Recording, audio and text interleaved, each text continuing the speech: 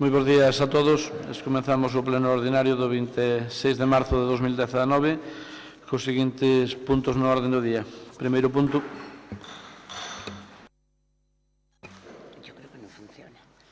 Aprobación, si procede, del acta de la sesión ordinaria celebrada el día 26 de febrero de 2019. Sei se hai unanimidade. Unanimidad. Gracias. Segundo punto.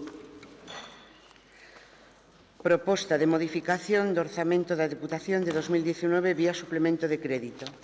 Fue dictaminado en la Comisión Informativa de Economía, Recaudación e Facenda, Régimen Interior, y por mayoría se informa favorablemente la propuesta de modificación del orzamento de la Diputación y fue objeto de 2 enmiendas. 6 minutos o vocero do Goberno. Moitas gracias, señor presidente. Bos días a todos e a todas. Esta proposta é un suplemento de crédito polo que se incrementa o presupuesto da Diputación en 1.650.000, na que a maior parte pois vai destinado ás transferencias de capital aos concellos, o que se destina pois 1.550.000 e, bueno, pois no que durante este mandato, ademais, pois destinamos máis de 39 millóns a transferencias de capital aos concellos e a transferencias corrientes pois preto de outros 20 millóns. Polo tanto, o que se trata é de achegar fondos aos concellos para mellorar os servicios e as infraestructuras dos veciños e, por outra banda, os 100.000 restantes pois se destinan a un programa que tamén tivo un éxito importante durante este mandato e incluso o pasado, ao que se destinan pois outros 100.000 euros. Polo tanto, pois é simplemente un suplemento de crédito para incrementar en 1.650.000 o orzamento da Diputación, que non debería ter maior problema, se ben, pois, como dicía a secretaria, foi enmendado pois por Manolo Martínez, incrementando de esta forma 150.000 euros para restaurar a casa médico en Becerreá e o BNG, pois, cambiando o concepto de, en vez de transferencias de capital a concellos, pois, para a mellora das estradas provinciais. Non obstante, entendo que a proposta pois que se mantén a que está informada favorablemente dictaminada na comisión. Nada máis e moitas gracias. 6 minutos o diputado non escrito. Gracias, señor presidente. Eu o primeiro que quixera conocer é a canto ascenden os remanentes pendientes de gasto. Eu teño aquí unha serie de documentos, un decreto do presidente do día 24 de 1, eu non son especialista en presupostos nin tal, son de letras. Entonces, remanentes de tesorería para gastos xerais 30.769.769,20. O 19 do 2, remanentes de tesorería para gastos xerais 2.935.311. O día 13 do 3, estado del remanente de tesorería para gastos generales 56.883.532,70. Eu xa o pedín na comisión informativa, obviamente, ni puñetero caso, como xa era de esperar, pero gustaríame saber exactamente a día de hoxe cales son os remanentes dos que dispón esta disposición, que é imposible que a documentación que se dá. Ali mesmo se falaba, en unha conversación informal que non consta en acta, decíase que o 1.650.000 euros pois que estaba casi pois gastado e que non quedaba moito máis. Entonces, que mo digan claramente o que hai, eu creo que hai margen para meter esa enmienda que pedimos aquí, non vou entrar no reparto, que xa o señor Sotuela se encargará de decirlle ao Partido Popular que como votan xuntos e o que fan, que só o fai cando vota este diputado co Partido Popular, pero me dá a sensación que hoxe van votar todos xuntos e non lles vai chamar a atención. Hoxe sei que lle disgusta que o faga eu, pero, bueno, básicamente eso. Eu creo e pido apoio á enmienda presentada. Ali preguntouse se existía algún tipo de reparto, díxose que non, pero obviamente despois de varios anos aquí e desta experiencia estes 4 anos, todos sabemos que vai estar repartido entre dos partidos mayoritarios que non van ter problema, a pesar de que Manolo Martínez non vote, en apoiarse mutuamente. Espero que non lles abran expedientes do Partido Socialista, porque sería un tema grave ante as eleccións que tuveran que expulsarlos do partido por votar e ter acordos co Partido Popular. Nada máis e moitas gracias. 6 minutos, Venega. Pues sí, bueno, moi bons días a todas e a todos. Posiblemente o único aproveitable deste mandato, desta legislatura, nesta institución, fora precisamente a posta en marcha do Plan Único, que significaba, como se han dito moitas veces, un cambio na filosofía do reparto de fondos cara aos concellos da Diputación. Esta proposta que se nos trae aquí hoxe é un torpedo, por así decirlo, a línea de flotación desa filosofía. Vaise xusto na liña contraria. É completamente incompatible co que significa, co que quere dicir polos motivos que se implantou o Plan Único na Diputación de Lugo. E se intentaba facer un reparto máis obxectivo posible dos fondos públicos cara aos concellos da provincia, aquí tráisenos para repartir 1.550.000 euros para que dúas persoas, no canto de unha como era antes, ora van ser dúas, quen decide que concellos son os que van recibir eses fondos. Pon o epígrafe transferencia de capital a concellos. Iso é mentira. Isto vai ser transferencia de capital a algúns concellos. E se fora todo claro e transparente, traeríase aquí a que concellos e para que obras van o diñeiro. Pero como non é claro nin transparente, porque non queren, non lles interesa, nin ao PP, nin ao PSOE, saber a que concellos lles dan, ou mellor dito, a que concellos non van recibir un duro, entón teñen o tapadito, e pasado mañás de que se aprobe, supoño que vía decreto ou vía decisión de Xunta de Goberno, algúns concellos, posiblemente os que máis meteron a pata estes 4 anos para ver se amañan as eleccións, recibirán unha parte deste 1.550.000 euros.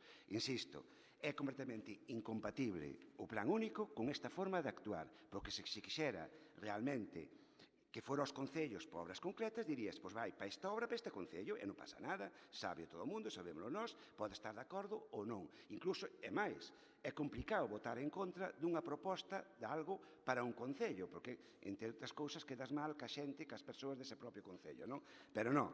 1.550.000 euros para algúns concellos que decidirá no seu despacho o señor Darío Campos e a señora Elena Candia a ver que concellos son os que reciben e que concellos non reciben. A emenda que se trae, nós, sinceramente, demoslle moitas voltas, podíamos traer propostas concretas que a xente coñecera, que se votara, e ao final decidimos por esta vía porque é a forma que vimos máis obxectiva de beneficiar dunha forma radical a toda a provincia. Vais a falar hoxe moitas veces, porque hai varios puntos referidos a estradas, do que foi esta idea que alguén tuvo de poñer limitacións de 20 toneladas nas estradas da Diputación, que parece ser que agora se vai corrixir, pero non se vai corrixir arreglando as estradas para que poidan circular vehículos con maior tonelaxe, non, vaise corrixir aumentando de 20 a 40, cando realmente, e iso sería un apaño para salir do apuro, para que, por exemplo, os labregos poidan facer a campaña de ensilado este mesmo ano, pero non é a solución ao problema. A solución ao problema é cambiar o firme, cambiar os trazados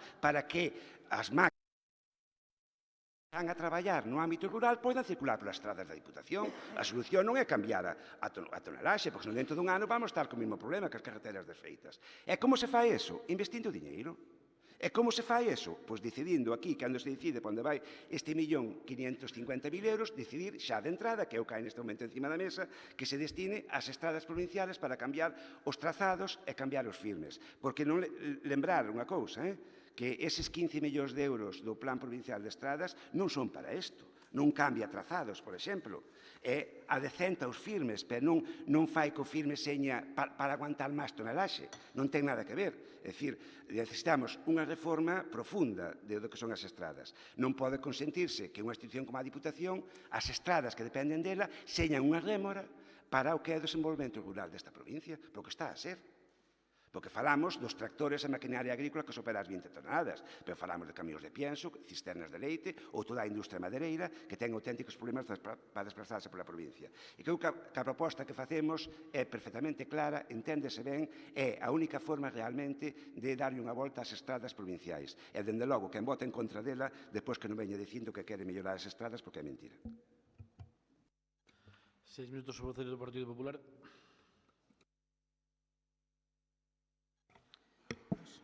Moi bo día a todas e todos. Certo que neste punto o noso grupo non tiña previsto intervir, pero ao abrirse un debate sí que consideramos importante puntualizar ou aclarar algunhas manifestacións das que se fixeron aquí, especialmente por algún dos grupos nos que, pois destes 12 anos de mandatos que estamos a punto de rematar, pois tiveron responsabilidades de goberno en algo máis de 9 deses 12 anos, non? Este grupo, cada vez que ten que decidir o destino dun diñeiro vinculado a orzamentos, ten a obriga de explicar novamente que no ano 2016, despois dunha situación de absoluto bloqueo que tiña esta institución, decideu, moi meditadamente, tomar partida por ser o máis útil posible, colocarse, polo menos, no lugar en donde podía resolver máis estando na oposición e sin ter posibilidades de goberno. Unha decisión que se explicou, eu creo que bastante ben, con bastante transparencia, e en donde todo o mundo, creo, polo menos nun porcentaxe moi importante, se manifestou dunha maneira positiva, excepto probablemente o BNG, que se enfadou e se marchou do goberno, non? A raíz dese acordo. Ou todo parece indicar a raíz dese acordo. Unha vez marcadas as pautas de que esta institución poidera ter unha razonable gobernabilidade, ou se non a tiña, e se o goberno cometía errores, sen dúbida no tema de estradas, creo que se puido facer mellor, pois que foran exclusivamente responsabilidades do goberno, toda vez que unha vez que se firmou unha moción de censura e se nos apartaba do goberno, non queríamos tampouco que ninguén interpretase que nos instaurábamos no non polo non por haber perdido o goberno. Entonces, dunha maneira meditada, reflexiva e intentando ser o máis coherente posibles, cada vez que se pon en funcionamento recursos para a provincia, intentamos colocarnos no lugar máis útil, ou polo menos dentro das posibilidades que dá este escenario, dos que todos sabemos quen son responsables, pois no que podemos aportar. Este é un novo exemplo. Nós non vamos a votar a favor, evidentemente, como non votamos na maioría das decisións que iban deste calado, pero sí vamos a facilitar que salga adiante. Vamos a facilitar que 1,5 millón de euros se poña a disposición da provincia. O goberno, que lle toca decidir, que lle toca priorizar, que lle toca optimizar e que lle toca resolver os problemas, non a oposición, pois vai ser quen vai a dirixir ese destino deses euros. A partir de aí, pois evidentemente a provincia xudgará.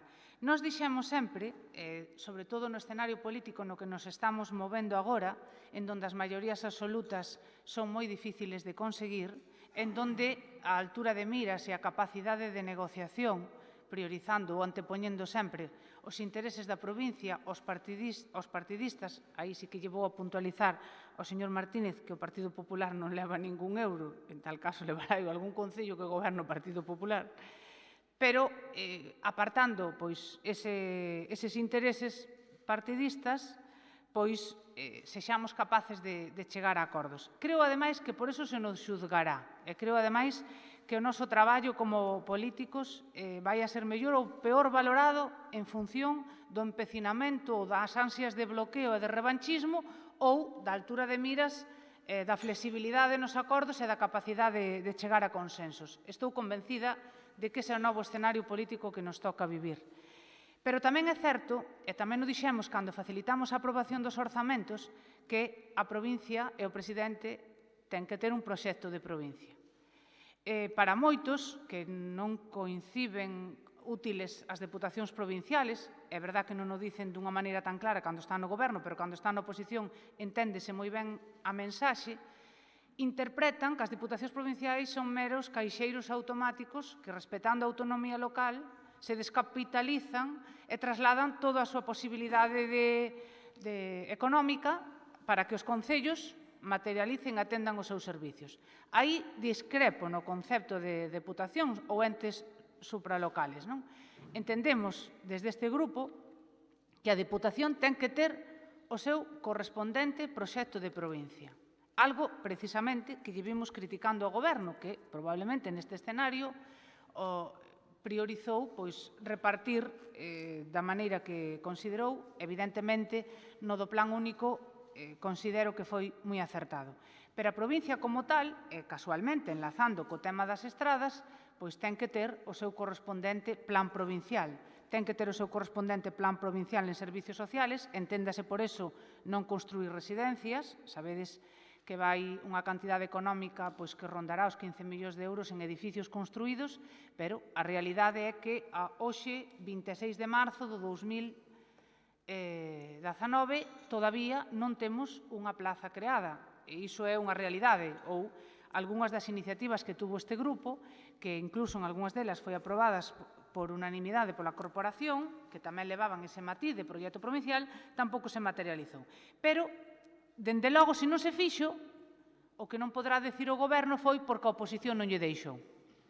E, dende logo, que é unha decisión bastante pouco frecuente e bastante inusual entre os grupos políticos. Hai que decir que, cando tomamos unha decisión, en función de a quen non lle gusta, o Partido Socialista tennos criticado en moitas ocasións dicindo que facemos pinza, que compramos ao deputado non adscrito, que, bueno, todo iso que vostedes escoitaron. O Bloque Nacionalista Galego, que moitas veces ten coincidido nos plantexamentos e votado a favor de iniciativas que levou este grupo, ainda que aí casi tampouco fai con moito orgullo, parece que se esconde, pero realmente moitas veces coincidimos. E eu agradezcolle tamén que nos apoie as nosas iniciativas. E agora non é que nos guste nin a forma, nin sabemos o 100% do destino dese 1,5 millón, nin sabemos nada, pero sí que somos coherentes co que decidimos no ano 2016. E o que se faiga mal, dende logo nesta provincia, non se lle vai poder botar a responsabilidade ao Partido Popular. Estamos a preto dun mes e medio ou 2 de unha nova corporación, os veciños da provincia xudgarán se tiñamos que ir a un bloqueo e a un asedio ou se deberíamos facilitar a gobernabilidade desta institución. Nos decidimos facilitar a gobernabilidade. Nesa decisión debe de interpretarse o noso sentido da abstención. 3 minutos o vocero do Goberno. Ben, eu agradecer o apoio do Partido Popular e, evidentemente, destacar que si de 22,5 millóns que por ahora se están destinando aos concellos e 21 millóns de euros se destinan a través de uns criterios totalmente obxectivos como son os do Plan Único, pois o que representa esta distribución por parte do presidente é nada máis que un 6%. Hai que ter en conta que as necesidades dos concellos tamén varían de un día para outro, hai situacións de emerxencia e con independencia da cuantía económica que quede a día de hoxe, de ese remanente líquido de tesourería, enténdese tamén que non é convinte, agora executar o 100% ese remanente precisamente porque aínda nos atopamos no primeiro trimestre deste ano. Nada máis e moitas gracias. 3 minutos o diputado non escrito. Gracias, señor presidente. O sea, que hai remanente, pero non se nos dice todavía cal. Pareceme ben, que o sigan e co garden para os próximos 9 anos. Pero eu xa non me remito ao que teñan, que o decidirán na próxima legislatura. Estou me referindo a isto. A parte admite a portavoz do Partido Socialista que de criterios objetivos nada. Os criterios objetivos que dá para o Plan Único, que non lles queda outro remedio, pero aquí o presidente que decida. Pero para decidir o presidente necesitan os colaboradores, como diría o señor Sotuela, necesarios, que en este momento non é o diputado non escrito. Entonces, que está ben, é legítimo, é lícito, tamén eu pido aí unha enmienda onde pido para a BCRA que os ayuntamentos do Partido Popular, do Bloque ou os outros, pidan tamén parte desos criterios objetivos. E constatar unha realidade nada máis, o sea, porque non estamos facilitando a gobernabilidade, estamos repartindo unhos fondos de maneira clientelar. repito que é legítimo e lícito, a maioría decide. E claro, conocidos os outros remanentes de crédito similares en anos anteriores, que nunca se recorda o Grupo Socialista de quen vota con el, pois resulta que foi así. O sea, ningún concello que non entre nese acordo de reparto, que, repito, é legítimo e lícito, leva un solo euro. Unha vez máis vais a facer felicitar os concellos que reciban esos recursos, que non vai ser ningún independiente, nin ningún do Bloque, nin o de Becerrea. Nada máis e moitas gracias. 3 minutos o voceiro do BNG.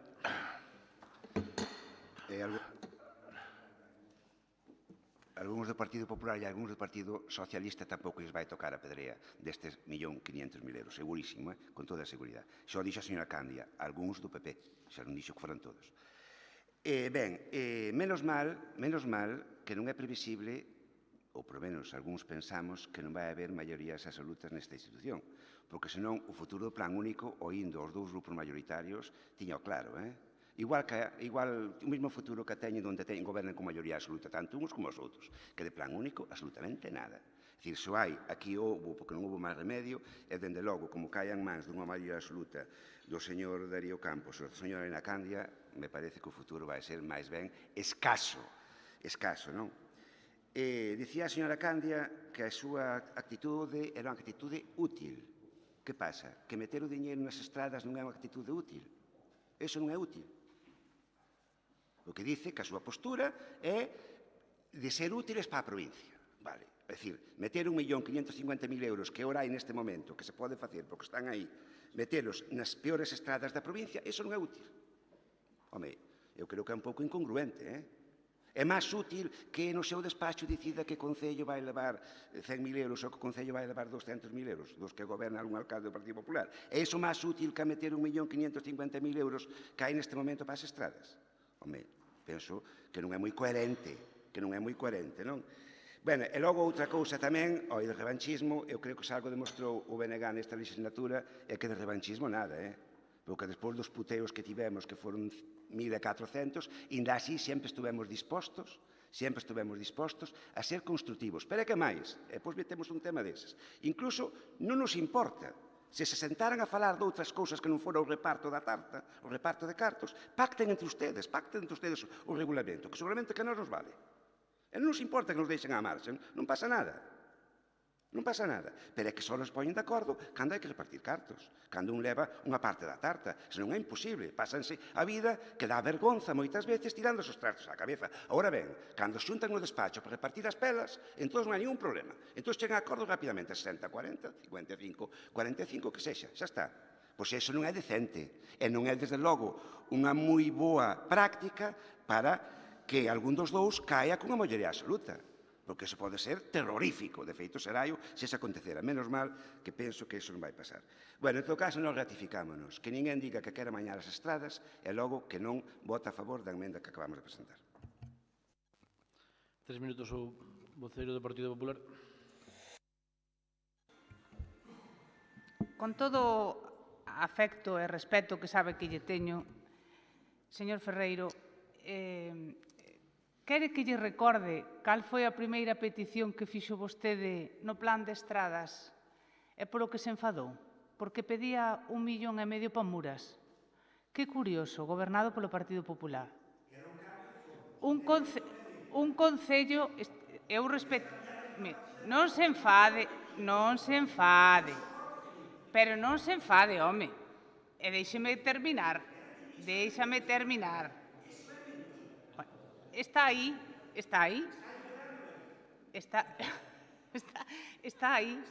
Non se trata de contos, trátase de contas. E vostede...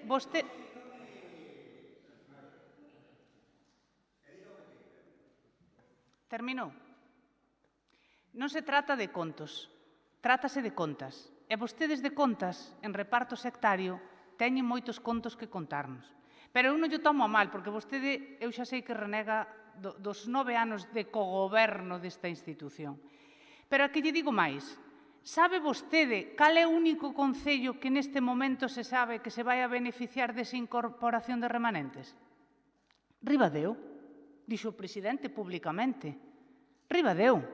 Quen goberna en Ribadeo? É curioso, que a moción que defende para arranxo das infraestructuras deportivas a vai a defender o Grupo Socialista. Xa é bastante rocambolesco, porque vostedes, como recordarán, votaran en contra no seu momento, o mellor é por coherencia. Pero mire, eu voume a remitir o que xa dixen, que non por repetilo moitas veces deixa de ser menos importante.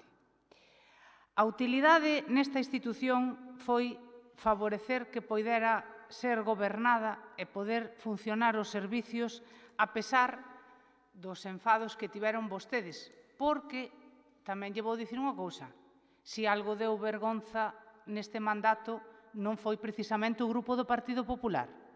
Asistimos puntualmente a todas as reunións que se nos convocou, defendemos con coherencia os asuntos que nos tocou votar, correspondemos con aportacións o máis constructivas posibles e nunca faltamos ao respeto a ninguén.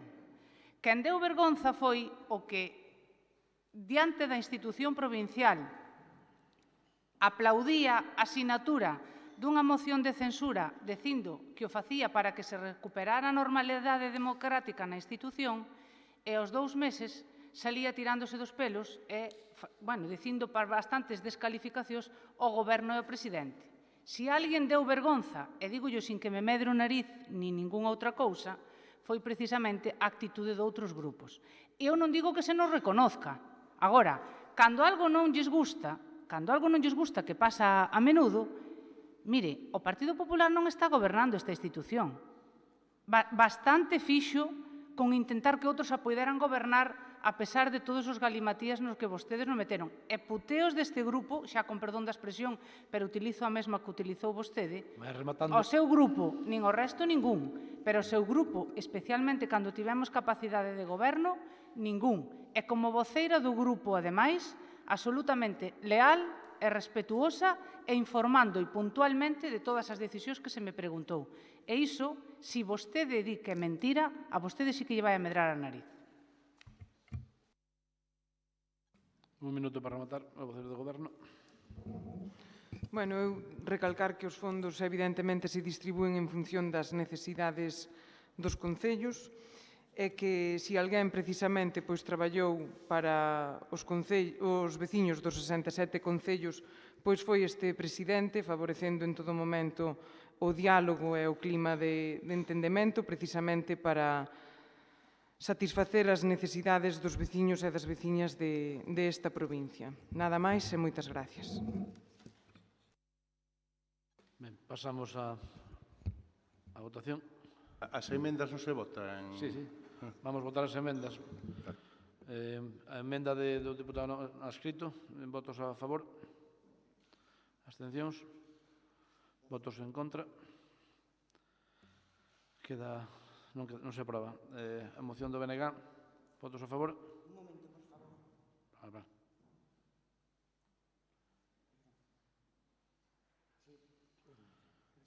Votos a favor da emenda do BNG. Abstencións. Votos en contra. Non se aproba. Agora pasamos a votar o dictamen da Comisión Informativa. Votos a favor. 10. Abstencións. Votos en contra. 3. Terceiro punto.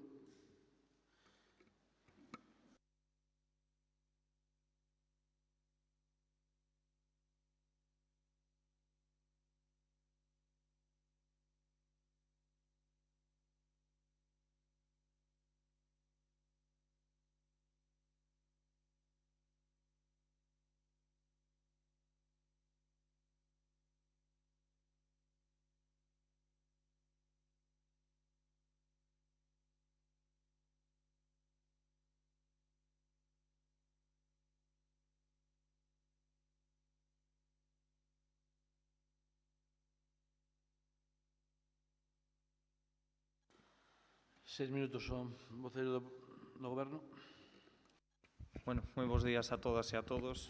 Agardo tamén a todos que están vendo por streaming a ver se conseguimos dunha vez por todas que os plenos vayan con certa normalidade, con certa tranquilidade, que apele ao sentido común e á coherencia. Coherencia que creo que tamén está moi relacionada ca proposta que se trae hoxe aquí que quero deixar claro que o que hoxe se vai a votar aquí é o dictame que xa se aprobou favorablemente en relación ca aprobación definitiva do regulamento. Como creo que todos xa teñen acceso á proposta, quero falar e mencionar só algúns aspectos en entrar no fondo de todo o que se abordou nesa comisión informativa, senón simplemente decir que o 26 de xuño se aproba inicialmente o regulamento. Todo se ha dito, se fai esa aprobación inicial, posto que en contra de 3 informes negativos existentes nesta Diputación e por os máximos responsables desde o punto de vista técnico desta institución se decide, independentemente deso, tirar para adiante, co cal se presenta ou se plantexa unha reconversión do acto nulo, que é un acto administrativo polo cal tratamos de darlle validez e volver retrotraer un pouco o trámite administrativo de maneira que o regulamento se volve á súa fase inicial de exposición pública para darlle dereito a todos aqueles que quixeran presentar alegacións a ese regulamento que o fixeran, porque é un dereito fundamental o feito de poder presentar certas alegacións, aquelas cuestións que vulneraban algún dereito. De feito, o 13 de novembro se produce definitivamente esa exposición pública, se presentan 2 alegacións. Esas alegacións están directamente relacionadas, como decía, nalgúns, en moitos casos, ca vulneración de aspectos xurídicos regulados pola Lei de Bases de Réxime Local, o artigo 5, o artigo 11, vinculadas aos dereitos económicos de deputados non adscritos ou os aspectos vinculados ás concesións de determinados locais, onde se regula que os deputados non adscritos non deben de ter ningún dereito dos que debían de ter maiores cos do grupo de orixe do que procedían. En definitiva, outras cuestións como a propia aplicación ou a recomendación feita por a propia secretaria en relación que debería existir un período transitorio entre un regulamento entre o regulamento anterior e o actual para poder facer unha transición coherente e acorde co que se tiña feito.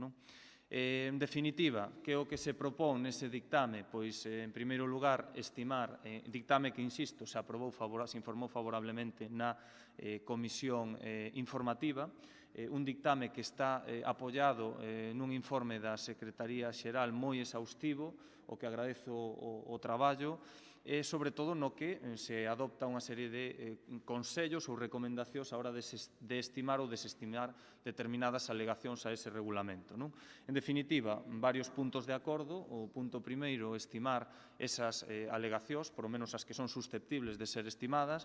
En segundo lugar, aprobar o regulamento, incluindo esas alegacións.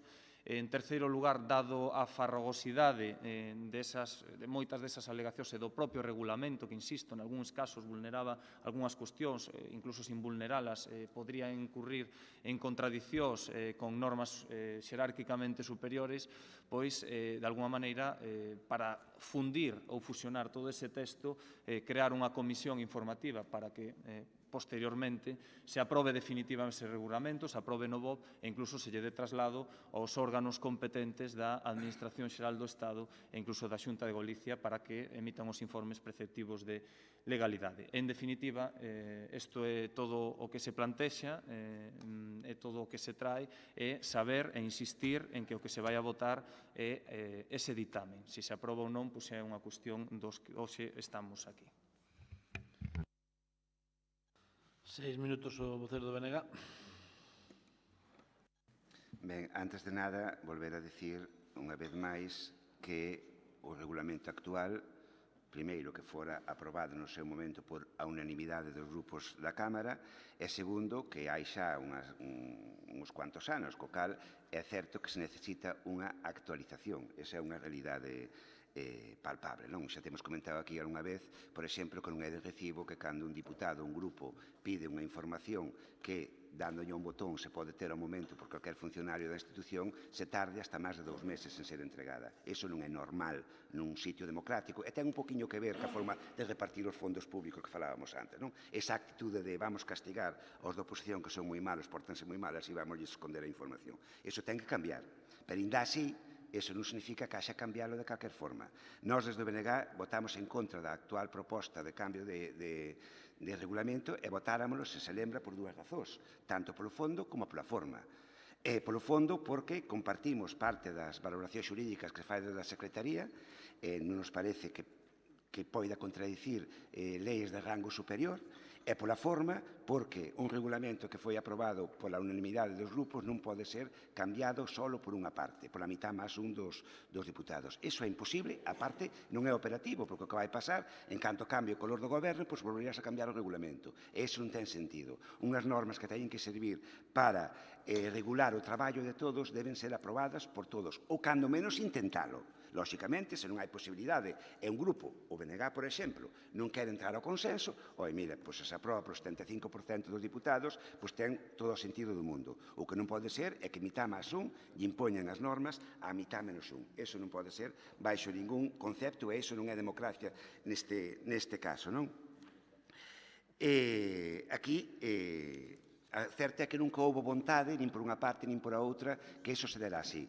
Por parte da oposición, o único que se quixo facer con este regulamento foi meterlle o dedo no ollo ao goberno, destabilizar aínda máis o funcionamento do pleno e do que é a propia institución, e por parte do goberno nunca tuvo, nin tan sequera, a vontade de facer unha reunión de todos os grupos para intentar poñer en riba da mesa o que había e intentar sacar unha proposta consensuada. Foi imposible e nunca se fixo. Insisto, é inútil aprobes ou non se aprobe, para esta legislatura xa nada, pero é igual, porque o goberno que volva a continuación e teña unha maioría solvente vai intentar cambiálo e facelo operativo. En todo caso, pois, como negar que non se conte para esta batallita, é como, insisto, hai que cambiálo, pero non estamos de acordo nin na forma nin no fondo que se está a cambiar, pois vámonos a abster nesta proposta.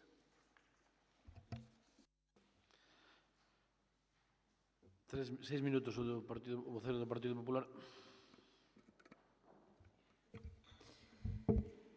Ben, efectivamente, casi só vou a coincidir co voceiro do Partido Socialista nun punto, non? Que é un tema bastante farragoso e eu vou añadir de escaso interés para a población, e a vista está as alegacións que se presentaron, que son deputados do Partido Socialista e unha persoa que se identifica como secretaria xeral do Partido Socialista. Vamos, está claro que aquí o debate é estritamente político e os veciños da provincia, pois, evidentemente, demostraron moi pouco interés.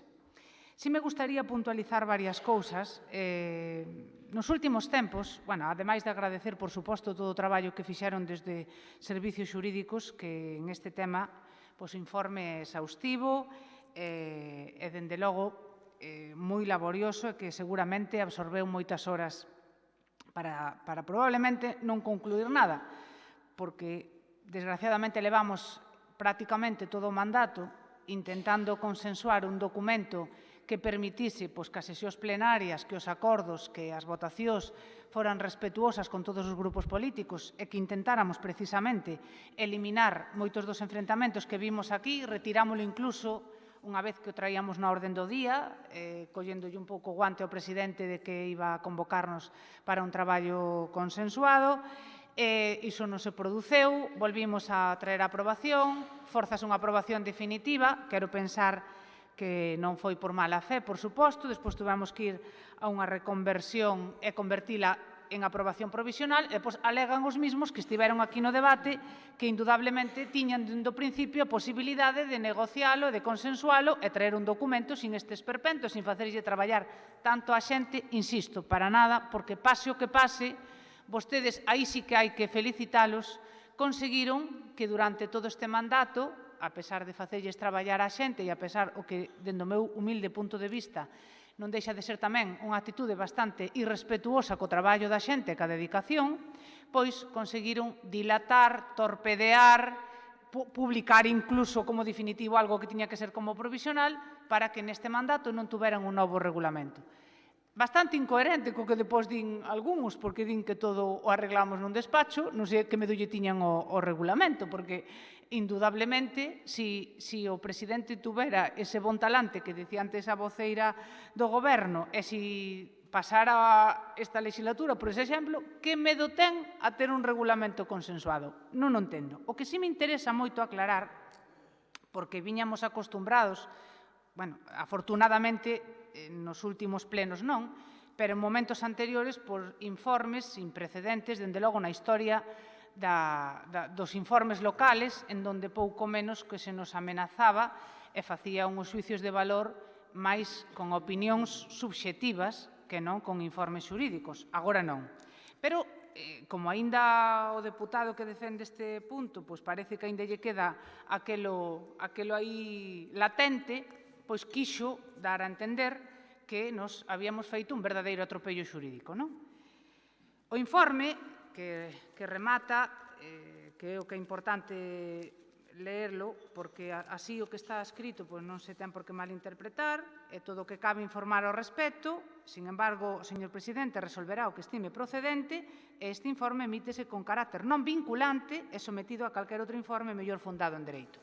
Pero como temos algún auto en concreto que eu creo que é importante traer aquí a colación, un auto no que precisamente se lle suspendía ou se lle denegaba, a medida cautelar de suspensión do acordo de aprobación do Reglamento Orgánico da excelentísima Diputación Provincial de Lugo. Porque calquera persoa, teña ou non teña coñecementos xurídicos, que escoitara na primeira intervención o deputado, podía interpretar que nós máis ou menos éramos uns terroristas xurídicos que viñamos aquí a facer, non sei, algo absolutamente mafioso e kafkiano.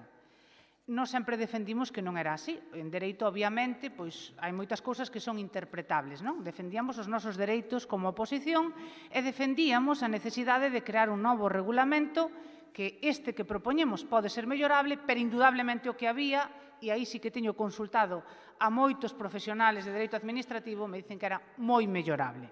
Dado que non podía habelo por consenso, traémolo por outra vía. Nese auto, en donde se lle denega esa medida cautelar de suspensión, en varios apartados lle poñen: por las razones expuestas, e lle leo literalmente, no se aprecia que la entrada en vigor del reglamento pueda ser origen o fuente de situaciones jurídicas viciadas de nulidad por motivos competenciales. Por exemplo, algo que ustedes poñían o grito no cielo. En relación ao tema competencial, ainda lle lerei outro párrafo máis ilustrativo dentro dun ratiño.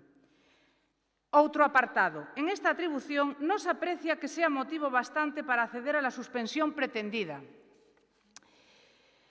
Dito de outra maneira, que yo invito a ler, basicamente para que despois non confunda a población.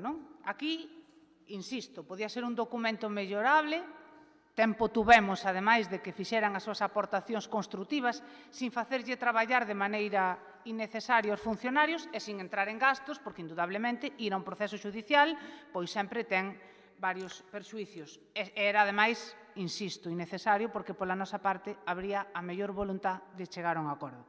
Pero hai varios artigos que merecerían puntualizar en algunhas das alegacións que o informe considera que se debe admitir, en outros que acepta a proposta. Mais que entrar ao debate disto, que son o 5, 17, o 12, o 32, o 74, o 75, o 33, 75, evidentemente non nos chegarían os 6 minutos e gustaríame ser respetuosa no tempo, si me gustaría que quedara claro, dende o punto de vista xa da utilidade do voto desta sesión, porque creo que, dende logo, chegado a este punto e a 2 meses de rematar o mandato é o máis importante.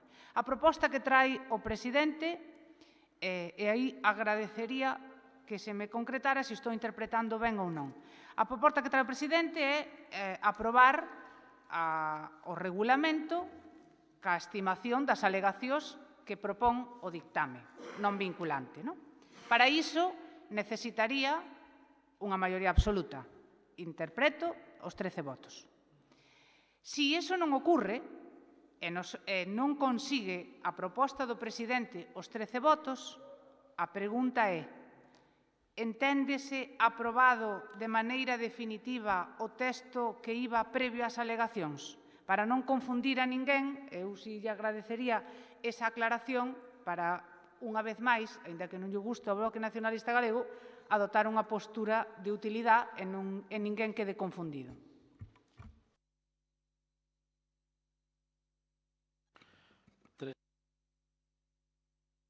Si me dá 6, agradezco yo.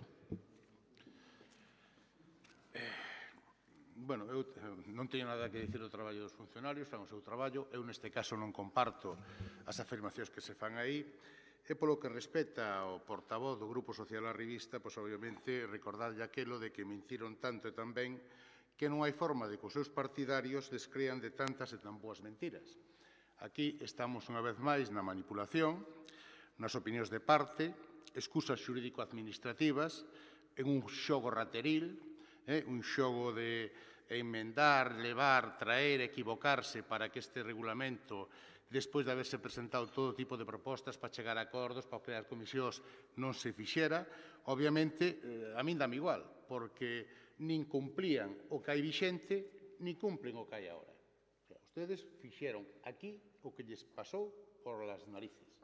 Entón, que máis lles dá o regulamento? Non cumpriron os acordos de pleno, non cumplen as propostas que se fan aquí, dá igual. Que se tratou de facer con este regulamento? Pois que esa política partidaria sectaria deixara de existir, que houbera un elemento, sin duda ninguna, que lles obligara a cumplir a legislación vixente, que non a cumplen. Non a cumplen. Entonces, despois de moitas voltas, o Partido Popular presentou un regulamento que, obviamente, recibiu o apoio mayoritario. Que se vale o apoio mayoritario por outras cousas, pois debía de valer por isto. Por que se chegou a eso, señor Ferreiro? Porque, obviamente, estuveron boicoteando un día tras outro ese regulamento de consenso que usted sabe que se presentou fai casi 4 anos. Pero, bueno, tampouco se lle pode dicir nada. Cada un fai a política que cree que debe de facer. Veñen agora que son 3 informes negativos. Moi ben, pero informe negativo, como lle dixo moi ben a portavoz do Partido Popular, se leran este auto e que lles pega un repaso, con menos que podían ter un pouco de vergonza e non dicir que a legalidade. Eu podo ler outro do que dicen, incluso do repetido non escrito, que teño que ter, pero se nadie pideu máis dereitos que os que tiña. Incluso a señora interventora, e están aprobados tanto co regulamento novo co vello os dereitos deste diputado, nin con un nin con outro. Nunca pedín máis cos que me correspondían. E se así, chámame mentiroso. Pero dame a sensación de que non van poder. Ora, quixeron criminalizar o diputado non adscrito? Pois, criminalíceno. O diputado non adscrito sobreviviu a legislatura, como lles dixo, e xa veremos se non sobreviva a outra. Que se cada teño máis posibilidades de ser diputado que usted. Ou algúns dos que están aquí. Porque, aparte, dá igual o que acorden. Ven Madrid, e cambio, se dicelles aquí, que o partido que mandaban os militantes, pois xa non mandan os militantes. Pero é un problema que teñen que arreglar ustedes dentro do partido, co cual tamén encontrome satisfeito de non haber compartido esa política sanchista. E dicenlle claramente, non cabe anticipar ningún xuicio sobre o seu acomodo á legalidade, pero si cabe advertir que o Reglamento Orgánico derrogado no ano 2011 incluía como competencia do Pleno tanto a aprobación de la forma de gestión dos servicios, todo referido a Suclusa. Xa o tiñan en 2011. En 2011 valíalle, non o cumplen, vai o mismo no actual e resulta que o impugnan. E, encima, por primeira vez na historia desta Diputación, e eu creo, polo que mirei, de todas as Diputacións de España, e o 99% dos concellos, resulta que alega un partido político, alega contra un regulamento dunha institución. Non hai parangón. Ustedes é verdade que tiveron unha legislatura que poden poñela e enmarcala, non sei se nas súas casas como diputados ou levar o sillón para a casa, porque creo que deben de recordala pola súa actuación aquí.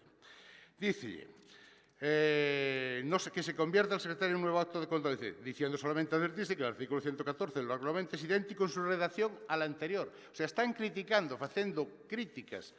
Repito, que un lea se dalle a risa, dalle esa risa as alegacións que fan ustedes, tanto o Grupo Socialista como o Partido, desmontanlles unha a unha as actuacións, incluso esa que lles gusta do diputado non adscrito, porque lles dice claramente que en ningún momento se piden máis dereitos que o resto. E o que non poderán quitarme, que sí que o fixeron, quitarme os dereitos que tiña.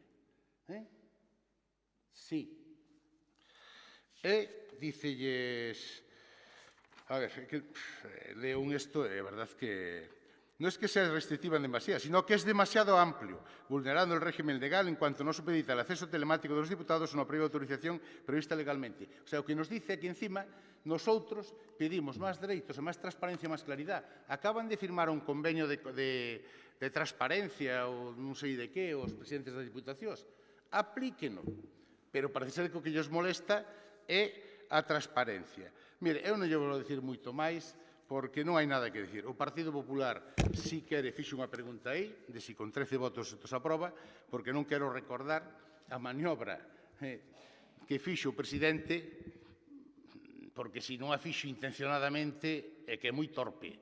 E se fixo intencionadamente, desde logo, existe mala fe xurídico-administrativa de publicar o regulamento, que non pareceu que mandou publicalo, eu non o encontrei todavía, de publicar o regulamento co que tiña que ser como aprobación inicial, que lle poñían os informes dos secretarios desta institución cal era o recorrido, saltouse e publicano como definitiva.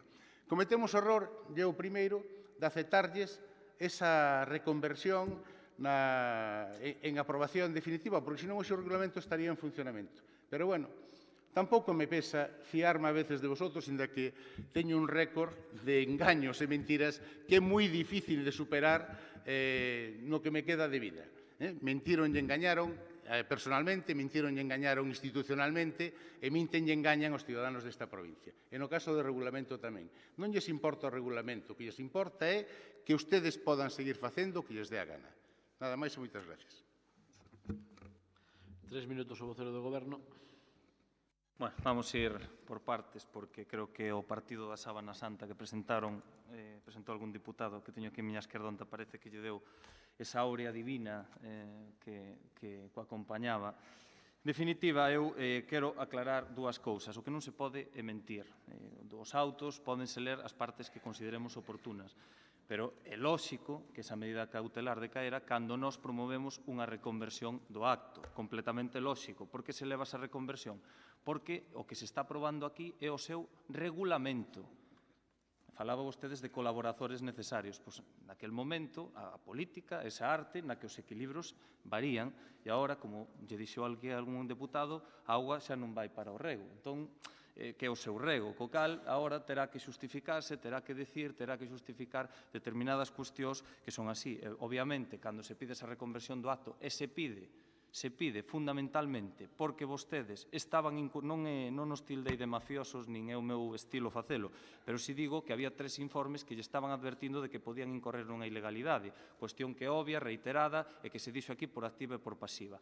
Non foi un erro apoiar a reconversión do acto ou nulo, foi un recoñecemento de que se habían equivocado. Son cousas completamente distintas e o señor diputado non adscrito do Partido Popular facilitaron a aprobación desa reconversión do acto porque sabían que había metido a pata ata o fondo. Se equivocaron, ordenaron publicar un ordenamento e despois critican tamén que non se cumplen os mandatos do Pleno. Que se fixo? Cumprir estritamente o mandato do Pleno, non o noso.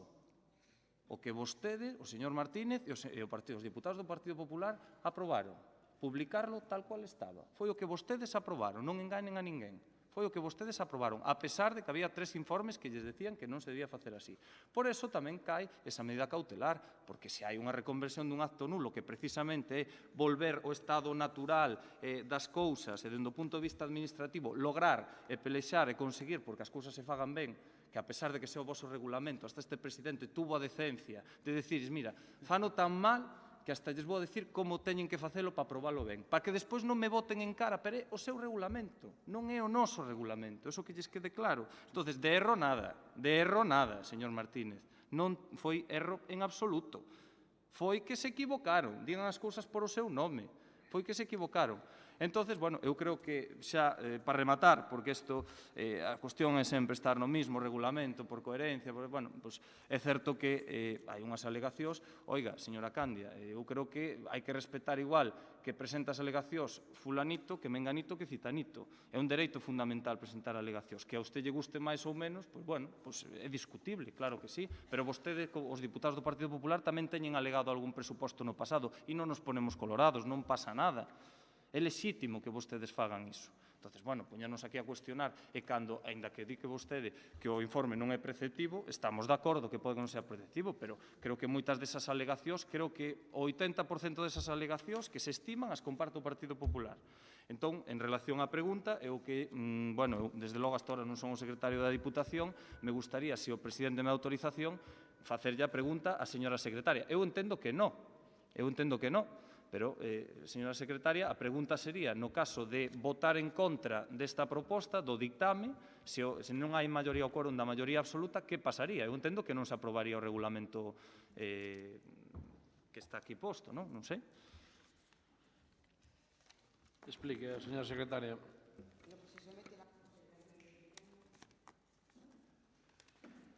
Lo que se somete a la consideración del Pleno no es una propuesta de la Presidencia, es un dictamen. Ese dictamen fue hecho de manera favorable para el Pleno, para que se pronuncie el Pleno. No ha sido objeto de enmienda ni de voto particular. Por lo tanto, el dictamen que se somete a la consideración del Pleno es la propuesta como viene del Presidente, es decir, estimar las alegaciones, aprobar definitivamente el texto con las alegaciones que se han presentado, hacer una comisión para hacer un texto alternativo y todos esos puntos que lleva la propuesta.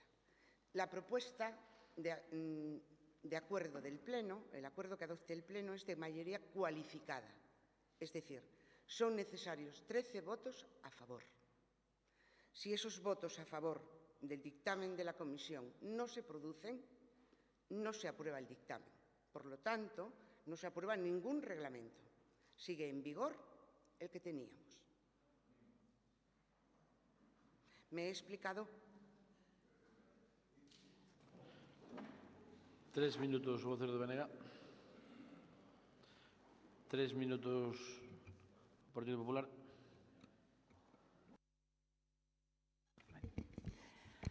A iso me refería no de que a veces cando un grupo político pon en riba da mesa a posibilidade de empezar a traballar por cambiar algo que non está ben, entendo que o regulamento anterior non está ben, pois todos temos a responsabilidade de intentar a xente non facerlle perder o tempo, non? Entón, levamos, pois, debe ser a quinta vez que ven debate de regulamento ao Pleno, cando pois, a provincia ten tantas necesidades e hai, ademais, tantas iniciativas públicas e privadas tan interesantes que deberíamos de apoiar e que deberíamos de intentar traballar para que poideran salir adiante. E aquí estamos pois, debatindo de cousas que, sin menospreciar as alegacións do Partido Socialista, pois ao resto da población non lle ten moito interés. É verdade que a oposición sí que lle ten interés modificar o regulamento, pero tamén é verdade que convirteuse nunha misión imposible. Bueno, se conseguiron ter orzamentos, hai que recordar que probablemente pasemos á historia por ser o primer grupo da oposición que presentou por rexistro de entrada cunha petición de pleno extraordinario unha proposta de orzamentos completa, pois, según pasamos a iso, seguramente, se lle houbéramos dado prioridade á aprobación dun regulamento, pois seguramente se houbera conseguido. A pesar dos paus nas rodas, a pesar do... pois, porque, quen escoitara o señor Rivera pode lle parecer que quen se equivocou na publicación foi a oposición, pero realmente aquí temos o boletín oficial da provincia e quen asina a publicación pois ten nomes e apelidos, non hai nada que explicar. E tampouco será a celeridade por cumplir os acordos plenarios porque aínda, por exemplo, nos nosos concellos non hai os desfibriladores. Eso que todo o tema que tiña que ver ca protección cardiolóxica da nosa provincia era unha prioridade para o Partido Socialista. Bueno, perdón, era cando había que sacar as pancartas e cando había que ir por aí pois facendo política, pero non é cando ten que tomar unha decisión dun importe de 200.000 euros, por exemplo, para a compra de desfibriladores.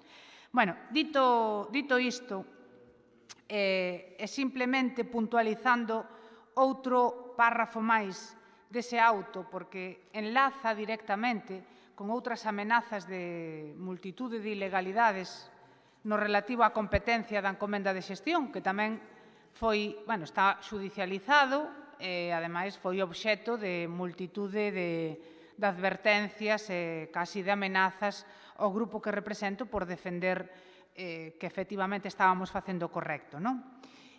Cando lle dicía que se denegaba a suspensión e lle clarificaba, ademais, que por temas competenciales non entendía que houbera ningún risco de que se adoptaran actos nulos, concretamente decía no que afecta ás encomendas de xestión. Estoume a referir a todo aquilo que suscitou tanta polémica da encomenda de xestión a Suplusa para a construción e xestión das residencias. Pois ben, respecto a esta regulación do novo regulamento, non cabe anticipar ningún xuicio sobre o acomodo á legalidade, pero sí cabe advertir que o Reglamento Orgánico derogado do ano 11 incluía como competencia do Pleno tanto a aprobación da forma de xestión dos servicios como a transferencia de funcións e actividades a outras administracións públicas e as encomendas de xestión. Artigo 57.3. Por este motivo, non se aprecia que a entrada en vigor do novo regulamento xa producida, ademais fai semanas, poida ser fonte de perxuicios irreparables e de difícil reparación.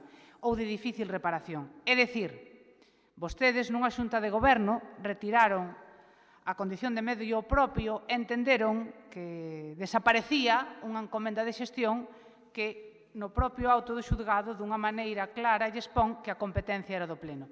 Non están nin obsesionados, nin facemos pinza, despois casualmente leváronos ao xudgado os deputados do Consello de Administración de Suplusa advertíndolles de que podían responder co seu patrimonio personal si tomaban decisións en perxuicios da sociedade. É dicir, por un lado, ustedes lle quitaban negocio, por dicilo así, a unha sociedade pública, por un órgano manifestamente incompetente, e, por outro lado, levábanos ao xudgado dicindo que nos organizábamos ou administrábamos mal a sociedade pública. E despois amenazábanos con que estábamos dictando un regulamento para darlle máis competencias, e facían fincapé nesto nun tema político, cando claramente xa era competencia no regulamento do 11 e era competencia do Pleno na proposta de regulamento do ano 15. Como isto se xudicializou moi ao noso pesar, seguramente haberá moitas máis autos e sentencias que irán poñéndolle claridade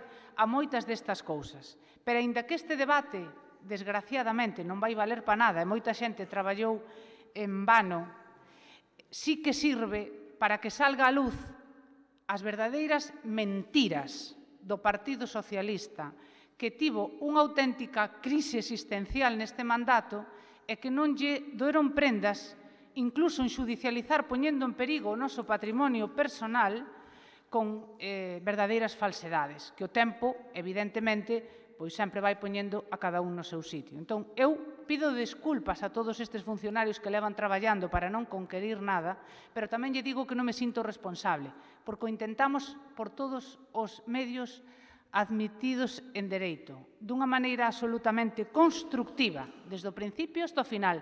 E cousas como isto, realmente, ademais de darnos a razón nesas advertencias tan infundadas, pois creo que, dicía vostede que non se poñía colorado, pois con total humildad. Non sei se lle vai a medrar a nariz, como dicía o señor Ferreiro, pero un pouco colorado neste punto, si ten algo realmente de coherencia e de responsabilidade, neste tema debería de poñerse. 3 minutos o deputado non escrito. Gracias, señor presidente. Eu creo que xa quedaron claras as intencións. Estamos nun novo brindis ao sol para non facer nada. Nin aprobamos o regulamento, nin o deixamos aprobar. O sea, unha pérdida de tempo total e absoluta, que é o que someteu a esta provincia o Goberno Social Arribista durante estes 4 anos. O que máis me gusta é que me volven a interpretar. Sempre me gustou nesta institución, os anos que fui diputado, que me interpretaran. Fixeron cando estaba na oposición e agora tamén o fago, bueno, agora tamén volvo a estar na oposición. Pero é que non sei a donde van, dicindo que menten que o auto non lles dá razón. O sea, os autos podémoslos compartir ou non, podemos estar máis de acordo con eles ou non, pero o auto é claro. E dice que o auto se emite porque xa ustedes habían retirado. Oiga, o 26 de xuño foi cando se aprobou o regulamento. O 31 de outubro cando se publica o auto. Non sei se estarían esperando, probablemente os xueces estiveron esperando que se celebrara o pleno do día 30, para o día 31 emitir o auto. Probablemente funciona así a xusticia, pero creo que non. As fechas son claras. Ustedes, en contra desos informes que dicen negativos, teño aquí dous, falta o terceiro, un firmado o 22 do 10 por, vamos a ver, que non vai a chegar o tempo, don Manuel Castiñeira, dicilles claro cal era o procedimento. A regular tal dice que establecese sintéticamente, ainda pode lelo ao meu lado, que yo poño así, o seguinte regulamento, por se eu leo mal, que a veces leo mal. Aprobación provisionaria polo Pleno, co quórum de maioría absoluta legal, información pública polo prazo de 30 días que foi ustedes dunha maneira rateira, de política rateril, se saltaron, porque non me diga que o presidente da Diputación non sabe, os asesores non saben cales son os plazos para publicalo. E publicaron como definitivo. Para que? Para seguir nestas maniobras dilatorias que están facendo ahora. Resolucións das alegacións no seu caso, que tería que ser o que estaríamos a facer hoxe, resolución das alegacións a aprobación definitiva polo Pleno, que se resolverían e tería que aprobarse. Nada deso se cumple hoxe. O mismo lle dice outro firmado por don Cristóbal Víctor Fraga Bermejo de 21 do 6, feitos con 4 meses de diferencia. O de bendito acordo que terá consideración de aprobación inicial deberá publicarse iniciándose un período mínimo de 30 días de información pública e audiencia dos interesados para a presentación de reclamacións e suxestións. Isto foi o que se saltaron ustedes. As mesmas deberán ser resoltas polo Pleno coa maioría xa indicada. Quen procederá a súa aprobación definitiva. De non presentarse reclamación ou suxestión algunha, considerarse definitivamente aprobado. O acordo inicial que anda entón será considerado provisional. Todo cumplindo o que dice. E poderán, bueno, que o que dicen todos, que van a emitir outros informes. Pero isto é o que lle dicen os informes que ustedes dicen que son negativos. E que ustedes se pasaron, como pasaron das 276 mocións que se debatiron neste pleno, pasáronse 200 polo arco do triunfo. Fan ben. Ustedes os demócratas, ustedes os socialistas. Iso o que fan, e volvenos agora, pois eso, con unha música que lle dice aquí este auto, que non leu doña a portavoz do Partido Popular. Non sería imputable a la totalidad del reglamento orgánico, máxime cuando, salvo en determinados aspectos, mantiene la regulación anterior en muchos de sus preceptos, por lo que una suspensión de la totalidad del cuerpo normativo se revelaría como un resultado desproporcionado y desconectado de la necesidad preventiva de daños y perjuicios de difícil reparación que subyace en toda medida cautelar. Se lo dice claramente. Y les dice claramente todas esas cosas que ustedes alegan aquí, ustedes y el Partido Socialista, que espero que se presenten y reclamen en más regulamentos, pues que no se ajusta a la realidad. Ustedes meten meras opinións que xa aquí os desautorizan totalmente. Nada máis e moitas gracias. Un minuto para rematar o voceiro do Goberno. Bueno, alégrome de que xa nos volva a chamar socialistas. Ao final, o subconsciente acaba volvendo todo a donde ten que estar. Miren, sí, porque quitaron o carné, pero non me quitaron o de ser socialista. Bueno, o carné sí. Todo ten unha explicación nesta vida. Dito isto, e volvendo ao tema da moción, porque eu creo que é o que nos ocupa, está claro que non lles interesa falar do que hai que falar, que desvían o tema a encomendas de xestión, a cuestións sesgadas do que hai. A realidade dista moito do que vostedes din, e a realidade é que publicamos, volvo a repetir, por un mandato plenario, mandato plenario de aprobación dun regulamento que o Partido Popular presenta, non sei se ca connivencia ou non, pero co voto favorable do señor Manolo Martínez. Eso que non se lle olvida a ninguén. E o fixeron de maneira ilegal. Vostede non ten que pedir perdón porque os funcionarios desta casa traballen moito. O que lle ten que pedir perdón é por atreverse a votar en contra de 3 informes negativos de funcionarios desta casa. Por eso, sí, con mellor hai que pedir desculpas. E nunca se me pasaría por a cabeza poñer en dúbida ningún dos informes de ningún dos funcionarios desta casa, porque creo que son excelentes profesionais e dedican moito tempo a isto. E non se preocupe, eu non sei se volvo a ser diputado ou non, tampouco me obsesiona, eu vexo que a vostede sí. Así que, en definitiva, creo que se proceda a votación, creo que habría que ser coherentes, creo que, sinceramente, chegado este momento, e despois de que aproveitaran para ensañarse neste punto, porque ao mellor nosotros non levan as de gañar, pois creo que a coherencia dictamina que, desde logo, xa que vostedes non nos deixaron opinar, non nos impuxeron un regulamento, tuvemos que buscar a vía para facelo, se presentaron as alegacións oportunas, se estimaron máis do 90% desas alegacións, e creo que, bueno, pois se trae aquí, teñen a oportunidade agora de aprobalo, saben como facelo, lle lo acaba de explicar a secretaria. Pasamos logo á votación do dictamen da comisión. Votos a favor? Abstencións? 14. Votos en contra? 1. Non se aprova o reglamento? Non hai quórum. Cuarto punto. Moción do Grupo Provincial Socialista para impulsar a execución do proxecto de renovación integral do Estadio Municipal Pepe Barrera no Concello de Ribadeo. Esa moción tiene una enmienda por parte del Partido Popular. 6 minutos o voceiro do Goberno.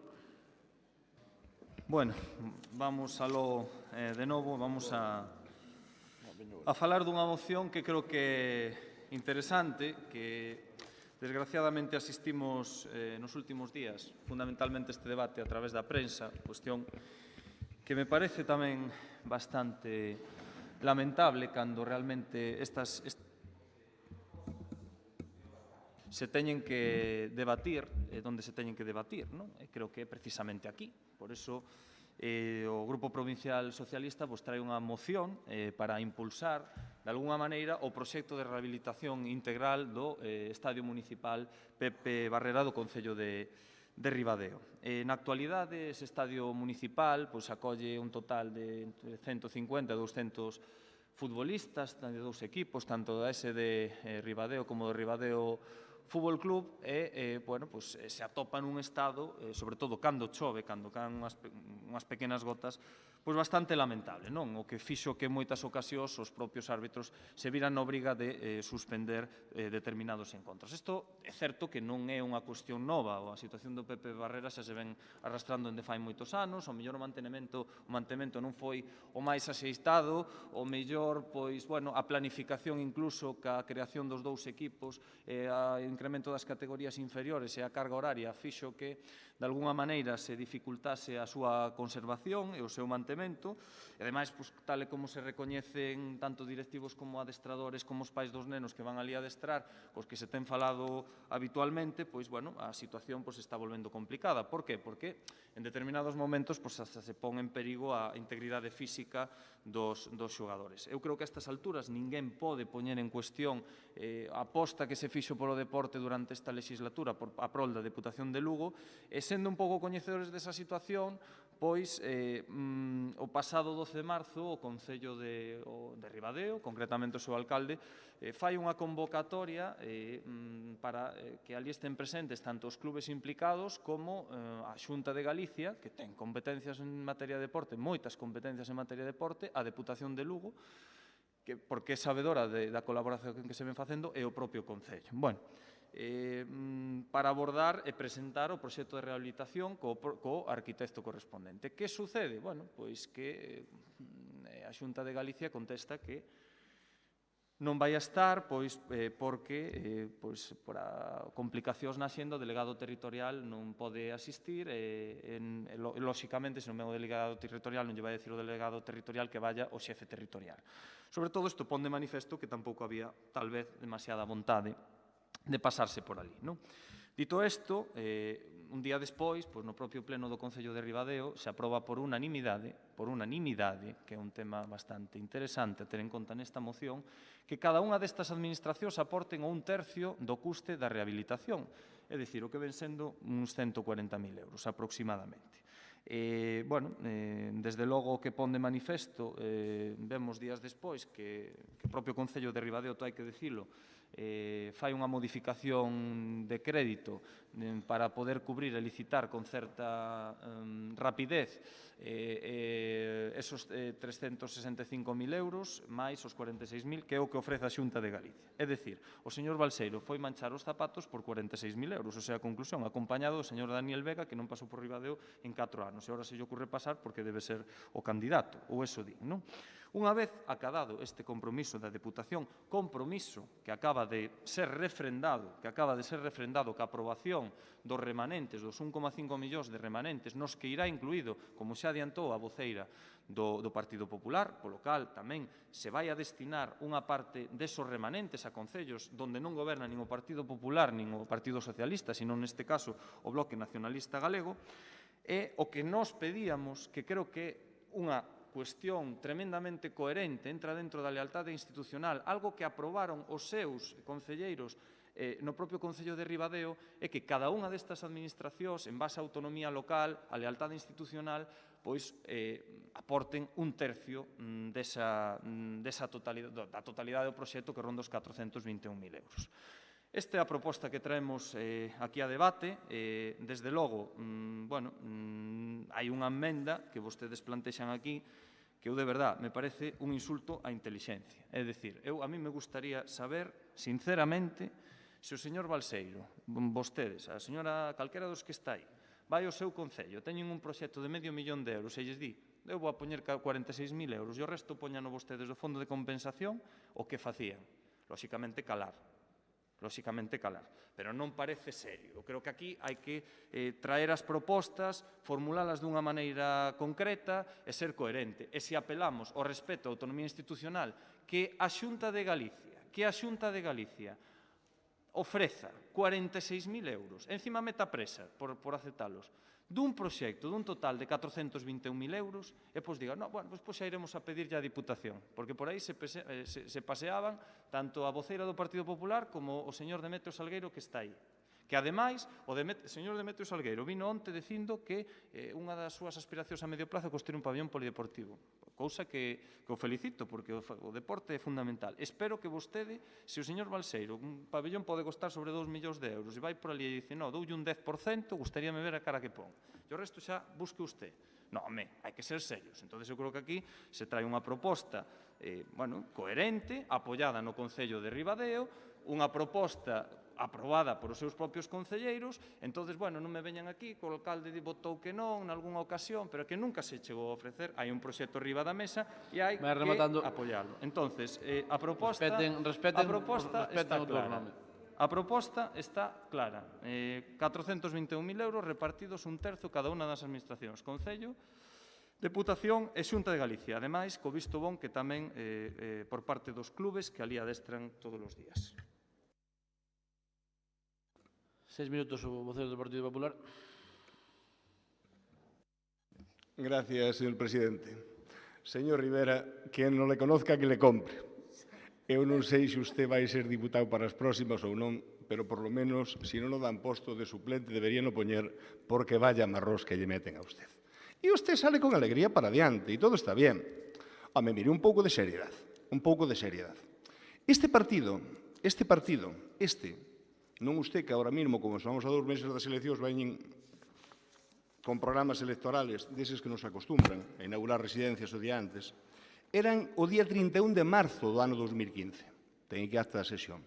E este partido trae a este pleno e trae unha proposta para que se condicione un campo. Un campo que en Ribadeo fai moitos anos, que isto non empezou a chover ayer, fai moitos anos que está moi mal. Un club que naquele momento nos representaba moi dignamente en terceira división, único da Mariña. Un equipo que, se agora está en preferente, o mellor tamén foi por ter que xugar nun lodazal, nun patatal. Un equipo que cada día abrían os periódicos da provincia dicindo como estaba. Donde estaba o goberno de Diputación e esa área que tanto invirte en deportes? Non estaba. E cando, ademais, o Partido Popular trae esa proposta, ano 15, fai 19 anos, e xa non era un tema novo, ustedes votan literalmente que non, que esa non é unha prioridade para a provincia, que hai outras prioridades, e agora veñen e resulta que 4 anos despois hacen de ustedes ese portavoz mágico de la coherencia. Mire, o que ten que facer é ser un pouco serio. Eu, se quere, leolle o que decía o portavoz do PSOE naquele entonces, e agora que nos vai contar, todo o contrario. Pero hai un tema que, ademais, está moito máis grave que isto. temos ali un señor alcalde que parece que é o conde de Romanones ou o duque de Suárez, que resulta que cando desde a Xunta de Galicia ou desde a Diputación o Grupo Popular intenta que se arregle unha situación caótica, o peor estado de xogo de toda a categoría na provincia. E entonces ele dice que hai preferencias para Ribadeo e que esa non é unha preferencia. Pero que non o dice fai 4 anos, o dice fai 3, fai 2 e o dice fai 3 meses. E é cando a Xunta de Galicia, a través do seu delegado, convoca os presidentes da Sociedade Deportiva e do Club de Fútbol Ribadeo e lle brinda unha axuda que non lle piden, que a brinda de 46.000 euros, resulta que agora ustedes empezan a mover a maquinaria e queren arreglar o mundo. É a Xunta quen toma a iniciativa, vendo como está un patatal. É a Xunta quen pon o tema encima da mesa. E ustedes agora van a remolque e se vai o presidente ali e compromete un diñeiro que non ten, e compromete poñer un tercio dun diñeiro que hoxe, gracias, porque están en minoría, gracias á abstención deste partido, poden ter ese diñeiro para ali. Pero ele vai e se compromete, e me parece ben, porque é necesario. Pero resulta que o dice que o Bloque non o quere. E usted ven dicindo que a Xunta, que é a primeira administración que se adiante e que pon en diñeiro sin pedirlla, e brinda 46.250 euros, resulta que dice que é unha limosna. Pois será máis limosna co propio alcalde do BNG, un concello grande dos da provincia, cun presuposto grande dos da provincia, estaba disposto a poñer 50.000. Pois se a Xunta de Galicia pon o mesmo que pon o concello, que é o titular único e indiscutible da instalación, deixese usted de vir aí que dar nos discursos. Se a usted a nós non nos vai convencer, a provincia se sabe quen é usted, e os do Bloque, pois creo que teñen moi claro. Se o señor Suárez alcalde, eu desde logo non creo que ningún alcalde do Partido Popular teña un estadio de fútbol así, que o teña reiterado no tempo e que diga que non é un tema prioritario. Que diga que non é un tema prioritario. O señor Veiga, que naquele momento era un flamante vicepresidente que levaba a área de deportes que invertían, a administración que máis invertía, viene e vota tamén que non, e dice que non, pero es que hoy lo vuelve a hacer, porque cando hoxe a nosa portavoz lle dice que nos remanentes o único que se sabe é que unha parte se vai para un concello por compromiso do presidente, usted vota que non, e vota que non a Ribadeo. Claro que eu entendo que usted teña que facer o que diga o alcalde de Ribadeo. Se usted é diputado é porque no 99% e lo decide. Pode dicir que este aquí, que non este aquí, se é preferente o estadio ou se non é preferente. E, por tanto, cando no ano 15 ustedes votan en contra, cando a Xunta de Galicia fai unha proposta, resulta que o alcalde de Ribadeo dice que con eso non vai con eles. E ustedes ven aquí dar discursos grandilocuentes de non sei que, de a Diputación. Mire, eu fago unha emenda moi clara. En vez de poñer os 175.000 euros que lle pide o señor alcalde de Ribadeo, porque esta é a proposta, 50.000 el, 175 e 175, poñan 187.000 euros, creo que de 175 a 187 non creo que se disparen moito, que poña o Concello, que é o propietario da instalación, outro tanto, e a Xunta, que xa ten comprometido. A Xunta pode lle ora dicir que sí ou que non, pero a Xunta ten uns presupostos aprobados, ten uns compromisos feitos e ten 46.250 euros para unha instalación que non é dela. Si con eso, cando chego para onda Liga, na última semana de maio, se poderán acometer as reformas e telas para que empece en setembro a Liga. Se ustedes queren outras cousas dunhos convenios que non teñen ese diñeiro, nin o Concello, nin a Diputación consignado, entonces, bueno, pues o que estaremos facendo é o que lles vale a ustedes, que Ribadeo siga como está. E, por lo tanto, a Xunta de Galicia liderou isto, impulsou isto. Se ustedes traen esta moción e isto están pedindo cando votaron que non no Concello en repetidas ocasións e votaron que non na Diputación, é porque a Xunta de Galicia e o Partido Popular deu un paso para que a Sociedade Deportiva de Ribadeo e o Club de Fútbol Ribadeo, que se hoxe están en preferente, un dos motivos, a parte das lesións dos xogadores, continuamente foi porque posiblemente nin Concello nin Diputación fixeron os seus deberes cando tiveron que facer e estean na categoría que están, e entonces a partir de aí empezaremos a funcionar. E, por lo tanto, eu creo que aquí o Partido Popular o que trae unha proposta clara, seria e decidida para que se unan 3 administracións e que poda haber en junio contratación de obra e que poda en setembro estar o campo terminado. Se ustedes queren seguir liándoa e queren facer o que fixeron no 2015 e perdernos nas formas, pois ustedes sabrán o que fan e ustedes sabrán a resposta que lle dan a xente que fai deporte en Ribadeo e ao Concello de Ribadeo en xeral. Moitas gracias. 6 minutos o diputado non escrito, que non está. 6 minutos o BNG. Moi bons días. anunciar xa desde o primeiro momento que, desde logo, que vamos a votar a favor desta proposta que fai o Partido Socialista. E, polo demais, pois, facer algunha pequena nota aclaratoria despois das auténticas barrabasadas que acaba de dicir o señor Armesto, porque moitas non se axustan á realidade. Non se axustan á realidade. Respetamos profundamente a autonomía local dos concellos, respetamos profundamente o que valoran as corporacións municipais en cada momento, respetamos cando o propio Concello de Ribadeo dixo que tiña outras prioridades antes que o campo de fútbol, e hai un alcalde valente, un grupo de goberno valente que sabe cales son as prioridades. Non son demagogos, nin engañan a xente. O mesmo que usted dixo que dixera o alcalde de Ribadeo, é certo, o alcalde de Ribadeo dixo no seu día e trasladoulle aos clubes deportivos todos, porque falando claramente, pois non hai problema ningún. Depois ven o PP a contar mentiras, e agora vou explicalas e desmontalas unha por unha as que dixo. Desde logo que o Estadio Municipal Pepe Barrera presenta un estado pois bastante deteriorado, máis nos últimos anos, dado pois o alto número de licenzas deportivas. O deporte en Ribadeo hai dúas concepcións distintas no tema do fútbol, que, digamos, un Ribadeo Fútbol Club que hasta agora apostaba máis por unha liña de subir categorías, e outra entidade deportiva como a SD que traballaban a base. Creo que están nun bon punto de entendemento. Eu conozo a unha presidenta e a outro presidente. Teño falado con elas moitas veces.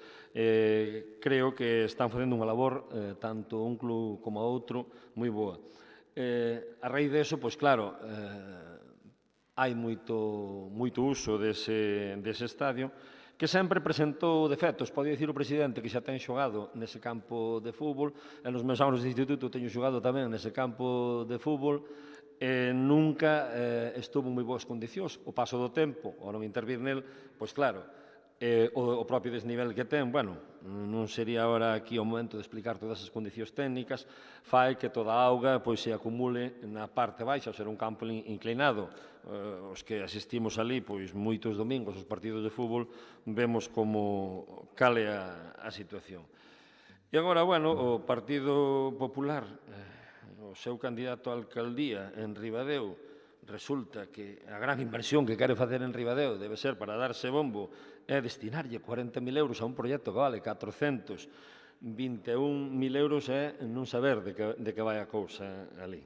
Pero é que é curioso, porque o que dice aquí Armesto, o que dice o candidato do PP en Ribadeo non ten nada que ver co que dicen os 4 concelleiros do Partido Popular no pleno do mes de marzo en Ribadeo, que votaron a favor dunha modificación de crédito e de propoñerlle ás institucións que aportaran cada unha delas un tercio, Concello, Diputación e Xunta. O seña, o estado do PP Barrera en Ribadeo é deplorable, pero o estado do PP en Ribadeo é moito peor aínda, moitísimo peor. Aí está o problema. Entón, desembolado ahora meteron a Armesto, non lle meteron a Demetrio porque é da Mariña, claro. Nin lle meteron a Ginzo, meteron a Armesto a ver como sales dese problema.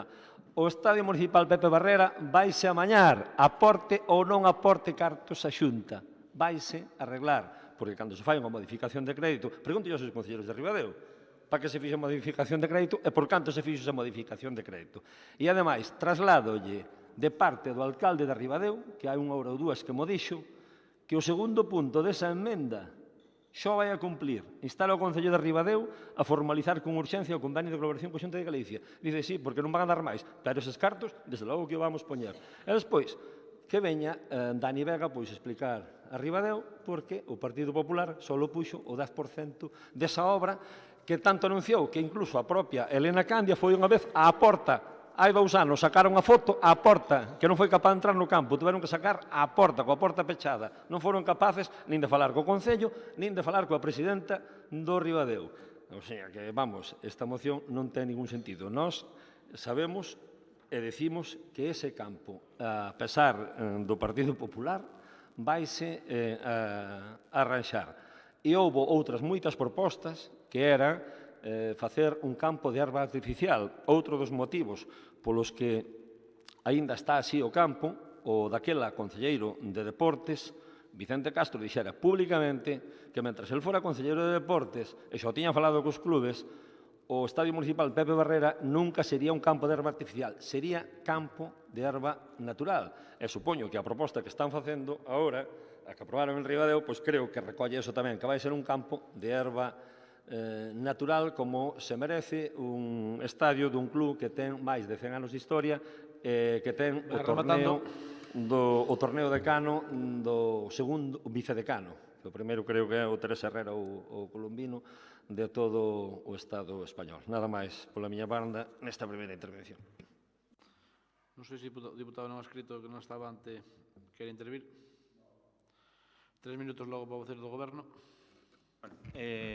Señor Ernesto, non fai falta que salporice, coincido un pouco co vocero do BNG, que se ven outro día presumía na prensa a señora Elena Candio, o señor Demetrio, de haberse reunido cas directivas dos clubes, agora lle toca a vostede defendela un pouco, bueno, incoherente, cando menos, pero bueno, que dá igual, tampouco se preocupe por o tema de ser diputados ou non, e fala que me tocan as causas imposibles, pero non se olvide de que antes de ser diputados nos teñen que comprar nos nosos concellos, que o mellor non é tan fácil como un pensa. E dito isto, e volvendo ao xeto da moción, tamén me gustaría, se vostede, o 26 de maio, alcalde, a vostede respóndame, por favor, si lle gustaría que o señor Balseiro fora manchar os zapatos por 46.000 míseros euros. Que benvidos sean, pero son 46.000 míseros euros dun proxecto de 421.000 euros. Salían outro día dicindo o señor Lete, ese que tuveron que repescar de Madrid porque o señor Feijóo non nos daba colocado en ningún lado e se cargou a Marta Míguez, que, por certo, non era unha mala secretaria xeral para o deporte, nunca se acabou de explicar por qué. Salió outro día en Castro de Rei, que está aquí o alcalde, dicindo que iban a invertir daqui a final de ano 1,9 millóns de euros en infraestructuras deportivas. 1,9 millóns de euros daqui a final de ano, será despois das eleccións, porque despois ao mellor nos olvidamos e non facemos nada. Entón, que a min se me diga que, como decía tamén o voceiro do BNG, o candidato do Partido Popular en Ribadeo vaya o Pepe Barrera, en condición non se sabe moi ben de que, todavía, porque non é concelleiro, pero bueno, vaya por ali de paseo e diga que vai a meter 46.000 euros. É unha cousa que me parece moitísimo máis grave, e sobre todo co agravante de forzar un pouco o concepto de autonomía local do Concello, que non, financiamos chonteiro, pero contra o Fondo de Cooperación Local. Home, eu creo que a ningún daqui que son os que son alcaldes ou formamos parte dunha corporación, a min que me diga o señor Balseiro que teño que facer co Fondo de Cooperación non me faría ninguna gracia. Encima, que, bueno, é como se aquí, ou a vostede lle digo, pois nos Aviñao utilice o que lle corresponda do plan único para que a xente entenda, porque despois nos levamos a equívocos con esta. É como se lle digo a vostede que o plan único faga isto porque a mí me interesa que o faga así. Non, oye, houve outros exemplos que fixeron cousas co plan único, pero isto supón un gasto extraordinario, que todos os días abrimos o DOC e vemos convenios excepcionais con algúns concellos que casi ningún é de unha cor distinta que está aí enfrente. Entonces, non nos vamos a raxar as vestiduras porque o Partido Popular da Xunta de Galicia teña que aportar 94.000 euros máis a un concello como é Ribadeo. Para realizar un campo, pois, dice vostede que sabrá moito de outras cousas, pero o fútbol non ten ni idea. Non é só por o estado do campo, porque, bueno, hai outras cuestións que afectan para estar en terceira división ou en preferente, como a xestión deportiva, a dirección deportiva, moitas máis cousas e cuestións que pasaron, que se involucraron un pouco máis, sabría que existiron certos problemas no propio club, se crearon categorías inferiores por un lado, bueno, son cuestións que afectan e repercuten o global do tema. Entón, que vostede, que o Partido Popular, me veña aquí defendendo unha moción donde a Xunta pase desapercibida con 46... Eso non é grandilocuente, señor Ernesto, é ridículo. E non diga que eu son grandilocuente, que é ridícula esa proposta. E vostede se lleve cara a calla de vergoña defender unha proposta desa magnitude, porque estamos a falar que é nin o 10% do proxecto, é casi o 10% do proxecto total. E se vostede desaprecia o que lle está dicindo aquí, a Xunta de Galicia está se rindo dos ribadenses. Está se rindo deles, dos veciños de Ribadeo. Por que? Por qué? Porque lles está dicindo, no, mira, eu vou a poñer 46.000 e xa recoñecen que non van a poñer ningún céntimo máis. Xa o acaban de decir, que non van a poñer ningún céntimo máis. Entón, eu como veciño, non son veciño de Ribadeo, pero se o fora, diría, oiga, a Deputación está poñendo, o Concello está poñendo e a Xunta pon 46.000 euros. Pois, de verdade, yo digo, fanlle un favor moi malo ao seu candidato facendo isto. O sea, que teño unha oportunidade aquí, ademais a votaron no Concello de Ribadeo por unanimidade, que se aproba un tercio, creo que é o xusto, que é o coherente, xa se ten feito noutras cuestións, vaise facer ca Escola de Música en Viveiro, bueno, pois empecemos a ser coherentes, a aportar un tercio cada administración, respetemos a autonomía local, seamos leais, vostedes que defenden todo iso e tal, pois poñan en práctica por algunha vez, é o que lles estou traendo aquí, non creo que sea ningunha locura o que lles estou plantando aquí, non é ningunha locura. Gracias. 3 minutos o voceiro do Partido Popular. Gracias, señor presidente. Usted sigue insistindo en que 46.000 euros non é nada, pois é o que se puxo por o estadio de Viveiro e unha alcaldesa do seu partido agradeceu e afirmouno ao momento. É dicir, eu non sei por que ustedes se resisten tanto a querer poñer a emenda para que en Ribadeo tiña un estadio de fútbol digno, donde pedimos que a Diputación poña con cargo esos remanentes 187.335, en definitiva, pouco máis de 10.000 euros máis do que lle pediu o alcalde de Ribadeo, e respecto a ensuciar os zapatos. Home, mire, eu por 46.000 euros mollo os zapatos, ensucio os zapatos, e ustedes tamén, porque ustedes fanos por 600 euros.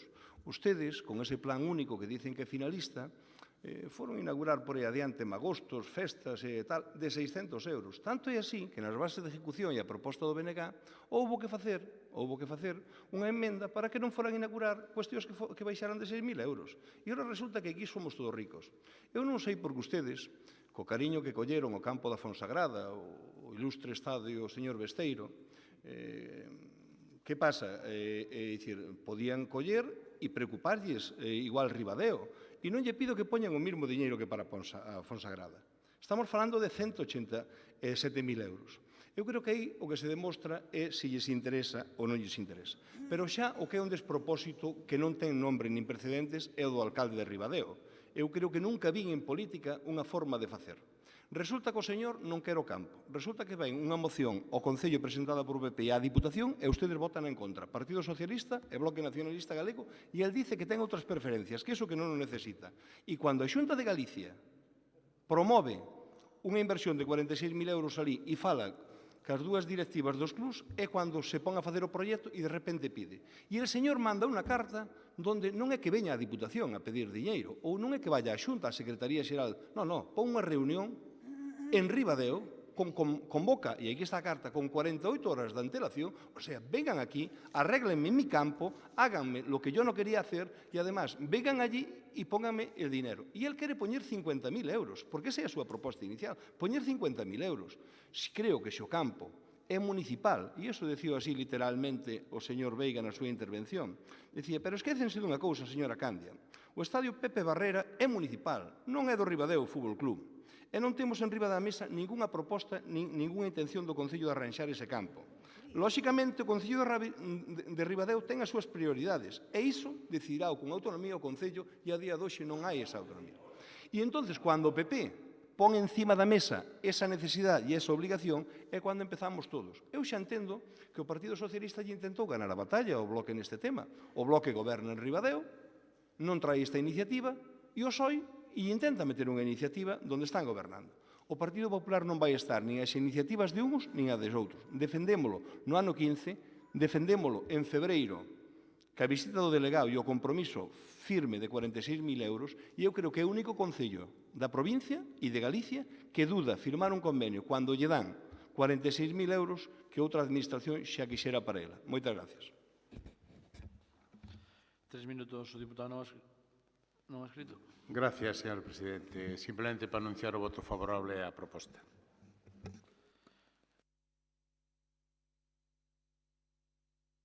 Tres minutos o vocero do BNG. Sí, efectivamente, señor Armesto, eso que acaba de ler da acta, efectivamente, pero eso xe o dixen eu na primeira intervención. Iso dixen eu na primeira intervención. Esa moción vostedes trouxeron cando Elena Candia sacou unha foto, penso que era con Daniel Vega xa, ao lado da porta. A máis non foi ao lado da porta principal, porque os que non van moito ao fútbol puxose na porta de salida de xogadores. Non foi pola porta principal sequera sacar a foto. Usted máis Dani Vega, nin un nin outro van ao fútbol ao Estadio Ribadeo, como vamos outros durante moitos anos, e entonces, claro, non sabe por que porta se entra. E despois trouxeron esa moción. E eu dixenlles eso porque foi o que dixo o Concelleiro de Deportes de Ribadeo e o alcalde de Ribadeo, que yo expliquei antes por activa e por pasiva, que é un alcalde valente, é un grupo de goberno valente que falaron cos clubes, ustedes non falaran daquela, falaron cos clubes e dixeron, teis que esperar. Hai outras prioridades. A residencia que está boicoteando o PP, por exemplo, non? Entre outras cousas. Tiñan moitas prioridades. E agora, pois é o momento. E naquela moción, a quen se dirixían? Vostedes. A Diputación? Non era. Nós vamos a facer un campo de fútbol. Non, que o faigan outros. Mire, o Partido Popular en Ribadeo non está, nin se lle espera. E leva moitos anos sin que esteña e sin que se lles espere. E volvolle a decir o que me dixo o alcalde que lle trasladara a quen defendera a moción. O segundo punto desa emenda, xo vou facer, non fai falta que o poña nun papel, xo vou facer, que veñan 46.000 euros para o Concello de Ribadeo, que iso é moi bon. É o pouco que dá o Partido Popular, que non dá máis, pero por eso non está, nin se lle espera, en Ribadeo, nin en moitos sitios da Mariña.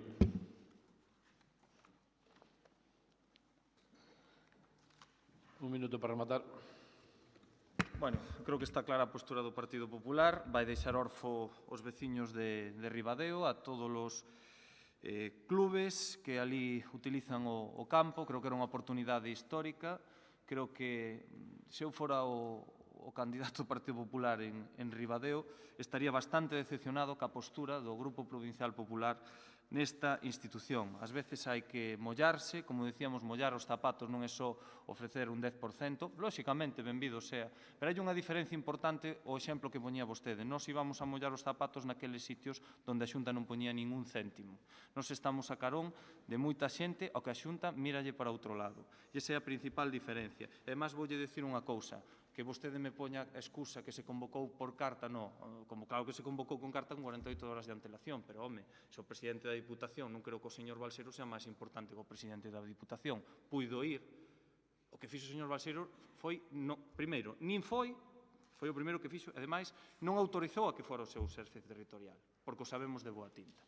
E a verdade é que eso, pois, xa deixa un pouco a ver, saca a relucir cal é a situación que pasou. O Partido Popular dá as costas, o Concello de Ribadeo dá as costas á Sociedade Deportiva Ribadeo e dá as costas ao Ribadeo Fútbol Club. Co cal lamento profundamente, non sei o que van facer, non lles vou aceptar a emenda, xa lle lo dixen, porque me parece ridícula, me parece irrespetuosa, ademais, unha falta de lealtade institucional con esta institución e co que se votou no pleno do Concello de Ribadeo, e co cal, bueno, procedamos á votación e cada un poñerá, o 26 de maio, poñerá cada un o tempo no seu sitio. Ben, entendo que non se acepta a emenda e pasamos á votación da moción según está. Votos a favor da moción? 13. Abstencións? 2. Queda aprobada a emenda. Quinto punto. Moción do Grupo Provincial Socialista para a conservación, protección e posta en valor do patrimonio arquitectónico do Concello de Castroverde. 6 minutos o voceiro do Goberno. Moitas gracias, señor presidente. Bo día a todas as persoas que nos acompañan nesta sesión plenaria, se cabe de xeito singular e pola moción que agora levamos aos veciños de Castroverde e ao seu alcalde que están hoxe connosco. Dende fai tempo, e especialmente na última década, o patrimonio arquitectónico da provincia sofre unha desatención importante.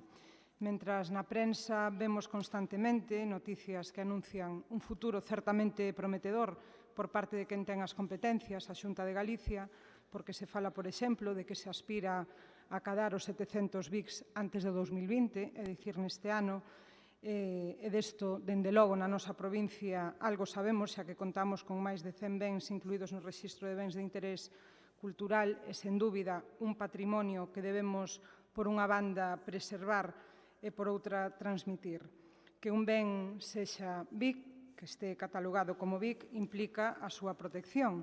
Por iso non é suficiente con catalogalo, senón que é necesario que a Xunta dispoña da vontade, pero tamén dos medios necesarios para poder diseñar, alo menos, un plan de protección destes bens. A ninguén se lle escapa, ademais, que son un elemento fundamental dende o punto de vista turístico, e podémolo comprobar en palabras da mesma directora de Turismo de Galicia, de Nava Castro, que remarca que o turismo cultural é o de maior potencial de crecemento, só superado pola gastronomía e a paisaxe.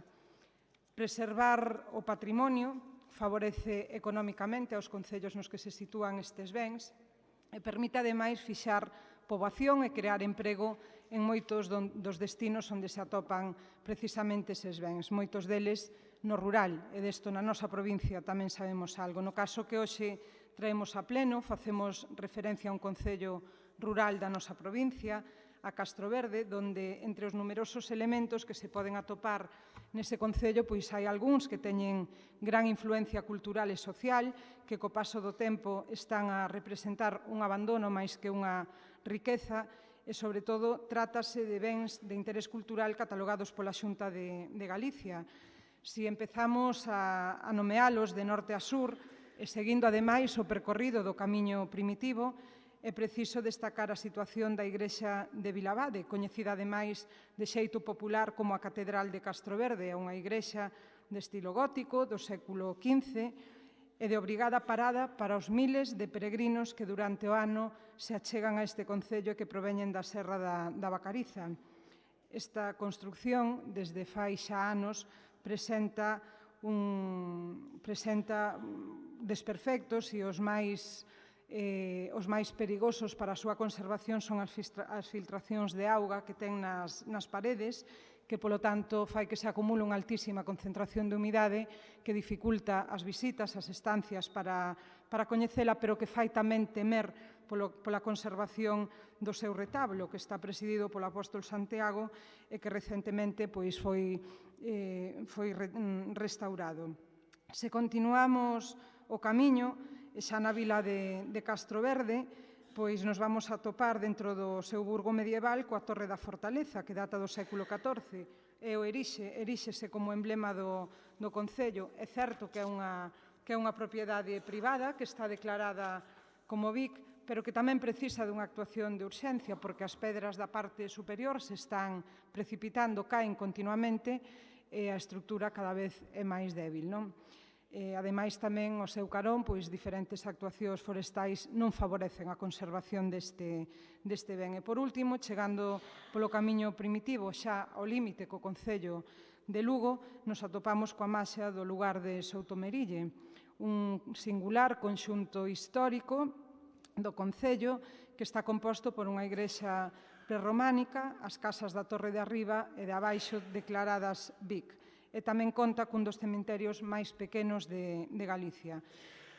Aquí cabe dicir que os expertos e os principais dirixentes políticos procuraron xa fai anos, durante a legislatura do bipartito, poñer en valor este núcleo, pero coa chegada de Feijóo, do Partido Popular naquel momento, á Xunta de Galicia, todo o esforzo anterior se quedou en nada. Tal é así que actualmente, rodeando o edificio que está pegado á igrexa, hai unha auténtica muralla de chapas de aceiro galvanizado que se presentan como a única paisaxe que contemplan dende o camiño os peregrinos e coa igrexa ao fondo. Este conxunto, ademais, está rodeado polo camiño primitivo nunha das súas variantes. Nós, dende logo, entendemos que a Xunta de Galicia é a administración con competencias exclusivas sobre o patrimonio cultural de Galicia, polo tanto, debe de actuar con responsabilidade, pero, tal e como dixemos nalgún encontro que tivemos cos veciños deste concello, a petición deles, nós non eludimos a nosa parte de colaboración se é precisa, pero si exiximos ser parte, non ser todo, e que a Xunta de Galicia poña os medios necesarios e as cantidades suficientes para poder atallar o abandono no que están estes tres monumentos do concello de Castroverde. E por eso, os acordos que propoñemos e que agardamos sexan compartidos pola maioría deste pleno consistes no seguinte, que a Xunta de Galicia realice as actuacións precisas para condicionar esa igrexa de Vilabade, para poñerlle fin para acabar con eses problemas de humidade que ten no interior e que poñen en perigo o retablo recentemente restaurado. Remato xa.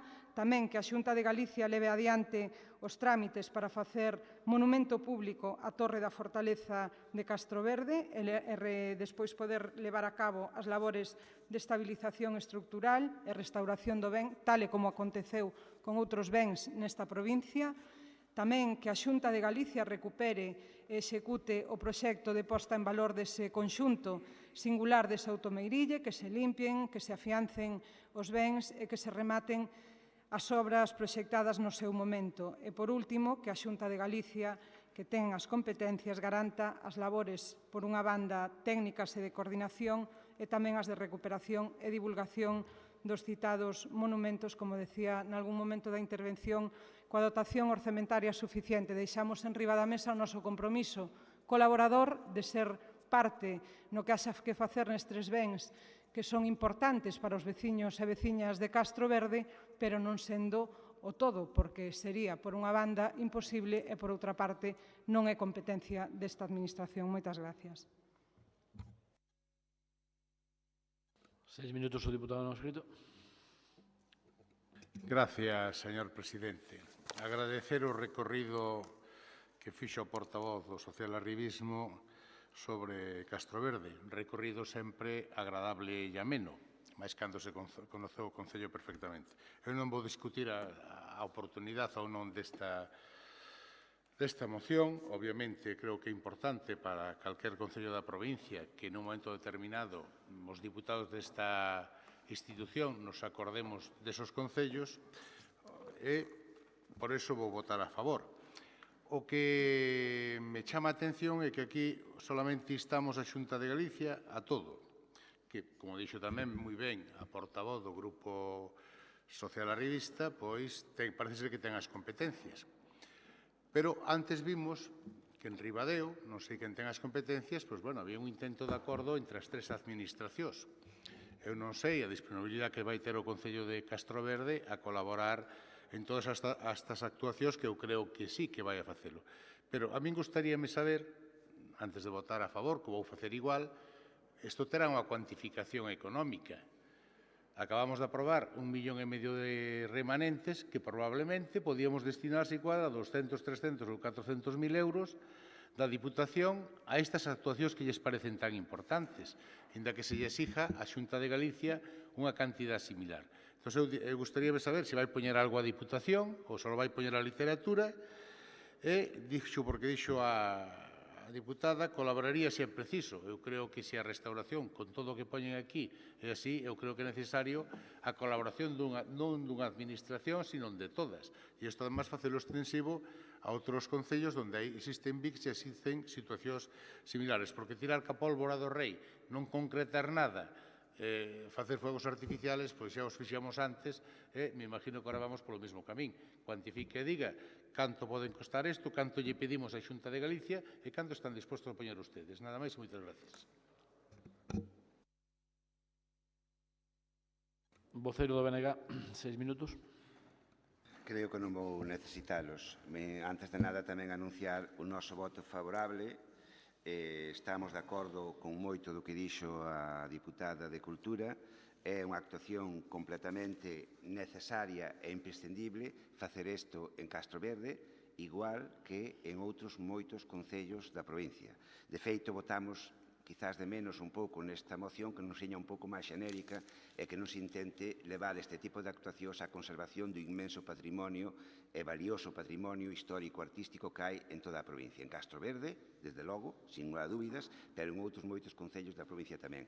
É moi necesitada de que administracións de ámbito superior actúen de forma contundente porque hai moitos alcaldes e moitos desses concellos que simplemente o que é o patrimonio artístico, o patrimonio cultural, lle atrae ao pairo, literalmente, non? Estáse destrozando todos os días. Compartimos tamén ca diputada as súas manifestacións de que o cuidado do patrimonio é un investimento que é rendible, non só polo aumento ou pola consolidación da autoestima nosa como pobo, senón incluso como motor económico en moitas concellos e en moitas comarcas. Non? É un investimento rendible, non é perder o diñeiro ou tirar os cartos como lle parece a moitos alcaldes e alcaldesas da nosa provincia. E tamén lembrar que o propio BNG hai xa bastantes meses trouxeron unha proposta na liña, e aquí falouse de que a torre, por exemplo, é propiedade privada, que quixen entender, non? Falas tamén dunha igrexa que, teóricamente, é tamén propiedade privada, a fin de contas, queirase ou non, non?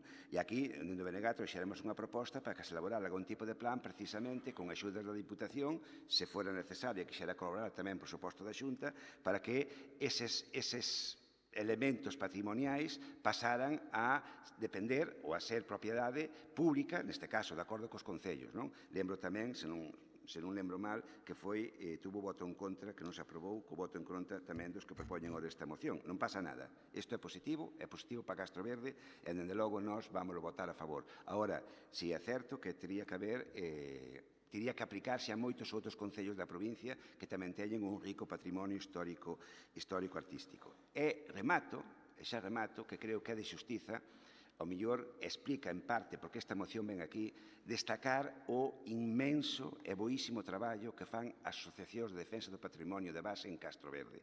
É algo espectacular. E posiblemente, sin o seu traballo e sin a súa labor diaria desinteresada, non estaríamos falando ahora aquí de Castro Verde e, dende logo, a mellor parte do patrimonio que hai en Castro Verde posiblemente xa non existiría. Creo que é de xustiza reconocerllelo, porque o traballo que fan é simplemente impresionante. Igual que o de outros moitos, pero estamos falando ahora mesmo en Castro Verde, non? E creo que se lles debe recoñecer ese traballo que están a facer. 6 minutos, o voceiro do Partido Popular. Sí, bons días, gracias. Bons días a todos e todas. Ben, nosotros estamos de acordo solamente parcialmente, de xeito parcial, con esta moción. Compartimos con vostedes, cos propoñentes da moción, que é preciso poñer en valor o patrimonio de Castro Verde. Compartimos con vostedes que é preciso protexelo ou adoptar as medidas necesarias para evitar a súa perda ou a súa desaparición, pero non podemos compartir con vostedes a obriga de que unha administración pública rehabilite íntegramente este patrimonio que pertence a propietarios privados, porque habería que resolver primeiro o problema da propiedade antes de levar a cabo calquera actuación. O que non se pode facer, baixo o noso punto de vista, é traer unha moción a este pleno coa que se pretenda que unha administración rehabilite íntegramente un patrimonio que está en mans alleas. E non o decimos respecto á Igrexa de Vilabade, porque aí sí que é certo que, ainda estando en mans alleas, hai convenios de colaboración suscritos entre a Xunta de Galicia e os obispados e a Igrexa que permiten, a través da lei de subvencións de Galicia, destinar cantidades económicas para a rehabilitación destas infraestructuras ou destes elementos, pero non así respecto da propiedade privada. E isto, vostede que é deputada de Cultura, pois debera coñecer como a palma da man a Lei de Patrimonio Cultural de Galicia. No artigo 32 explícalle claramente que os propietarios, posuidores e arrendatarios de bens protexidos, integrantes do patrimonio cultural de Galicia, están obrigados a conservalos, mantelos e custodialos e evitar a súa perda ou destrución e deterioro. Polo tanto, no caso de Souto Merille e no caso da Torre Fortaleza, entendemos que son os seus titulares os obrigados a levar a cabo estas labores de conservación e, sobre todo, de evitar a súa destrución ou deterioro. O que pasa que o que aquí sucede, que se trae a pleno unha moción que, como moitas outras que se presentan nesta institución, ten un carácter xenérico, busca facer ruxido e busca chamar a atención a 2 meses das eleccións municipais e a 1 mes das eleccións xerais. Pero para nós non é unha moción sensata, nin é unha moción realista, porque ustedes saben perfectamente que, aínda que salira daqui un voto unánime de todos os deputados desta institución, isto non se iba a cumplir, porque primeiro habería que resolver o problema da propiedade privada. Por lo tanto, logo, que é o que traemos a pleno? Unha declaración de intencións, unha moción para quedar ben cos veciños e veciñas de Castro Verde? Iso é o que queremos facer? Pois dá a sensación de que sí. Mire, que unha administración pública teña competencias nunha materia determinada, neste caso a Xunta de Galicia en materia de patrimonio, implica que ten unha función de control sobre ela, pode actuar sobre ela, funcións de posta, pero non implica que teña a obriga de rehabilitar todo aquilo do que é competente, só faltaría, vamos, é que non tería ningún sentido. E o que vexo é que se vostedes quixeran chegar a algún resultado con esta moción, deberán traer unha moción coordinada, é dicir, pedir primeiro que se rehabilite íntegramente o que se rehabilite o que sexa necesario na Catedral de Castro Verde, o que se coñece como a Igrexa de Vilabade. Neste caso, xa se puxo de manifesto por parte do cura párroco que había un proxecto feito desde o ano 2017 que a actuación ascendería a uns 55.000 euros. Tamén se puxo de manifesto que o Obispado de Lugo estaba disposto a cofinanciar parte destes traballos e incluso por parte do párroco se dixo con isto instalaríase un sistema de ventilación para evitar as humedades, cambiaríase parte do tellado e faríanse varias actuacións. Pode ser que a Igrexa necesite máis cousas, pero de momento o principal é atallar as humidades. Traigan a pleno unha moción na que efectivamente se inste a Xunta a cofinanciar estas labores de recuperación da Catedral de Castro Verde, da Igrexa de Vilabade, e nosotros votámoslles a favor. Pero que non poden pretender é que nosotros votemos a favor unha moción na que se pretenda que unha administración pública rehabilite íntegramente edificios que non son da súa titularidade, porque xa administrativamente nunca podería facelo. É dicir, sería totalmente imposible. Tampouco estamos de acordo con vostedes na afirmación que fan na exposición de motivos da moción cando din é que dende hai unha década o patrimonio de Castro Verde está deteriorado, está sofrindo deterioro. Non, mire, isto non ven dende hai unha década, Soutomerille e a Torre Fortaleza hai máis de 40 anos que están en estado de deterioro. Eu personalmente visiteinas deu ser polos anos 85, 86, cando era un neno pequeno, e recordo perfectamente que Soutomerille estaba como está hoxe, e a Fortaleza igual. Oiga, mire, non se pode dicir que isto sexa un problema que veña de onte, nin de hai unha semana, nin dende que estaba o bipartito. O bipartito evidentemente fixo un proxecto, pero todo se quedou aí, non se fixo nada máis. E ademais, ustedes teñen que entender que non só a Xunta de Galicia é competente, vayan á Lei de Patrimonio Cultural de Galicia, o artigo 2.2 deixalles ben claro que o resto das administracións públicas teñen a obriga de cooperar na recuperación do patrimonio. Aquí temos o Concello de Castro Verde, temos o alcalde sentado ali ao fondo, non se pode pretender que o Concello asuma íntegramente estas labores de rehabilitación. Pero, home, despois do tempo que leva gobernando, algo faría para tratar de falar cos propietarios, para tratar de recuperar a propiedade.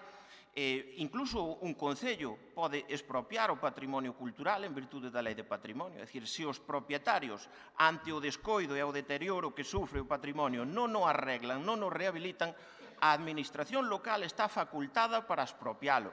Non se pretende, como xa digo, que o Concello asuma ou descargar no Concello exclusivamente todas as funcións de rehabilitación deste patrimonio.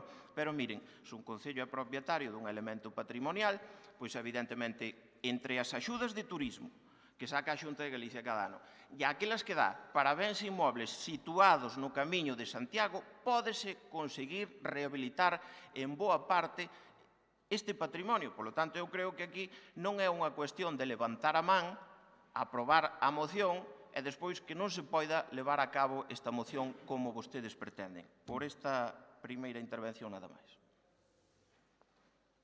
3 minutos, o voceiro do Goberno. Moi ben, pois vamos a empezar a facer as aclaracións. Non sei por que os señores do Partido Popular se enfadan tanto cando estamos nos plenos, porque deberían de ser cuestións nas que é moito máis doado poñerse de acordo se falamos que se nos enfadamos permanentemente cos que temos enfrente. A primeira aclaración que quero facer é con respecto ao concelleiro non adscrito que falaba da colaboración económica, e eu creo que foron das primeiras cousas que puxen en riba da mesa a disposición desta institución, alo menos no que a nós nos compete, para colaborar. Os veciños son vos coñecedores destos para facer a aportación económica que lle corresponda nun reparto xusto á institución provincial. O que non estamos dispostos é a asumir o traballo e a responsabilidade que ten que facer a Xunta de Galicia, pero nin nesto, nin noutras cousas. A xente desta provincia sabe ben quen invirte e quen pensa nos veciños, e, dende logo, os señores do Partido Popular da Xunta de Galicia fai moito tempo que nin están, nin se lles espera por aquí. Isto xa non é novo, é dende fai anos. Entón, con respecto a esa aclaración, decir que en concreto para o arranxo da igrexa, o proxecto do que se nos fixo a chega, creo lembrar que era de 45.000 euros, bueno, pois a Deputación de Lugo podería afrontar unha parte. O que non parece xusto é que teña que afrontalo na súa totalidade, nin a Deputación, nin o Concello, nin o Obispado, nin o mellor a Xunta, aínda que é quen ten as competencias.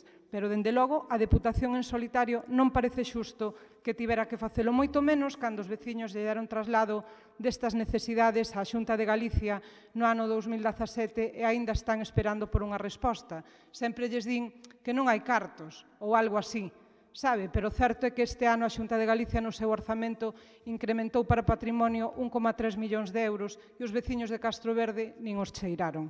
Perdónenme pola sinxeleza na expresión.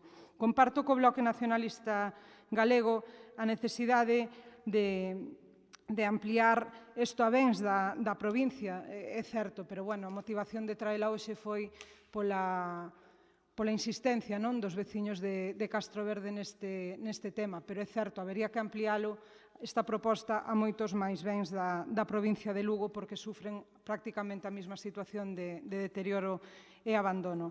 E con respecto ao Partido Popular, claro, pareceme que vostedes se poñen na posición cómoda, comparten esa parte de poñer en valor o patrimonio e protexelo, a ver se así resulta atractivo para o turismo e os veciños non protesten, pero é que hai que mollarse nestas cuestións, hai que estar aí.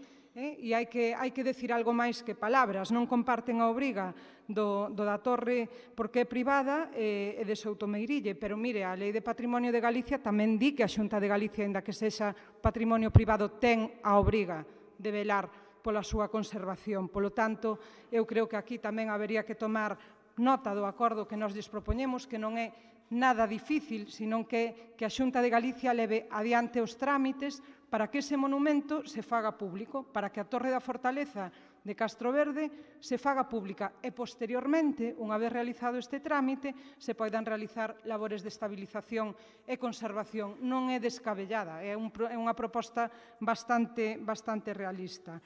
Non buscamos facer... Ustedes, os señores do Partido Popular, nos veñen a decir que temos que presentar mocións realistas. Esta é unha moción ben realista e ben factible, porque o que pedimos é que a Xunta de Galicia faga o mínimo, unha parte cuantificada incluso económicamente por ese proxecto que presentan os veciños. Está ben falar da posta en valor, pero para poñer en valor non só hai que dicilo, hai que actuar, e nos estamos agardando a que unha parte deses 1,3 millóns de euros que a Xunta de Galicia di que destina a patrimonio a maiores do que viña destinando en anualidades anteriores, pois caiga nunha parte, alo menos, en Castroverde. A Xunta de Galicia, como xa lle dixen, sí está obligada. Usted ven a falar aquí e a decir que si o Concello, que si a Diputación...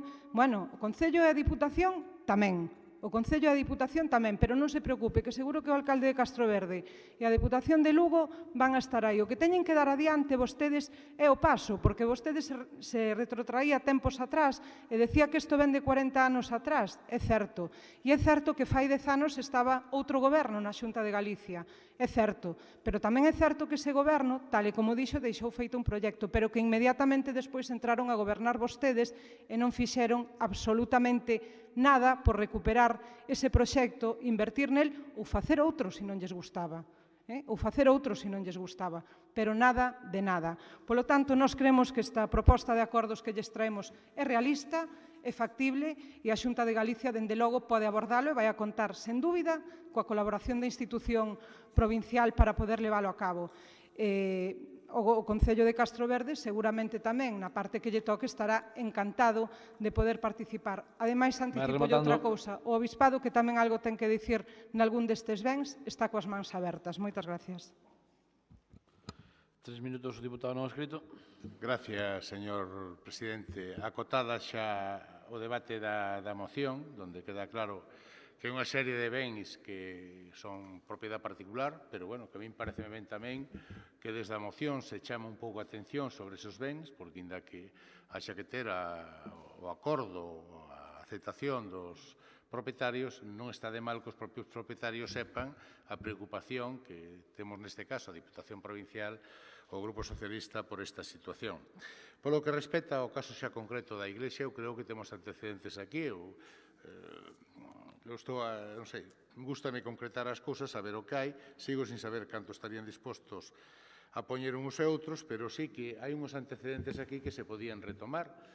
Na pasada legislatura ou na anterior, por parte do Grupo Socialista, da que eu formaba parte naquel momento, firmouse un convenio co Obispado para reparar e arranxar unha serie de iglesias nesta provincia, colaborando os dous, eu creo que, se non recordo mal, o 50%. Si cuadra era un momento, como dicen ustedes moi ben, dada a desidia e a pouca preocupación que ten o Partido Popular polo patrimonio cultural e artístico, por nosotros é un acto máis de defensa dese patrimonio e como adalides de defensa do mismo, pois retomar ese acordo, en estes casos concretos, que ademais teñen xa uns antecedentes claros, pois actuar e retomar eso. Invítos a retomar ese convenio co Obispado e facer unha relación de iglesias como se fixo daquela, que teñan problemas para poder leválos a cabo, independentemente do que faga a Xunta de Galicia, que non ten preocupación algunha polo patrimonio, como usted moi ben dice. 3 minutos, o vocero de Benega. No. 3 minutos, o vocero do Partido Popular. Sí, gracias. Non os vou a necesitar. Eu non me enfado, ao mellor son un pouco serio falando e ao mellor me interpretou mal, pero non me enfadei, nin o máis mínimo, nin se me ocurre enfadarme por unha moción. Eu non falei da Diputación para nada na miña intervención, se fixaron, é dicir, en ningún momento citei que esta institución tuvera a obriga de cofinanciar as obras na Iglesia de Vilabade. Eu propoñolles un trato, traigan para o próximo pleno unha moción na que nos pidan que apoyemos que se inste á Xunta a que cofinancie xunto co Obispado as obras na Iglesia de Vilabade. Xa verá como ya aprobamos. Por qué? Porque eu creo que a sensatez e o realismo debe imperar en calquera moción. Non lle estou dicindo a vostede que teña defectos a moción no que é a forma, é dicir, a forma está ben, pero o fondo falla, efectivamente. É dicir, se ustedes o que queren é conseguir, porque además, nosotros somos políticos, non somos aficionados, se o que queremos conseguir é a rehabilitación de Vilabade, que a min, ademais, me gusta moito o patrimonio, teño que recoñecelo, e gustaríame velo recuperado, imos facer a forma correcta para chamar a atención para que se consigan eses 55.000 euros sin que os poña a Diputación. Eu creo que entre a Xunta e o Obispado perfectamente poden asumir a rehabilitación desas obras necesarias para que Vilabade teña forma e se poida levar a cabo. E, en segundo lugar, ir por partes, é o que eu digo. Se se quere rehabilitar Soutomerilla e se quere rehabilitar a Torre Fortaleza, pois hai que conseguilo desa maneira, pero o que non se pode facer é votar a favor cando non se resolveu aínda o problema da propiedade. E o tema das competencias que eu lle digo non é que eu lle diga, é que está escrito nunha lei que está en vigor, que é a Lei de Patrimonio Cultural de Galicia do ano 16, e ademais está respaldada pola Lei de Patrimonio Histórico Artístico Español do ano 85, polo tanto, son normativas que dicen todas o mesmo, que hai que protexelo, pero non polo feito de que a Administración, sexa estatal ou sexa autonómica, seña competente, ten a obriga de invertir todo o diñeiro á hora de rehabilitar ese patrimonio. Polo tanto, iso é o que eu lle quería transmitir. Eu non lle quero dicir, pois, efectivamente, outra cousa. E usted dice que a Xunta non está nin se lle espera. Eu creo que a Xunta todos sabemos que invertiu máis d'1 millón de euros na recuperación do camiño primitivo dende Fonsagrada a Castro Verde. Todos sabemos que sí, que o camiño, claro, tamén é competencia da Xunta, pero tampouco se pode dicir que non se lle espere. Mire vostede, sexa polo Cebreiro ata Compostela, sexa polo camiño primitivo, hai unha afluencia importantísima de peregrinos que todos os concellos agradecen. E eu creo que se algunha das cousas fixo ben a Xunta de Galicia en materia patrimonial foi esa, efectivamente, conseguir recuperar rutas históricas e rutas culturales das que, insisto, os maiores beneficiarios foron os concellos. Por lo tanto, nosotros seguimos insistindo nestas cuestións que poñemos de manifesto. Nada máis e moitas gracias. Un minuto para rematar. E nos insistimos tamén. Vamos a ver, se o acordo que lle traemos é ben sinxelo. Usted intenta decir que é imposible, que non é factible, pero é moi fácil, mire. Co tema da Igrexa de Vilabade, O que lles propoñemos é que a Xunta de Galicia faga as actuacións necesarias para acabar coas humidades e brindamos esa posibilidade de colaborar económicamente incluso desde a Deputación de Lugo.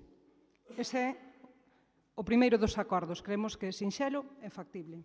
O segundo, que fai relación á Torre Fortaleza, o que pretende é que a Xunta de Galicia inicie os trámites para que pase a ser un ben público. E despois xa falamos. Pero primeiro que se faga o trámite para que sexa un ben público, ao igual que aconteceu con outros. Polo tanto, eu creo que tamén é factible votar a favor. O terceiro dos acordos que lles propoñemos é que a Xunta de Galicia recupere e execute o proxecto da posta en valor do conxunto de Soutomeirille, cando menos que se limpien e se afiancen eses bens de interés cultural. Se non lles gusta o proxecto que había, tamén lles brindamos a posibilidade de que a Xunta de Galicia desenvolva outro. Pasaron 10 anos, o mellor ese non é o máis axeitado neste momento, sobre todo porque hai outro centro de interpretación que está ubicado na cidade de Lugo, pero seguramente que os veciños estarán encantados de que se acolla un proxecto adaptado aos novos tempos ali nese conxunto. E por último, o último punto que lles poñemos en riba da mesa é que a Xunta de Galicia garanta as labores técnicas. Non é algo difícil para coordinar a recuperación e a divulgación dos monumentos que acabamos de citar e que vaia dispoñendo da dotación orzamentaria. Nada máis. Non é tan difícil para saber canto vai a costar, é interesante saber cales son as actuacións necesarias para que estes bens se conserven. E iso é o que poñemos en riba da mesa. Creemos que é perfectamente factible que o vote calquera forza política e, en todo caso, agardamos que a Xunta de Galicia, ao igual que aconteceu en ocasións anteriores e con bens patrimoniais desta provincia que a Deputación impulsou a súa posta en valor, voulle poñer algún exemplo concreto, tome nota e a partir de aquí comece a actuar.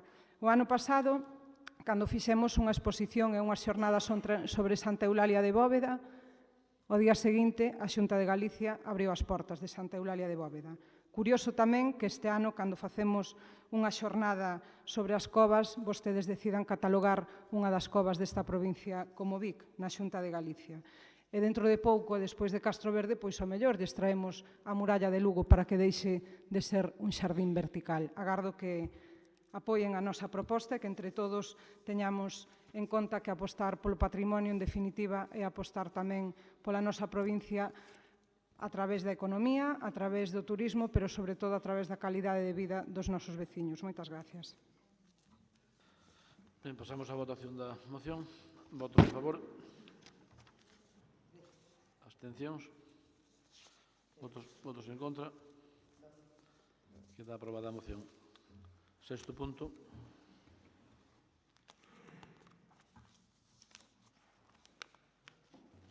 Moción do Grupo Provincial do BNG para que se adapten as estradas provinciais ás necesidades da actividade agraria e do desenvolvemento xeral do rural. 6 minutos o vocero do BNG. Non creo que necesito 6 minutos, dado que xa se falou en parte deste problema e penso que outra parte está tamén en vías de solución. Isto suscitouse cando, nos últimos días, en algúns concellos, evidentemente agrícolas, se empezaron a colocar señales de tonelaxe, concretamente limitación de tonelaxe de 20 toneladas, o que, xa dixen antes, impedía que algunhas máquinas agrícolas, algúns tractores cos seus apelos correspondentes e camións de suministro das precios agrarias non puderan circular con esa limitación de peso, non? Ou se facían, arriscábanse a fortes sancións por incumplir a normativa. As consecuencias eran evidentes nunha zona rural, en concellos que son agrarios, por exemplo, corría peligro a propia campaña do ensilado, onde as máquinas que usan superan ese peso, a parte do funcionamento das propias explotacións. Parece ser que o que se vai a propoñer é que se cambien as sinais de 20 toneladas polas de 40. De momento quitáronse, que xa é un paso aceptable, polo menos ese algo que se solicitaba, que non se solucionara o problema, cando menos se eliminaran os sinais para poder levar adiante eses traballos, elimináronse. Perfecto, ese é un primeiro paso, pero ahora ven a segunda parte, que é, dicía eu antes, que é adaptar as estradas, adaptar o firme, adaptar o trazado ás necesidades que hai no medio rural da nosa provincia. Tamén o dicía eu antes e insisto agora nesta proposta que é a que traemos aquí.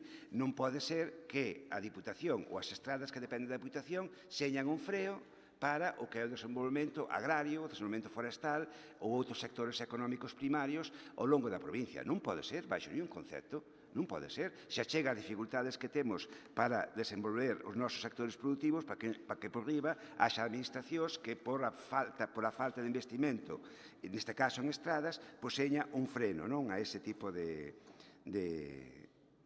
desenvolvemento económico. Desa maneira, o que se propón é que a todos os remanentes que se poidan producir unha vez dotado o plan único tal e como está previsto no orzamento deste ano 2019, pois se invistan no que é a mellora das estradas provinciales, tanto no seu firme como no seu trazado. Creo que é algo perfectamente posible, factible, entendible e que non hai ningún inconvinte para que eso se faga, salvo que ese diñeiro se queira distribuir de forma subxectiva para outras cuestións. É a única cousa que pode impedir que alguén lle pareza ben esta proposta. Todo o diñeiro que se xenere de remanentes do ano 2018, excepto os que están aprobados para o plan único, e o 1.550.000 euros que se perdeu xa ca votación do primeiro punto da orde no día de hoxe, pois o que se xenere, reconoceuse antes que hai máis cartos, hai máis fondos de remanentes ou vai haber máis fondos de remanentes, que se meta todo, absolutamente todo, para arranxar as estradas provinciais de Lugo, priorizando, lóxicamente, as máis necesitadas, as que en peor estado está, sempre, evidentemente, dunha forma obxectiva. Eu creo que o ideal sería facer unha xuntanza, varias xuntanzas entre os distintos grupos, cos técnicos, lóxicamente, asesorado polos técnicos, para que este determinaran cal sería as prioridades da actuación e aí decidilo de forma consensuada, que é como se deben fazer as cousas. Pero, bueno, en todo caso, se a proposta está perfectamente clara. 6 minutos o Partido Popular.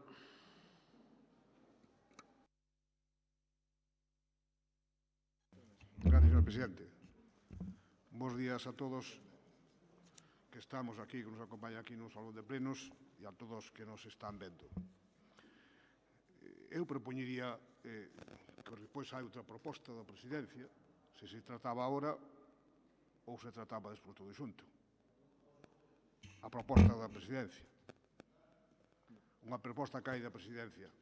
Falaba de meterla despois por urgencia porque, vamos, non iba no orden do día, decidimos ollar a última hora e avisamos hoy pela mañá.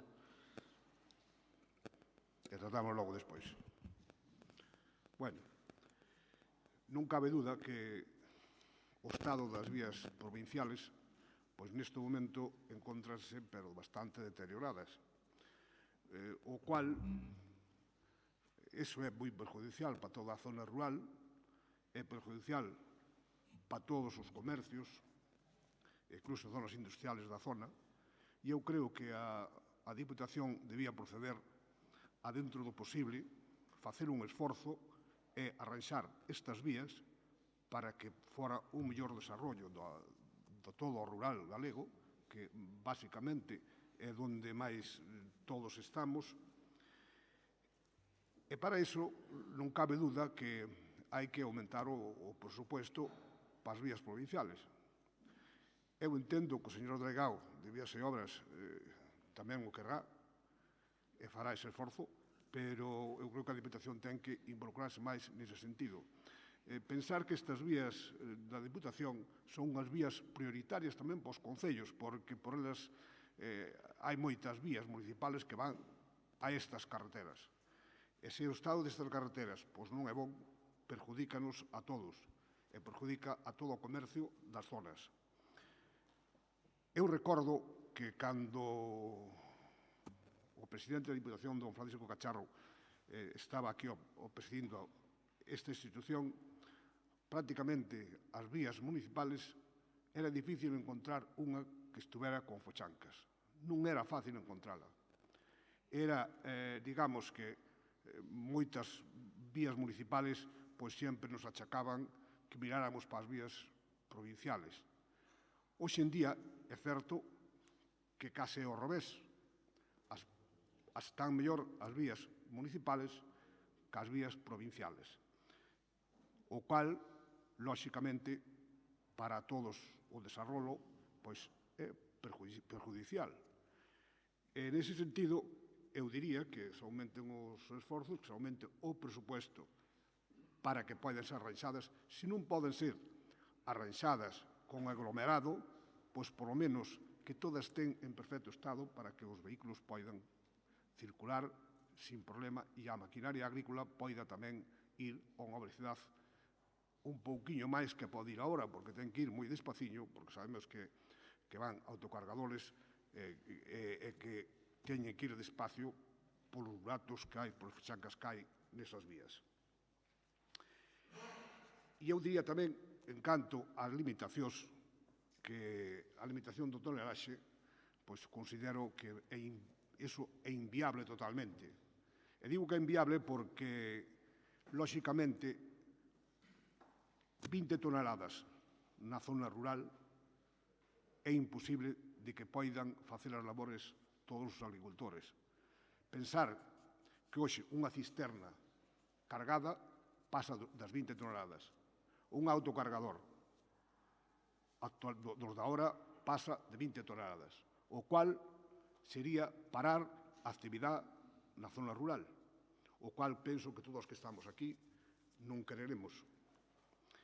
E por iso digo que, lóxicamente, débese quitar esas señales. E eu diría que decía aquí a moción o bloque que se retiren, que de forma urxente, mentres que estas estradas non son modificadas, que se retiren estas sinais de limitación de tonelaxe ou, no seu defecto, que exima do seu complemento aos vehículos agrícolas e de servicio das explotacións agrarias. Eu creo que está aquí este acordo non o chego a ver perfecto, porque, lóxicamente, eximir do seu complemento aos vehículos agrícolas non soluciona todo o problema, porque as explotacións van camións, vai o camión do leite, e entonces van a superar eses límites. E hai unha cousa, que se exime as vehículos agrícolas non pode eximirse, porque se se exime, a autoridade competente virá e sancionaráos. Estará na súa lexítima de poderlos sancionar. Por tanto, eu diría que se retiren as sinales de limitación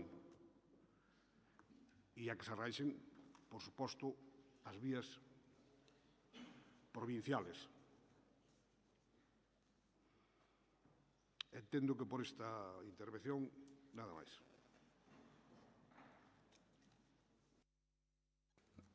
Seis minutos o diputado non escrito. Gracias, señor presidente ou vicepresidente. A verdade, entenderán que polo tema que trata esta moción, pois, bueno, non teña certa sensibilidade sobre a proposta. Obviamente, existe un problema, non un problema só nas vías provinciales, en todas as vías de tráfico, incluso nas carreteras do Estado que non son autovías, e ben ocasionado por, sobre todo, a carga e a descarga de materiales, basicamente madeira. Na experiencia que eu tuve na Delegación de Vías e Obras, os daños, un 90%, viñan ocasionados por empresas madeireiras, de feito, negociouse con elas, fixéronse borradores de convenio que daban para aprobar que estaban incluso de acordo eles, que eu creo que daba garantías xurídicas ás dúas partes, tanto as empresas de transformación de madeira como a propia Diputación, porque hai que ter en conta que os firmes, pois, obviamente, cambiaron, as carreteras da Diputación, incluso que teñen firmes antigos de riego ou de gravilla solta, como eu falei en algún momento delas, pois presentan maior flexibilidade e situadas se ocasionan menores problemas. Co tema do aglomerado, o tonelaje non é o problema. O aglomerado, o tonelaje non lle fai daño, o que lle fai daño, basicamente, son as operacións de carga e descarga de acceso. Cando hai un escalón, obviamente, se ese escalón non se regulariza previamente para que podan acceder sin sin saltar, pois non teñen por que sufrir daños ás carreteras provinciales. Afecta aos concellos tamén todo este tipo de actividade. Eu creo que, independientemente do tonelaje ou do resto, basicamente malas prácticas e malos hábitos de algúns, non de todos os sectores, pero de algunhas partes ou elementos desos factores. De feito, habíase corrixido, eu creo que unha porcentaxe moi amplio, os daños ás carreteras. O feito de ter que abrir expedientes e sancións era moi limitado e sempre incluso se trataba de chegar a acordo con eles. A min parece ben que poñan o tonelaje das carreteras o que queiran, pero falan de que retirar as señales. Retiren as señales ou non, o tonelaje da carretera sigue sendo de 20 toneladas, con señales sin ela. E, de feito, en carreteras que non hai señales de 20 toneladas no inicio ou principio, igual que cando non hai señales de animales soltos, se hai un accidente ou calquer cousa, a autoridade competente, os agentes da autoridade, actúan igual. Se queren subir ao 40, pois poden subir, están no seu dereito, eu creo que tampouco estaría mal, pero que tampouco vai solucionar o problema, porque calquer tipo de maquinaria desta que informan ou dicen aquí xa pesa as 40 toneladas, co cual nos vamos a 60, 70, e entón habrá que mirar de aumentar e poñelo situada como as carreteras do Estado, en 80 ou 100 toneladas, porque vai seguir existindo o problema. No momento que un agente de autoridade pese un desos vehículos que ten unha tara de 40 toneladas, todo o que leve encima sobrepasa. O sea que non deixa de ser un parche, salvo que se deixe barra libre nas carreteras provinciales, que tamén é posible, en esa barra libre, pois intentar chegar a acordos cos sectores que son moi concretos. Eu non recordo daños por maquinaria agrícola, mira que hai hoxe tractores e maquinaria de moito peso, nas carreteras provinciales. E acaso o máximo que viñan facendo era, pois, bueno, ao salir, deixar abono, deixar un pouco a carretera sucia, pero rompela, destrozala, non. Iso está, e eu estou sufrindo no meu concello estes días, ocasionado por unhas empresas concretas que son as de retirada de madeira. Non incluso polas empresas de retirada, sino polos vehículos que contratan ou que cargan esa madeira, que chegan, tratan de facelo o máis rápido posible e non toman as actuacións mínimas para que non se rompa, sobre todo, o aglomerado, que no resto non existe. Eu vou a votar a favor, pareceme ben que se regulen e que se fagan, os anos que pasaron son aí importantes, pero creo que isto necesita un acordo tamén das partes, un acordo ca industria madeireira, un acordo ca industria agrícola, porque non vai a cubrir esa retirada ou esa posta de 40 toneladas os problemas que sufren estos tipos de transportes, porque sempre van pasar das mismas. Nada máis e moitas gracias. 6 minutos o vocero do Goberno. Moi buenos días, gracias, señor presidente. Vamos a ver, facendo un pouco de historia de todo isto, o 8 de marzo do ano 82 aprobouse neste pleno da Diputación de Lugo subir o peso de 15 toneladas a 20 toneladas. E no Boletín Oficial número 66 do 21 do 3 do 92 aprobáronse as tasas que tiñan que pagar a todos aqueles vehículos que circularan polas vías provinciales e que pasaran precisamente desas 20 toneladas. Eso, a día de hoy, a pesar de que pasaron moitos anos, pois sigue estando vigente. Independientemente de que esa señalización tuvera posta ou non tuvera posta, a obligación de respetar ese límite de tonelaje estaba aí.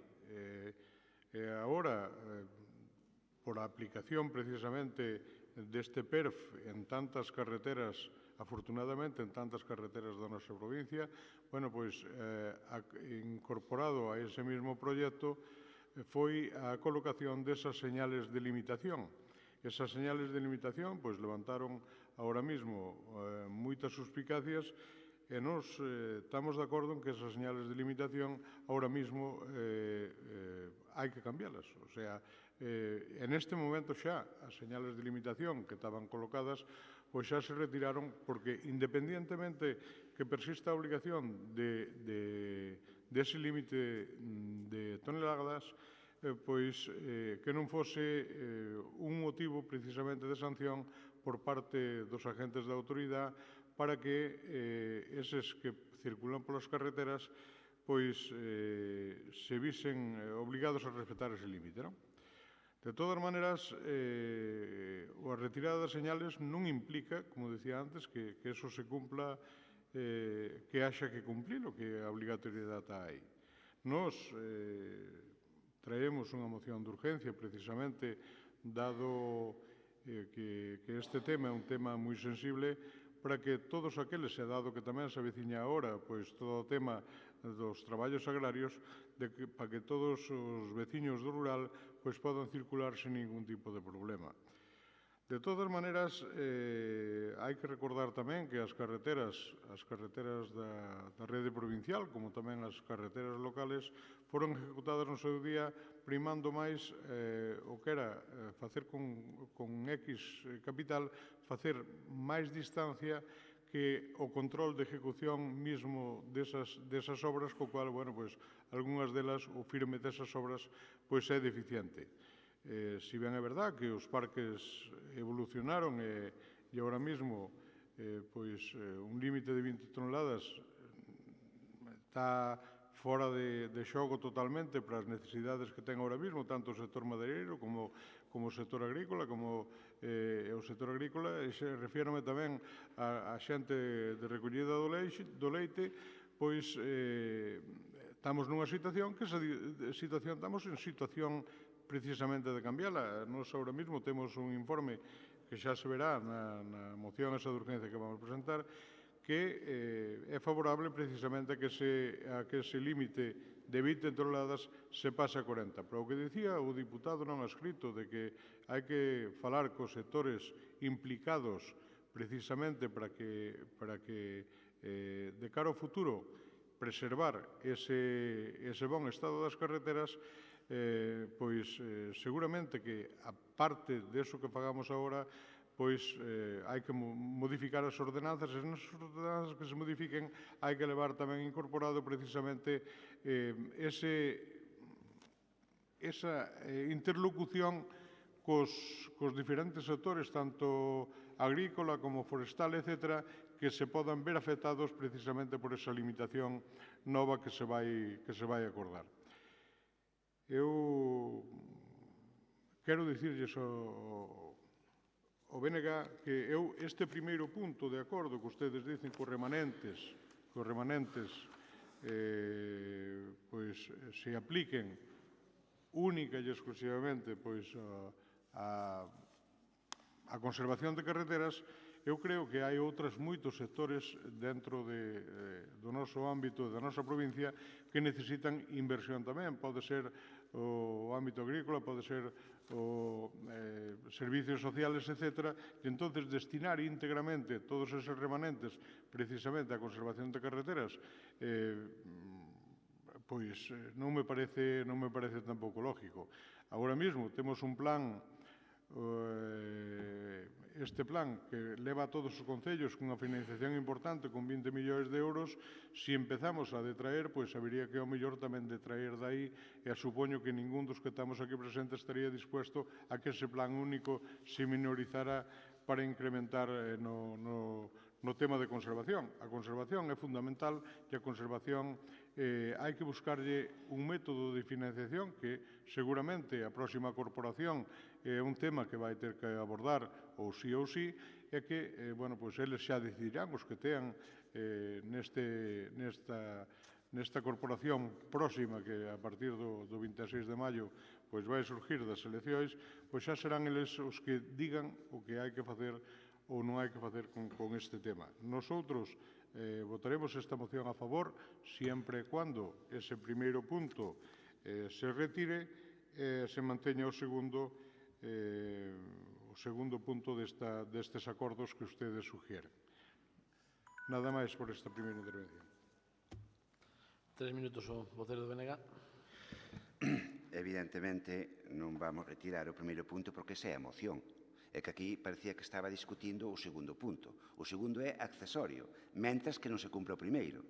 Por iso que dicía o portavoz do Partido Popular, o de sacar as señales ou no seu defecto, é que é todo mentras que non se soluciona o problema das estradas. O problema é que as estradas non valen para que circulen en moitas delas vehículos de 20 toneladas. Ese é o problema.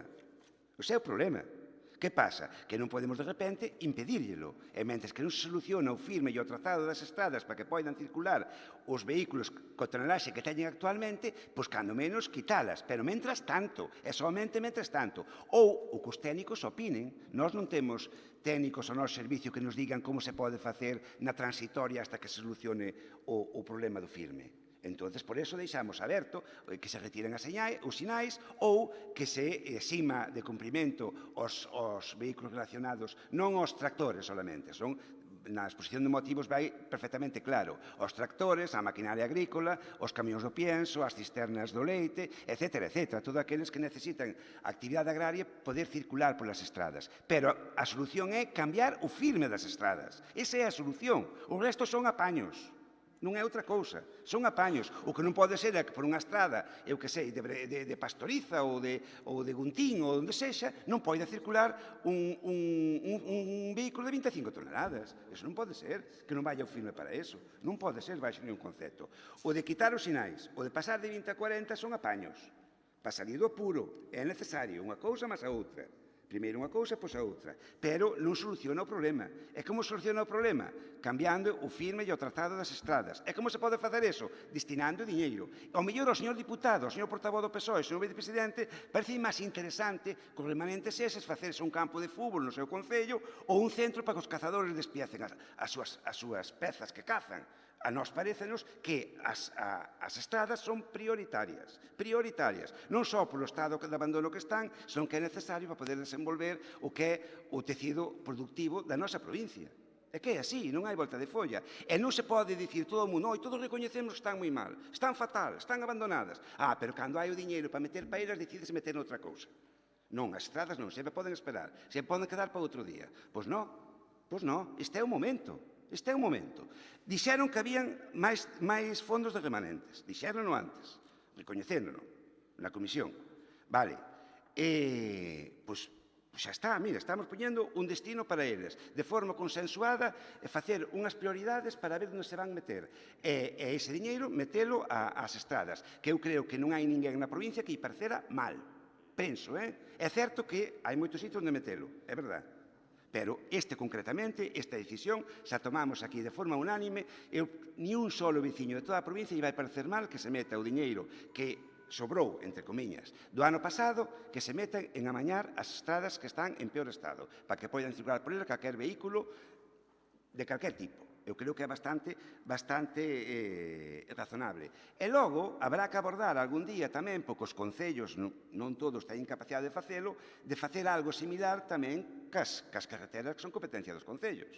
Que o que lles toca do plan único, tal como está dotado, non creo que chegue para que moitos concellos poidan adaptar tamén as súas estradas a este tipo de cousas. Pero, ben, ese é outro debate que non é o de hoxe e xa se abordará a quen lle toque en posteriores legislaturas. Eu creo que a proposta é bastante clara e non ten interpretación posible, pero, bueno, xa veremos o que sale.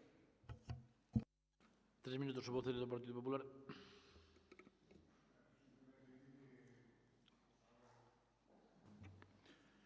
Simplemente dicir que os arranxos destas vías son imprescindibles para todos os veciños dos concellos, imprescindible para o desarrollo da provincia e moi especial para o noso rural. Pero, dito isto tamén, ben é certo que eu entendo que cantos máis diñeiros se invirtan nestas vías que os necesitan, pois mellor. Pero tamén teño que entender que dos remanentes pois tamén habrá outros compromisos que habrá que facer frente, como pode ser, que acabamos de dicir hai un cacho, pois o campo de fútbol de Ribadeo. Creo que, bueno, pois, que hai que ser cautos e, bueno, invertir todo o que se poida. Eu dicía antes que o delegado de Vías e Obras estará encantado con que lle den máis financiación, espero que así sexa. E, por outra parte, celebro tamén o cambio de parecer sugerirlles que para a próxima vez se pense mellor a decisión dun límite de velocidade ou cousas por o estilo, pois do contrario podemos chegar a non poder pasar polas vías provinciales nin coas cosachadoras. Moitas gracias.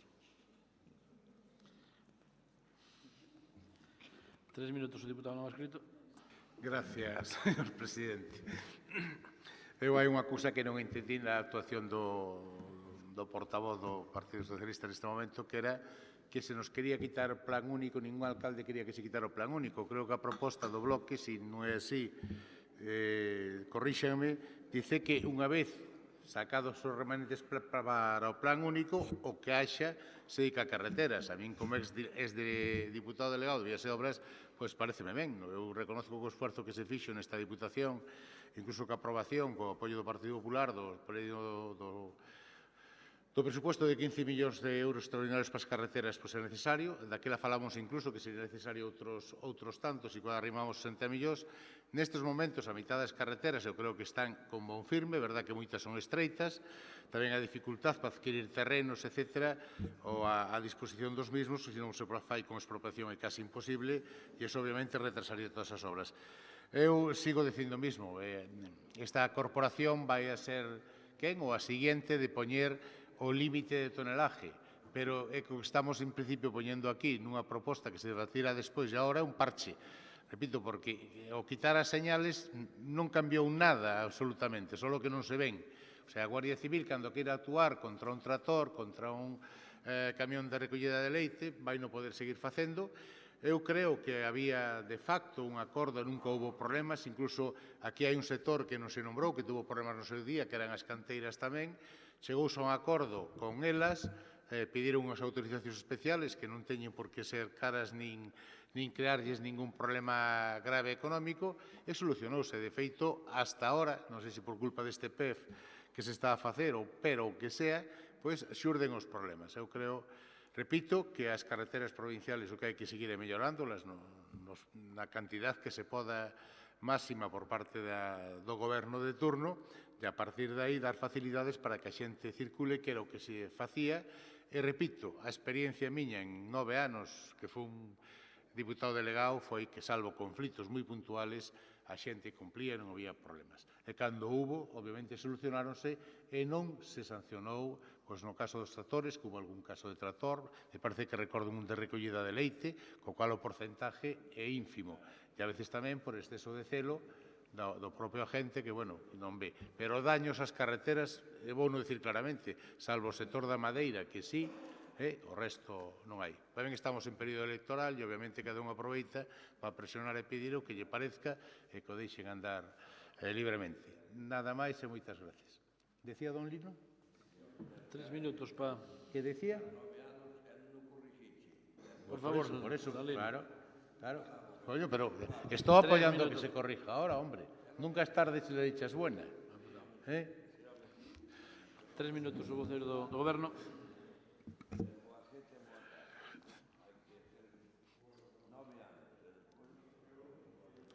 E aí está o traballo, don Lino. O 50% das vías provinciales con aglomerado en quente.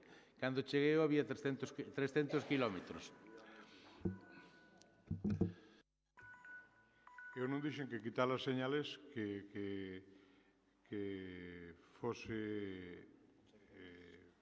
non fose motivo de sanción. Eu dixen que quitar as señales, lógicamente, poñía a posibilidade de que os agentes pois non foran tan... o sea, que a hora de multar, pois que tuvesen menos razones para poder facelo. De todas maneiras, nesa moción que levamos de urgencia, iso vai se modificar. Tamén é verdad que hasta o momento eu creo que van seguir circulando por encima das carreteras os mesmos vehículos que viñan circulando, independentemente que tuvesen 20, 30 ou 40 toneladas. Levan circulando por elas desde hai muchísimos anos e agora mesmo, pois, isto traémolo aquí a colación, traémolo aquí a pleno, porque houve unha serie de queixas, pois, precisamente por parte da ciudadanía, na aplicación precisamente desa orden de marzo do 82, que poñía encima da mesa o límite de velocidade, o límite de peso para as carreteras, as estradas provinciais. Eso leva en vigor desde aquela, eso tuvo hasta ahora en vigor, e o único que se fixo foi precisamente co PERF, que se promoveu desde esta Diputación de Lugo, que esas limitacións, esas señales de 20 toneladas, pois se colocasen en todas aquelas carreteras que se fixese esa millora de firme. Esas señales, como dicía, están retiradas e esas señales non van ter razón de ser cando se acabe este pleno, porque en esa moción de urgencia, que eu espero que se aprobe por unanimidade, pois ese límite de 20 toneladas vai a pasar a 40. Eu anuncio que se ese punto primeiro non se retira, pois nos vamos votar en contra desta moción, porque esta moción en sí xa está susanada con esa moción de urgencia que nosotros vamos traer, e os remanentes, como dicía, pois, bueno, si todo o que hai que acordar nesta Diputación hai que acordalo precisamente en pleno, cando xa hai acordos precisamente sobre os remanentes, eu non lle vexo razón de ser. Así que finalizo aquí a miña intervención. Muchísimas gracias. 3 minutos, o voceiro de BNG. Un minuto, me parece, verdad? Un minuto. Sí, bueno, chégame, ademais. Non, só unha cousa que se me esqueceu na segunda intervención do que dixo o señor vicepresidente, que, claro, que destinar todo que era moi exagerado. Claro, é que non podemos facer outra cousa. Nós non podemos propoñer outra cousa. Se dixeran cantos cartos hai de remanentes, pois podíamos dicir, bueno, pois vamos destinar tanto para as estradas e vamos deixar tanto para que fagan con eles o que consideren oportuno ou para outros proxectos. Pero como non sabemos canto hai, temos que poñelo así, é que non hai outra forma. Que poñemos 2,5 millóns e pois resulta que hai 1,5 millóns? Ou poñemos 1 millón e pois hai 5? Non é así, é a única posibilidade que temos é facelo desta maneira e, insisto, é algo que a todo o mundo lle vai parecer ben, menos aqueles que queiran gastalos noutras cuestións. Nada máis. Ben, pasamos á votación. Votos a favor da moción. Abstencións non hai. Votos en contra. Queda aprobada a moción. Queda aprobada a moción. A favor. BNG a favor e tú a favor, non? Perdón un momento, pero retirou o dos remanentes? Aceptou a retirada dos remanentes? Non aceptou a retirada dos remanentes. Entonces, nos equivocámonos. Claro, a moción... Claro. A ver, vamos a volver a votar. Claro. A moción, tal e como está, é como se vai a votar. Claro, votos a favor da moción? Efectivamente, votos a favor. 2, 3. Abstencións? Votos en contra? Queda rechazar a moción. 7º punto.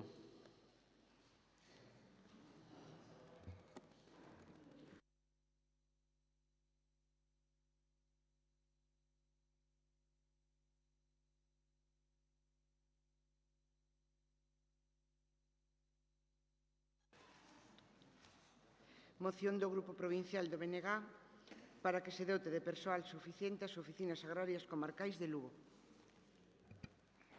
6 minutos o voceiro do BNG. Bueno, pois, máis de lo mismo. Máis andanadas contra o medio rural, total, para que quede como unha reserva natural con uns cuantos indígenas por aí, para que veñan os madrileños e os europeos a tirar os cacahuetes, parece que é o que se quere conseguir. Primeiro nos amañamos as estradas e agora quitámosles os técnicos de asesoramento das pequenas e medianas explotacións.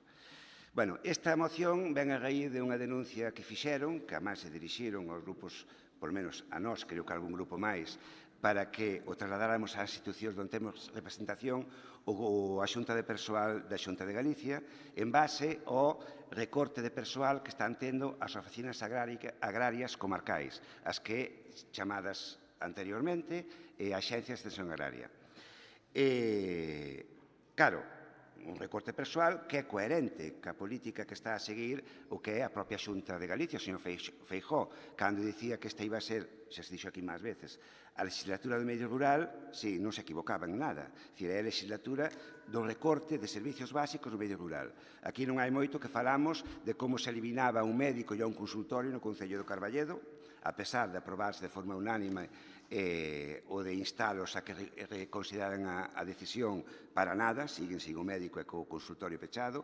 Aquí tamén hai pouco tempo tratamos como se eliminaba un mestre no Colexio de Portomarín sin descender o número de alumnado, simplemente xubilábase un mestre e aproveitábase que o piso Verga pasa por Fachadoliz e eliminamos un mestre. E agora isto é máis de lo mesmo. Quitamos o 25% do persoal que estaba asesorando nas oficinas agrarias comarcais da provincia de Lugo, eliminámoslo, simplemente, a pesar de que está nas propias RPT da Consellería do Medio Rural. É dicir, facemos trampas a solitario, non cumplen nin a súa propia normativa de persoal da que se teñen dotado. A situación é gravísima en toda a provincia, pero no caso da oficina de Lugo é tremenda, tremenda. Das 5 persoas que tiñan que estar prestando servicios aí según a RPT, unha xubilouse, 2 trasladáronse, quedaron 2 para facer todo o traballo. O inxente traballo que teñen, que é materialmente imposible que o leven a cabo. Unha oficina comarcal que ten ao seu cargo preto de 7.000 explotacións e donde, insisto, traballa sobre todo con explotacións pequenas e medianas, que son as que necesitan o traballo destes funcionarios, desta xente, destes técnicos. Porque as grandes explotacións non o necesita quen teñen outros mecanismos e outros asesores. Quen necesita o traballo son as pequenas e medianas explotacións, que son as que aguantan do medio rural, non son as grandes as que aguantan do modelo de vida rural, son as pequenas explotacións e son precisamente as que se retira en gran parte o seu asesoramento, porque, insisto, digan o que digan, é imposible que na oficina de Lugo hoxe leven a cabo o seu traballo. 6 concellos, 7.000 explotacións, un técnico e un administrativo. É imposible, imposible. Cando, insisto, que según RPT tiña que haber 5. Pero é que, aparte desas 3 persoas que faltan na oficina de Lugo,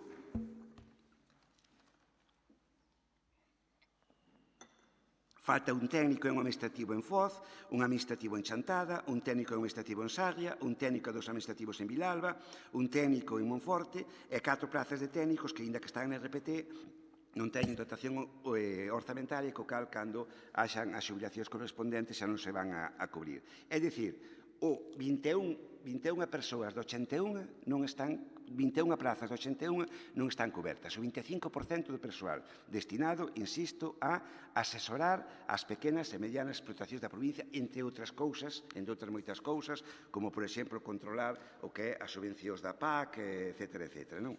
En todo caso, insisto, esta moción, lóxicamente, esta Diputación non ten competencias neste asunto, pero sí pode instar, como non pode ser de outra maneira, a Xunta de Galiza a que cumpra a súa propia normativa e dote dos postos que ten aprobados na súa propia plantilla. Non?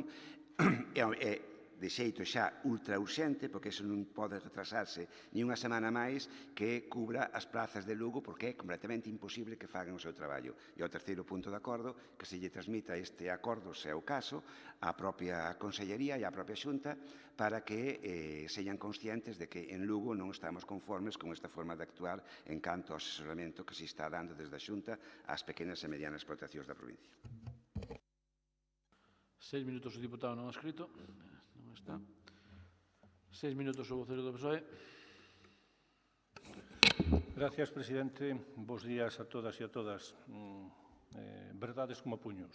A verdade que dice o voceiro do bloque nacionalista galego. Dende vai moito tempo, non é situación que se poña de relevo agora mesmo nestes momentos, sino que xa se ven arrastrando dende vai moito tempo. Non se reduce a un problema de RPT exclusivamente, de dotación de postos de traballo, de non cubrir as xubilacións, de non cubrir as baixas, de non cubrir as comisións de servicios, de non cubrir, en fin, o que a propia Administración, a Xunta de Galicia, a Consellería, se ten dado para o funcionamento destas oficinas tan importantes no seu momento en que agora están dunha maneira desvirtuadas pola falta de coordinación e pola falta de efectivos que debían de ter para prestar o seu traballo. Como digo, é un recadro máis no tabuleiro do desmantelamento de servicios e que apuntaba o voceiro do BNG. Hai tempo, vai anos, todos recoñecíamos a grande laboura que se facía desde estas oficinas, antes coñecidas como as oficinas de extensión agraria, donde os técnicos, donde os administrativos interactuaban con medios rural, interactuaban favorecendo novas aplicacións, interactuaban facendo novas, apoiando o cooperativismo, apoiando novas maneiras de procesar e de desenvolver as políticas e, como non, as realidades do medio rural, pero agora mesmo tamén impulsado por esa falta de persoal, pero sin duda por esa desconexión que a propia Xunta de Galicia, que a propia Administración provoca en relación aos servicios propios da Consellería, ou non haber ni siquiera un plan agrario galego que vaya máis alá do PDR do 2014-2020, dunha maneira, podamos dicir, medio imposta, pois, como digo, non hai coordinación cos distintas estruturas da Consellería, nin coa GADER, nin co FOGA, nin co control leiteiro, nin cas concentracións parcelarias, nin cos aproveitamentos forestais. Polo tanto, estánse a convertir nun apagalumes das decisións institucionais políticas que veñen dado moitas veces por unha profusa normativa e que a Xunta de Galicia se despacha moi facilmente dicindo, mandando unha carta a todas as explotacións e dicindo pasen para máis aclaracións pola Oficina de Extensión Agraria a tramitar o que teñan por convinte. Non é, como digo, cuestión solamente da RPT, senón de ter un bon plan de traballo e de coordinación cas novos retos que hoxendía nos temos que obrigar para estes profesionais moi cualificados, profesionais que na maioría dos casos se teñen que autoformar, porque para todas aquelas disposicións que veñen, como digo, dada moitas veces da propia Unión Europea, a Xunta de Galicia non dá ni siquiera a formación que debía de dar a estes profesionais para cumplir cos seus traballos. É evidente que estamos a favor desta moción, de que se dote urxentemente de personal as oficinas, pero tamén é evidente que temos que reclamar e temos que facer a un novo conselleiro que acaba de non vai moito tomar posesión do seu posto e que, como única medida, probablemente o que leva feito hasta hoxe en día foi cambiar as impresoras e cambiar os ordenadores, pero nada sobre os novos retos e as novas inquedanzas e incluso as novas pragas que estes profesionais deben de estar traballando en primeira mão cos gandeiros, en primeira mão cos agricultores, para, de alguma maneira, dar salida a estes retos dos tempos de hoxe. Polo tanto, votamos a favor da moción e reclamamos, ademais, que non seña solo a RPT o cumplimento das relacións de postos de traballo, senón que seña a formación, que seña a coordinación, que hoxe, por desgracia, a descoordinación dos distintos servicios da Consellería de Medio Rural é o que predomina na Administración galega. Polo tanto, facémola extensiva, facémola, non é palabra facela nosa, pero sí votaremos e damos a aprobación e reclamando, efectivamente, maior coordinación e maior formación para estes profesionais. 6 minutos, o vocero do Partido Popular. Sí, señor presidente, señora secretaria, señoras e señores deputados, público en xeral que nos sigue en directo a través das cámaras de televisión, moi bons días para todos.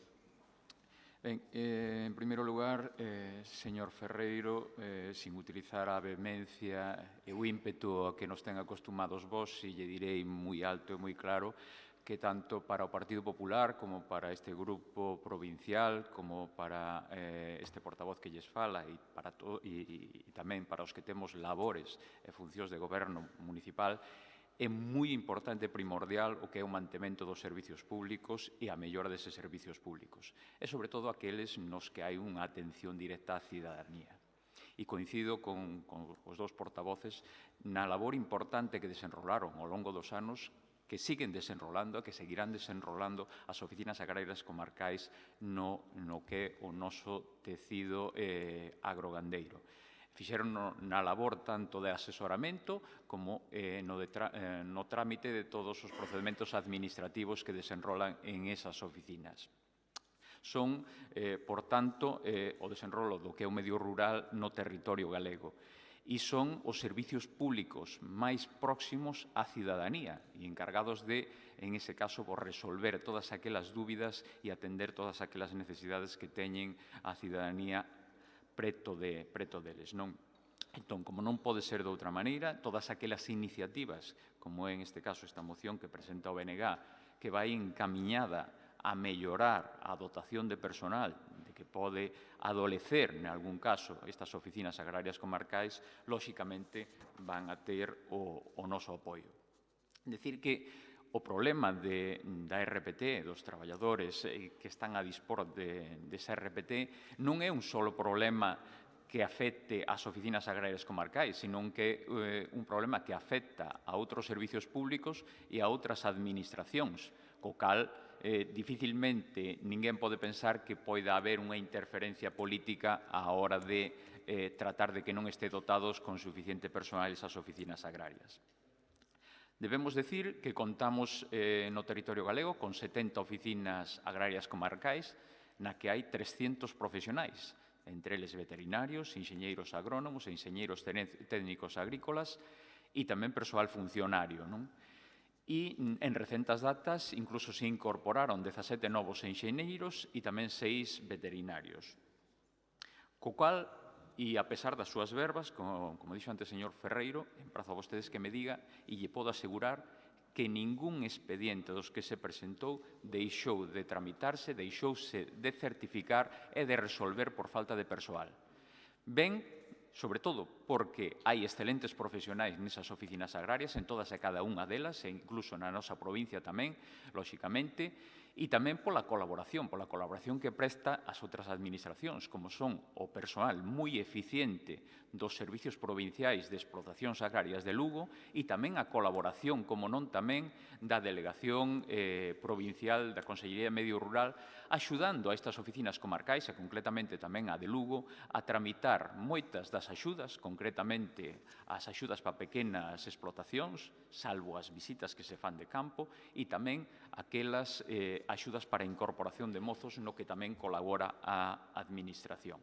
Pero, lóxicamente, todo é mellorable. E, de feito, tamén, en aquelas ocasións que se necesita un reforzo, porque polas épocas do ano que hai maior tramitación, pois tamén se leva a cabo a contratación de persoal interino para reforzar esas oficinas agrarias.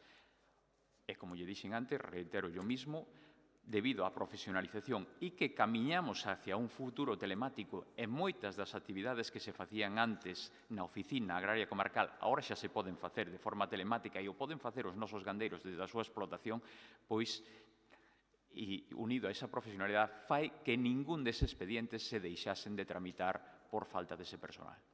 E por esta primeira intervención non teño nada máis que decir. 3 minutos o vocero do BNG. Ben, home, é certo, empezando polo final, que penso que non se deixou de tramitar ningún expediente por falta de persoal, pero porque polo sacrificio extra que teñen que facer os poucos que quedan, os dous que hai, literalmente, por ese motivo, non por outra cousa. Porque insisto que 2 persoas teñen que facer o que facían 5 nunha oficina como era de Lugo, que máis carga de traballo tiña. E máis, dígolle máis, os que faltan, o persoal que non hai no resto de oficinas, non se nota tanto como en Lugo. Falta persoal, pero van levando, deixémoslo así. Pero é que en Lugo é imposible que poidan seguir facendo o seu traballo. É imposible. E só se fai a base de sacrificio dos profesionais, das 2 persoas que hai nese momento aí. O de Lugo é dramático. Non espera máis. Vai reventar, porque van quedar sin ningún. Se siguen así, porque non van a aguantar o ritmo. Eso non pode ser en ningún sitio, e moito menos nunha administración pública. Dicía o señor Vidal que había máis cousas co propio falta de persoal. Totalmente certo. O que pasa que o recorte de persoal que asesora as pequenas e medianas explotacións é un síntoma de algo máis xeral, que é o abandono do rural en xeral, pero das pequenas e medianas explotacións en particular. É certo que agora se fai moito de vía telemática, pero tamén é certo que quen fai eso son as grandes explotacións.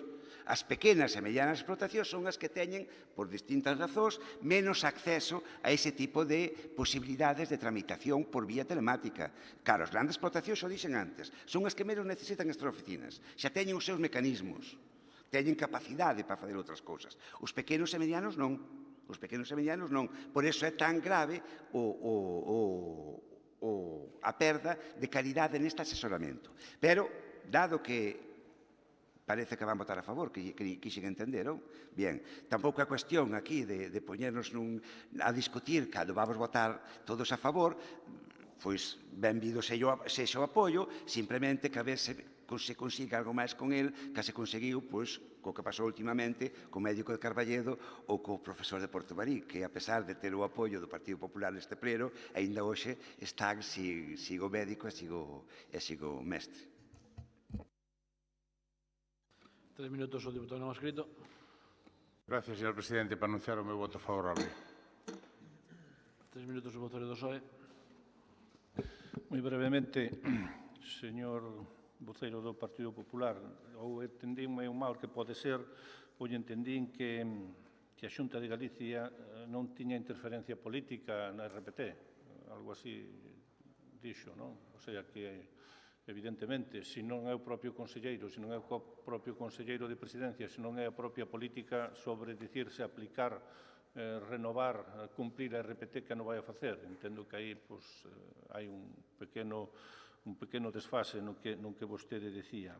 E despois facer na máis fincapé, sí, claro, vamos hacia novos retos telemáticos, pero tamén lle podo dicir que se non chega a ser porque as pequenas explotacións derivan en gran parte as súas obrigas, entre comillas, para poder facer os trámites telemáticos hacia os sindicatos que andaban facendo un favor excepcional, neste caso, a administración, incluso as asesorías agrarias privadas, pois evidentemente as pequenas explotacións non teñen recursos, nin teñen maneira de poder chegar a eles. E, bueno, pois, a esos novos retos, esa legislatura do rural que avisaba ao principio dela o señor presidente da Xunta, estás a convertir na legislatura da desesperación do medio rural, precisamente por estas situacións, por esta falta de ir a novos retos e a novas situacións que o campo galego necesita e que esmorece, e entre todos la mataron e ella sola se murió. O sea,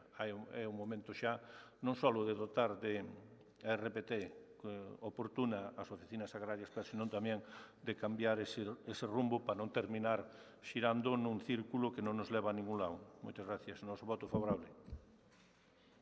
3 minutos o voceiro do Partido Popular.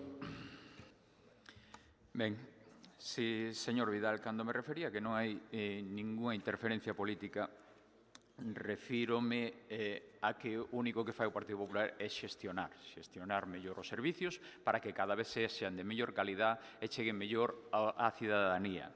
Non o que fan vostedes, que eso sí que é unha interferencia política. E mal que lles pesa a vostedes, o futuro do campo galego, do sector agrogandeiro e forestal, dende fai moitos anos vencellado aos gobernos do Partido Popular. A evolución que pasou das pequenas explotacións que teñan unha economía de autosubsistencia, pasamos a unhas explotacións que son un modelo, que son un referente, que compiten coas grandes explotacións a nivel europeo. Supoño que a vostedes, tanto o Partido Socialista como o BNG, lles gustaría que seguísemos sendo as explotacións das 4 vaquiñas, das zocas, da lama, do carro das vacas pacendo nos cómbaros pola corda, pero non, eso evolucionou. E, como lle dixen antes, vencellado aos gobernos do Partido Popular e o esforzo que fixo o Partido Popular por mellorar. E, de feito, os gandeiros, os agricultores, danse conta deso. E por eso nos ofrecen a súa confianza elección tras elección e gobernos tras goberno. Por eso, non viven de costas á realidade como viven vostedes, non? E con respecto ás oficinas agrarias, lóxicamente, pois sí que é necesario dotalas de personal e ali onde se poida, pois cubrir eses postos que están recollidos nas RPTs. Pero tamén camiñamos hacia un futuro distinto, igual que nas administracións locales, e para os que estamos en elas, sabemos que evolucionamos e pasamos a unha administración electrónica, onde agora os trámites se fan de outra maneira, pois lóxicamente tamén require menos personal.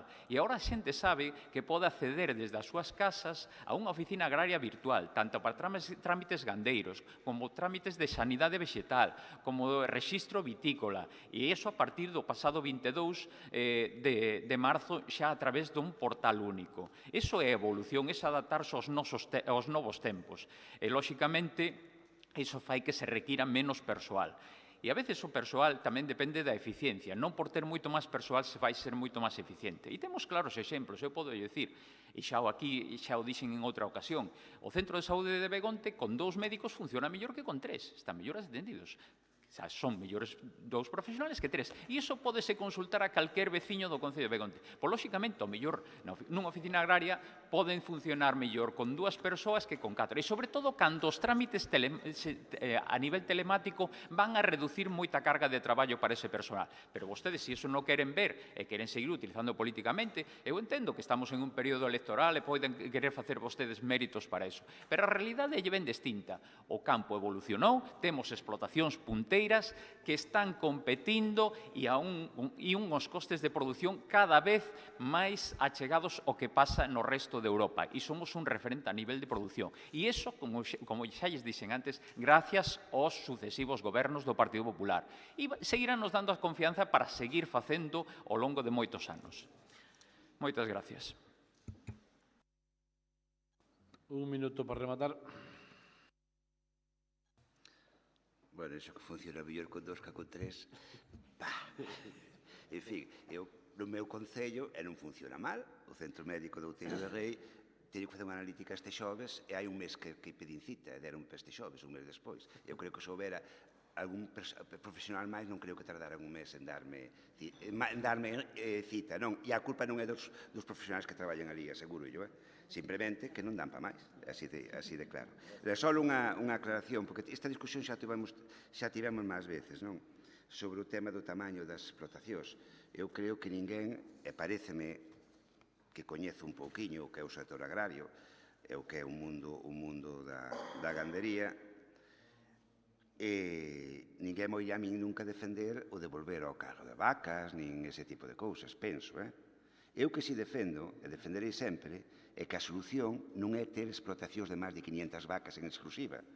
É máis, os que fixan poboación e os que fan que haxa unha dinámica de vida no rural son precisamente esas explotacións de 30, 40, 50 vacas sin ter esas dimensións tan descomunales que teñen as outras, que son máis empresas que as explotacións agrarias, que son as que poden dar riqueza e dan moitísima riqueza ao rural e son as que, pola política que está a seguir a Consellería, non interesa. Non interesa, e quere facer o posible para desfacerse delas. E a solución para o campo galego non é esa. A solución para o rural galego non son explotacións de 500 vacas, para nada. É parte da solución, e pode habelas, pero tamén teñen que coexistir con outras máis pequenas. E o que lle dicen, e o que nos dicen, e o que existe noutros países de Europa moi desenvoltos é precisamente ese. Non son explotacións de 500 vacas, o que levantou a parte oeste da Alemania, por exemplo. Para nada. Son máis ben explotacións de 40, 50 ou 60 vacas, ou menos incluso. Iso é así. Ora, aquí apóstase por outro tipo de cuestións, pois vale, bien, é unha aposta, pero non está producindo ningún tipo de beneficio o que é o desenvolvemento e a fixación de población no rural. E este tipo de medidas afondan neso, non hai volta de folla, non? Bueno, en todo caso, se vai ser unánime a moción, pois benvida sexa e agradecerlle a todos os grupos esa unanimidade. Entendo que hai unanimidade, non? Bien, pois pasamos ao seguinte punto, octavo punto.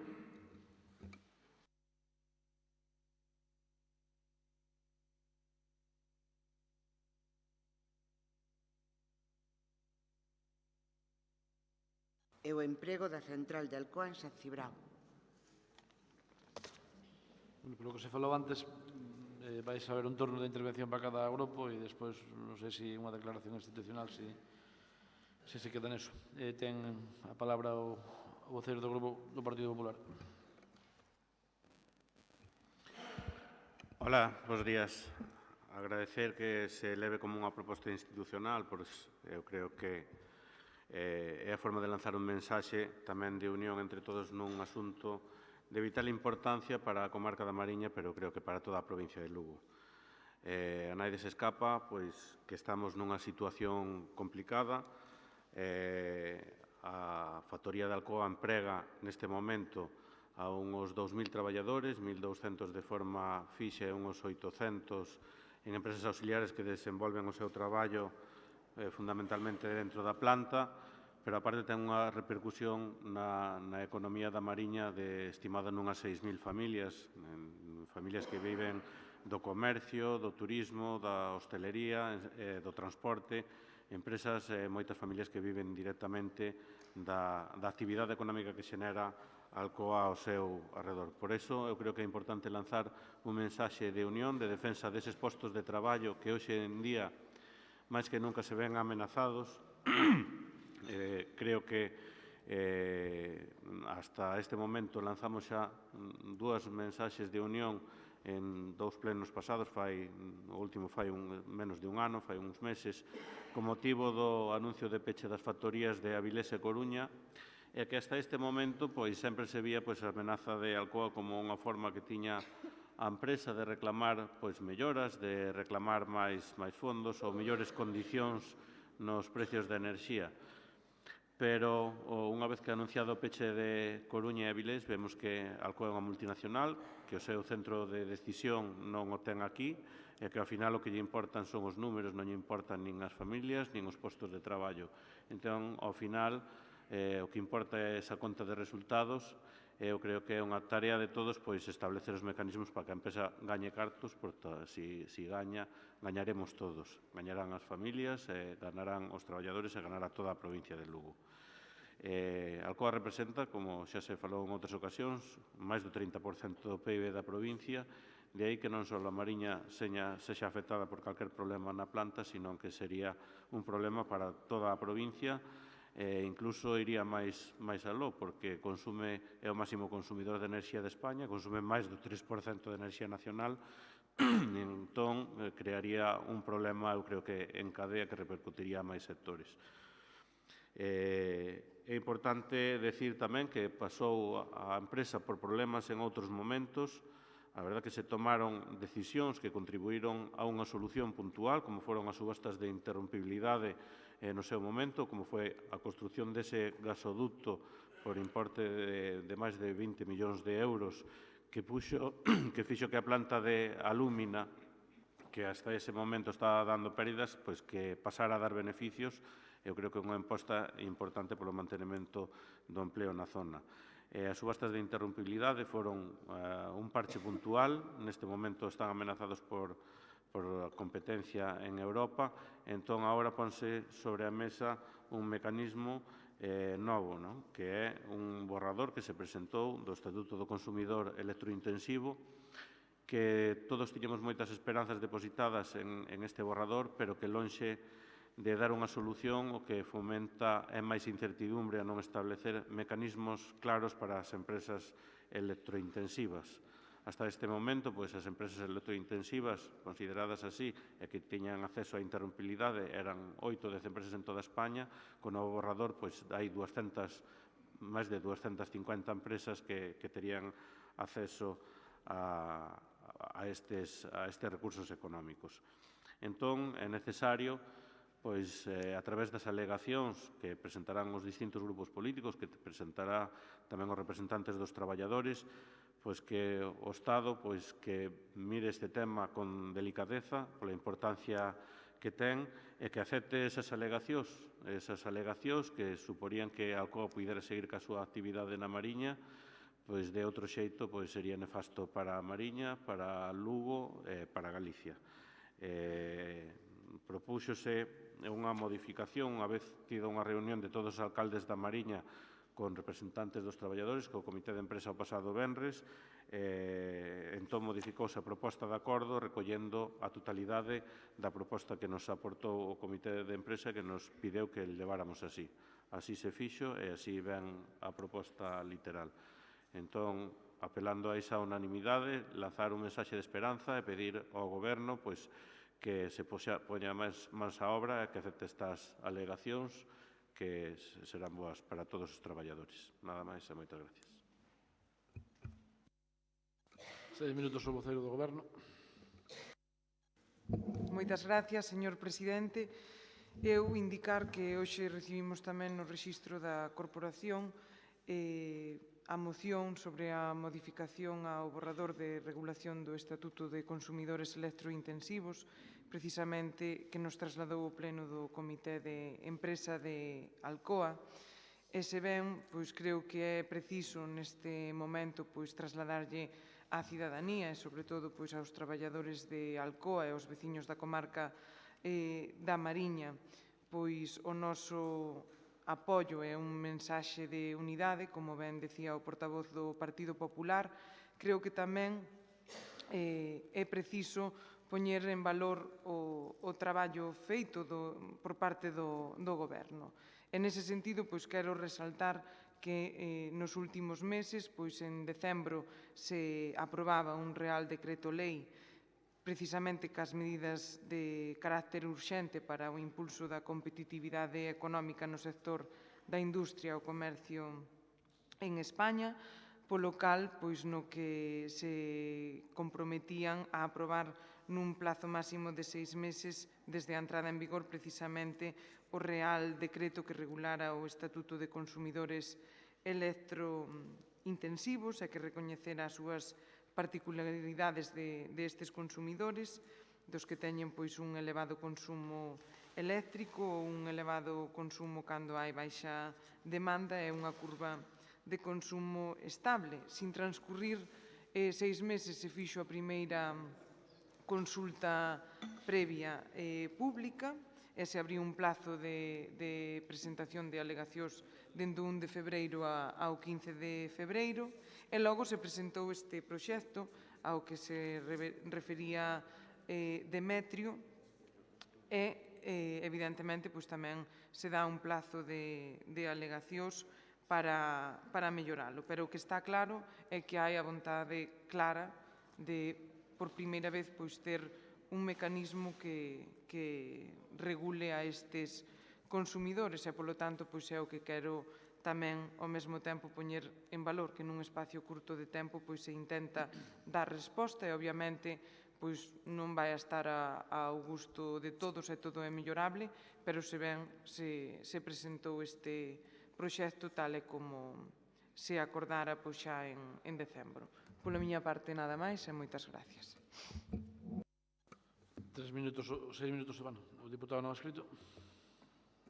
Gracias, señor presidente. Para transmitir o apoio e a solidaridade ao Comité de Empresa da Alumina e aos seus traballadores e, desde logo, intentar que este acordo, que parece ser que vai ser por unanimidade, que vai a convertirse en institucional, pois faga chegar a calquera que sea o goberno despois das próximas eleccións, que haxa un acordo, non sei se de Estado, ou polo menos entre os grandes partidos, que eviten que cada pouco tempo estemos que incertidume e co problema de que nos poden cerrar, como dixo o portavoz do Partido Popular, unha das empresas punteiras deste país e unha dos elementos principales de recursos e de PIB da provincia de Lugo.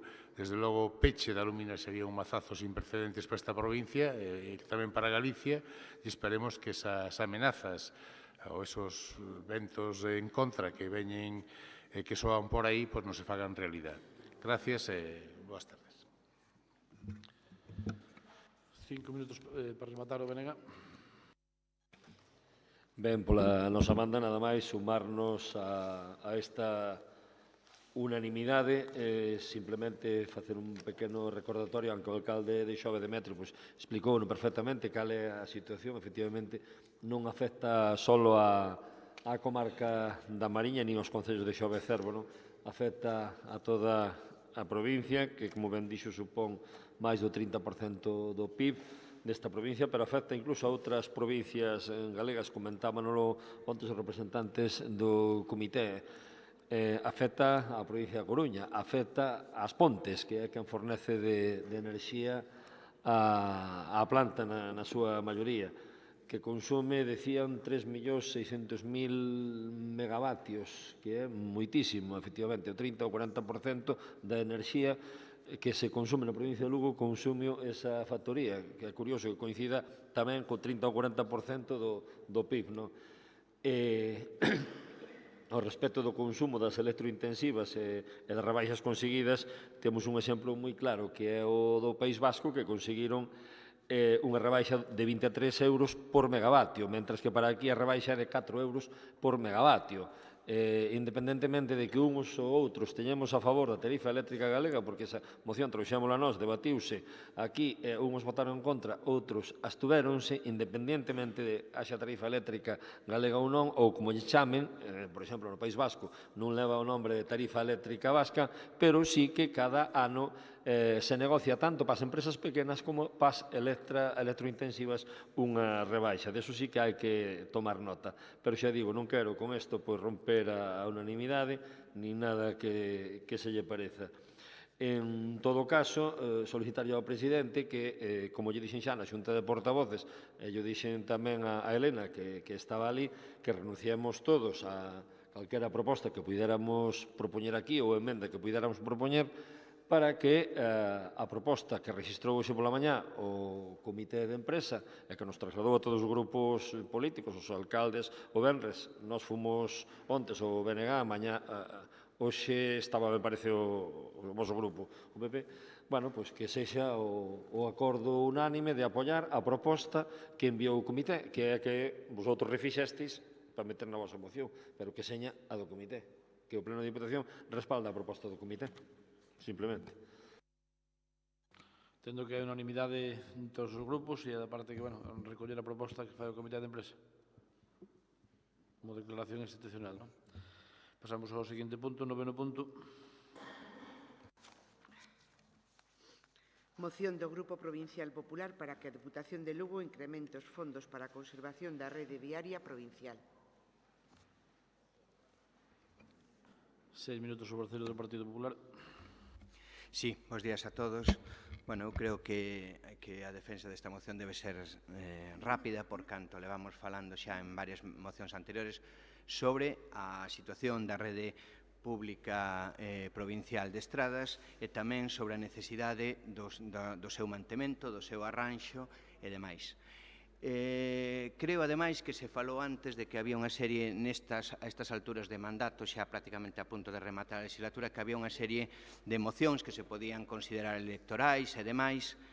E sí que é certo que o mellor sí que fai falla facer un pequeno resumo do que foron estes 4 anos, porque creemos humildemente que o Partido Popular nestes 4 anos ven denunciando claramente varias eivas que lle achacamos a época, desde logo, nada boa para esta provincia do presidente Besteiro, e claramente desde o ano 15 que iniciou hai varias cousas que deixamos moi clara.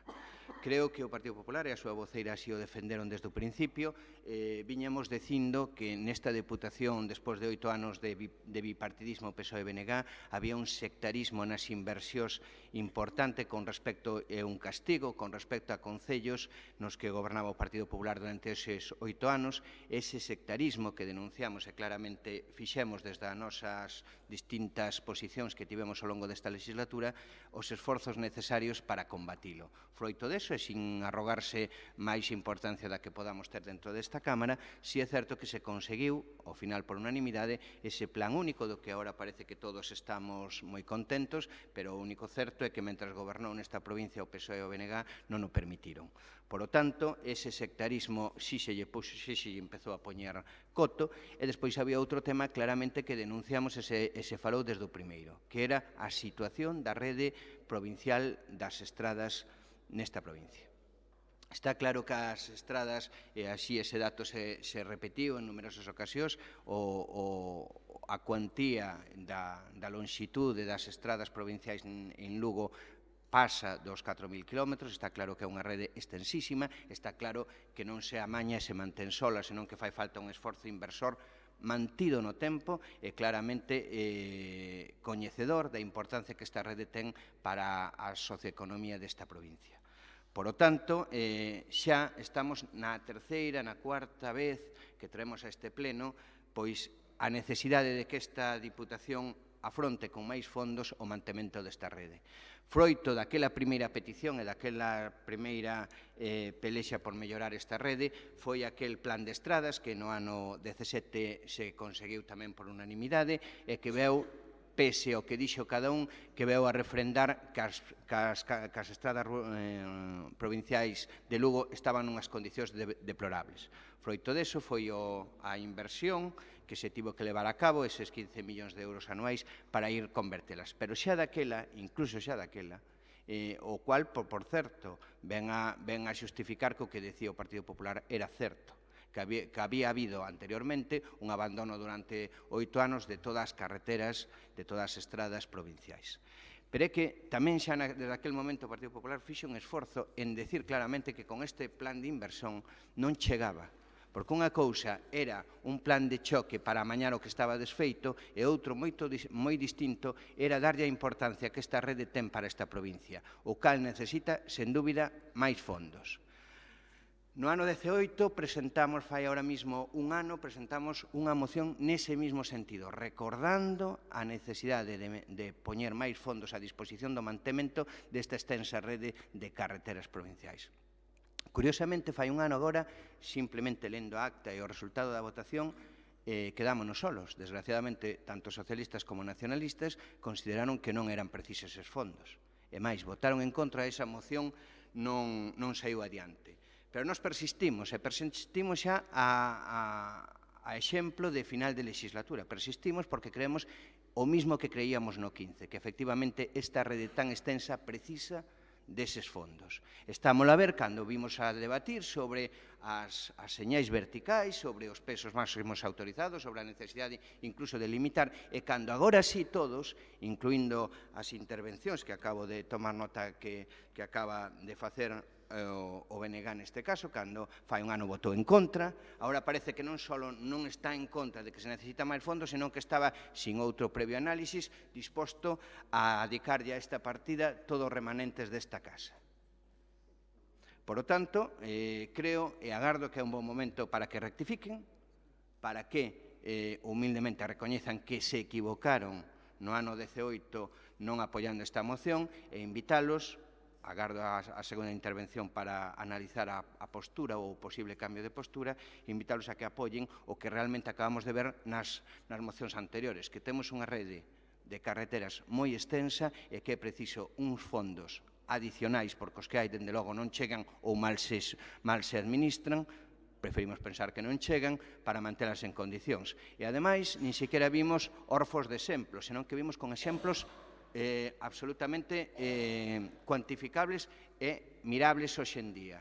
No Corgo, no Concello do Corgo, hai unha carretera provincial cortada porque se fundiu nunha enorme fochanca unha ponte por falta de mantemento. Ou en Ribadeo existe uns problemas de seguridade tremendos nunha carretera tamén provincial que está creando auténtica inseguridade e medo e temor en todos os habitantes desa zona. Por lo tanto, o que son a infraestructura viaria desta provincia, demos a importancia que teñen. Estamos falando dunha provincia eminentemente rural, eminentemente turística, eminentemente que necesita ter unhas condicións de estradas nunha forma de ser que neste momento non se tivo. Por lo tanto, o que lles invitamos é que rectifiquen e que aproben ou que apoyen unha moción que fai un ano, desgraciadamente, non apoiaron. O diputado non escrito. Para expresar o meu apoio á moción, nada máis. 6 minutos o vocero do BNG.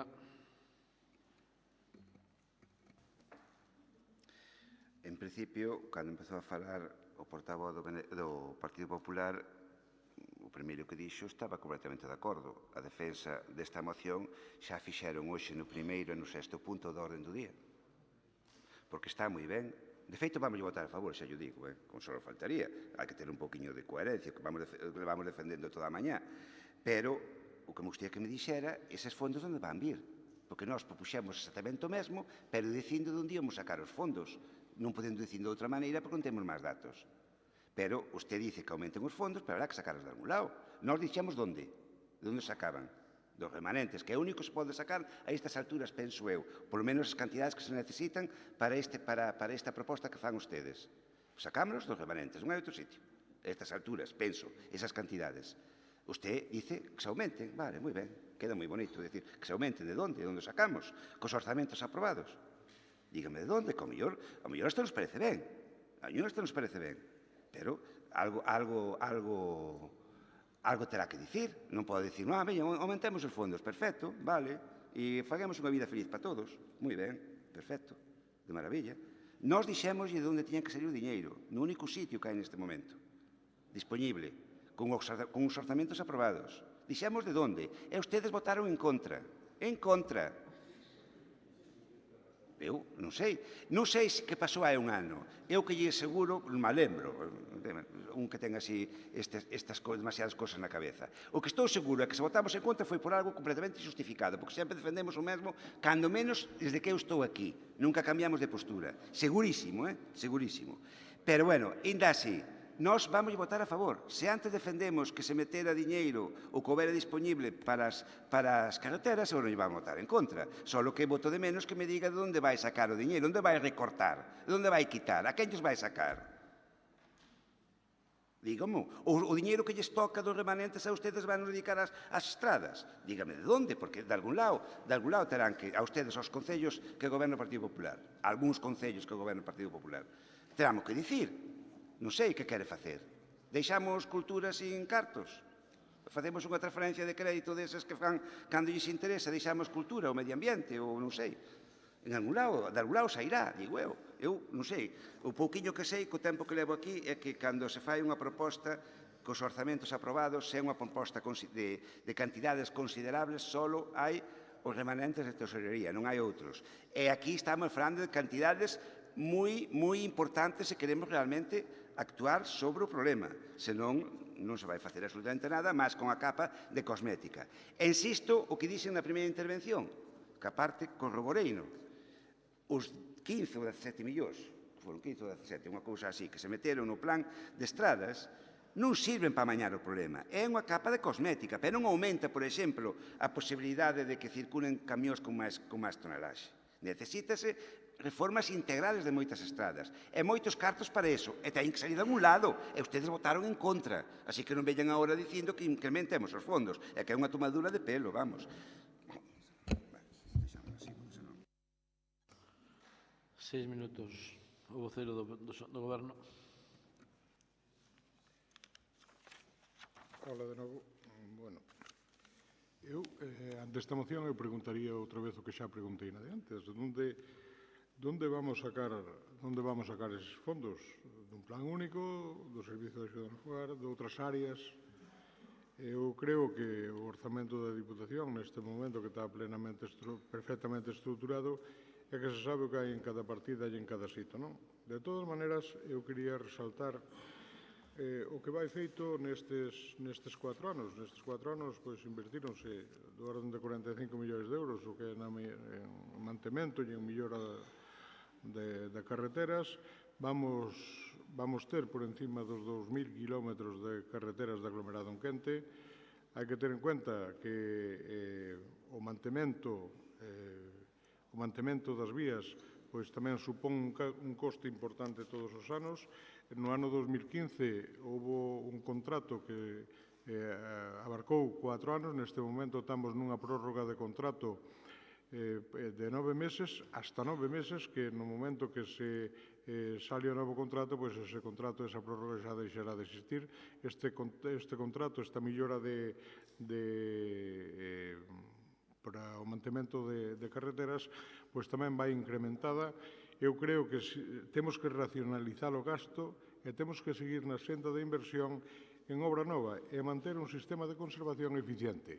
O que é evidente é que o que non podemos facer nos 2.000 kilómetros de carreteras restantes é intentar dotar en moi pouco tempo de aglomerado en Quente. Hai que ir priorizando, hai que ir facendo ese mantemento diario das estradas, ir facendo nas que ten menos entidade unha reparación puntual e nas que, lógicamente, ten máis demanda, ir dotando desa nova capa de rodadura ou das obras adicionales, ensanches, etc., que se necesiten. Nós si estamos de acordo coa moción, pero eu creo que esta moción deberán solventalos que veñan a partir do 26 de maio, volvemos ao mismo. A nova corporación que terá que decidir novas cousas, non será cuestión de que esta corporación lle deixe todo decidido a que entre, non? Así que, anunciando pois eso, o noso apoio á moción, decir que non sabemos onde se van sacar os cuartos, non estamos de acordo en que se incremente a partida de infraestructuras de manera que eses kilómetros que anualmente se ven facendo, pois que se incrementen e a cada vez teñamos pois unha rede precisamente nese sentido, que sea máis amplia, mellor dotada e que con a capacidade de soporte tamén superior para que tamén eses límites de tonelaje dos que xa se falou tamén antes pois non teñan ningún problema os vehículos modernos para poder circular por elas. Nada máis por esta intervención. 3 minutos o vocero do Partido Popular. Sí, bueno, nós alegrámonos moito desta previsible unanimidade e non esperamos nada deste goberno de que faga iso, primeiro porque non hai tempo material e segundo que está claro que non é unha das súas prioridades. Por lo tanto, cando traemos esta moción non é agardando que vostedes fagan o que non fixeron en 4 anos, non o van facer no mes que ven. O sea que neso xa lles adiantamos que o motivo desta moción non é para iso, pero sí que é certo que se vostedes tuveran esa coherencia da que presumen, houberan apoiado xa esta moción o ano pasado, na que votaron en contra todos do Grupo Provincial Popular e gracias aos seus votos non saiu adiante. Se se houbera aprobado esa moción fai un ano, o mellor nese proxecto de orzamentos desta Deputación sí que terían que ter estudiado de onde iban a sacar ese diñeiro e das partidas que ao mellor non eran tan prioritarias e adiantámoslles que as hai, e moitas. Por lo tanto, ao final atopámonos na incoherencia desta legislatura dun proxecto fallido, sin presuposto e, sobre todo, sin proxecto para esta provincia. Non poden decir agora resulta que vamos a apoiar o que votaron en contra fai un ano. A única coherencia do Partido Popular. O señor Ferreiro xa foi máis claro que di que non se acorda do que votaron fai un ano. Pois lembrollo porque está aquí, non estou inventando, está na acta. Está en acta dese pleno, aparte de votar en contra desta mesma moción, non doutra, desta, decían o contrario do que din agora. O sea que miren vostedes. Por lo tanto, simplemente, se a lo menos para que fagan, xa sabemos que non vai a servir. A fará o próximo goberno, que además agardamos que sea do Partido Popular nesta provincia. Pero sí que a lo menos que saiban que van a cambiar o criterio de voto do que votaron fai un ano no que decían xusto o contrario. Mentras, deste lado da bancada, levamos dicindo desde hai 4 anos que é preciso dar solución ao desleixo no que quedaron a rede provincial de estradas durante 8 anos do goberno PSOE-BNG, no que estaban todos vostedes, por certo. Non sei se se acordan, pero estaban. E tamén lles podo asegurar unha cousa, que esa situación caótica na que están moitas estradas desta provincia, incluídas esa do Corgo ou a de Ribadeo, non é fruto deste ano. Víase vir, e vanse vir a ver moitos máis casos, porque se precisa máis esforzo e máis priorizar o que é unha necesidade prioritaria para esta provincia. 3 minutos o deputado non escrito. 3 minutos o BNG. Moi breve. Eu non dixen que non lembraba que votar en contra, ou que me estivera, dudo moito que votar en contra, pero bueno. Dixen que non lembraba os motivos daquel momento. Dixen eso. Pero é que máis, pero insisto, e non fai falta que mire que me é igual. Hasta puidera ser que nos equivocáramos, puidera ser. Con humildade, o digo. Sin ningún tipo de problema. Dai un ano para agora que nos equivocáramos e votáramos mal. Puidera ser, eu non sei. Non sei porque non lembro os motivos, insisto. Pero é que ustedes cambiaron de criterio os dai 10 minutos. Os dai unha hora. Porque todos, onde vamos sacar os cartos? Señor vicepresidente, a ver, digan ustedes onde van a sacar os cartos. Caramba, puxémoslo encima da mesa con 2 propostas e votaron en contra. Impediron dotar económicamente o que está pedindo nesta moción. Co seu voto, que tiñan capacidade de aprobalo. E impedirono. Señor José Antonio, impedirono co seu voto. Hai 2 horas, non hai un ano, nin hai 3 meses. Hai 2 horas que votaron en contra de poñer o diñeiro que había para isto, porque preferiron metelo noutras cousas. E veremos, logo compararemos en que se vai meter. Verémoslo. Veremos en que proxectos se van financiar con ese diñeiro que impediron ustedes que fora a parar ás estradas provinciais, a esas que están tan mal, que usted dice que están tan mal, que é certo, esas e moitas outras. Impediron co seu voto, levantando a mão, impediron que ese diñeiro, que se dotara económicamente esas cousas. O que está pedindo agora. Nós votamos a favor de que se metera o diñeiro, os cartos que se dotara económicamente a mellora das estradas e votamos a favor da súa moción agora. Só le faltaría. Só le faltaría. É que só le faltaría. Non saben onde vamos sacar os cartos. E acaban de votar uns e outros en contra da proposta que dicía de onde íbamos sacar os cartos. É que isto é unha tomadura de pelo, Iso só pode pasar nunha institución como unha deputación, donde a xente que estamos aquí non nos ten que votar os veciños e veciñas para estar aquí. Nun concello eso sería imposible, porque os veciños votaríanos a patadas, ou votaríanos a patadas. Só pode pasar nunha institución como esta, que non ten sentido ningún, antidemocrática completamente. Porque o que fixeron hoxe ustedes aquí, uns e outros, ustedes sobre todo, é unha tomadura de pelo á cidadanía. É un cachondeo, é rirse deles. É rirse deles. Hai 2 horas que votaron o contrario. 2 horas, Non hai nin 3 días, nin 2 meses, nin 2 anos. Hai 2 horas. Home, por favor, non se rían de un por menos, home. 3 minutos. Un minuto para rematar o voceiro do Partido Popular. Sí, bueno, eu para rematar, señor Ferreiro, non se fade tanto, mire. É bastante grave que un deputado como vostede diga que estamos nunha institución antidemocrática. Se cree que é así, o que lle falte tempo para marcharse non estar pisando o sitio no que está.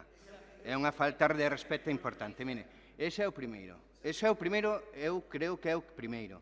Se considera que está aquí nunha institución antidemocrática, pois malo vamos, e pouco fala de vostede. Segundo, mire, nos presupostos do 18 desta Deputación non hai na proposta un incremento desa necesidade de aportación económica para manter a rede, porque vostedes negaron o problema no ano 17. Se este pleno votou en contra dunha moción na que se solicitaba eso, entendo que non veña vostede agora a solucionar nada.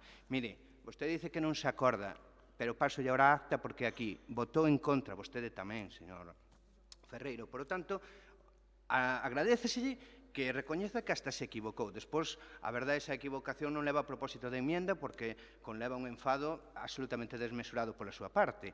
Porque o que no ano 17 non facía falta ni un euro máis para as carreteras provinciais, resulta que agora fai 2 horas facía falta todo o orzamento que ten esta Deputación e todas as remanentes que existían.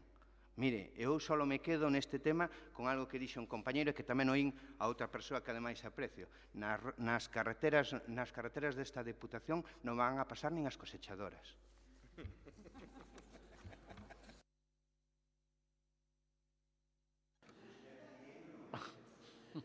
Entendo que hai unanimidade, non? Unanimidade? Seguinte punto.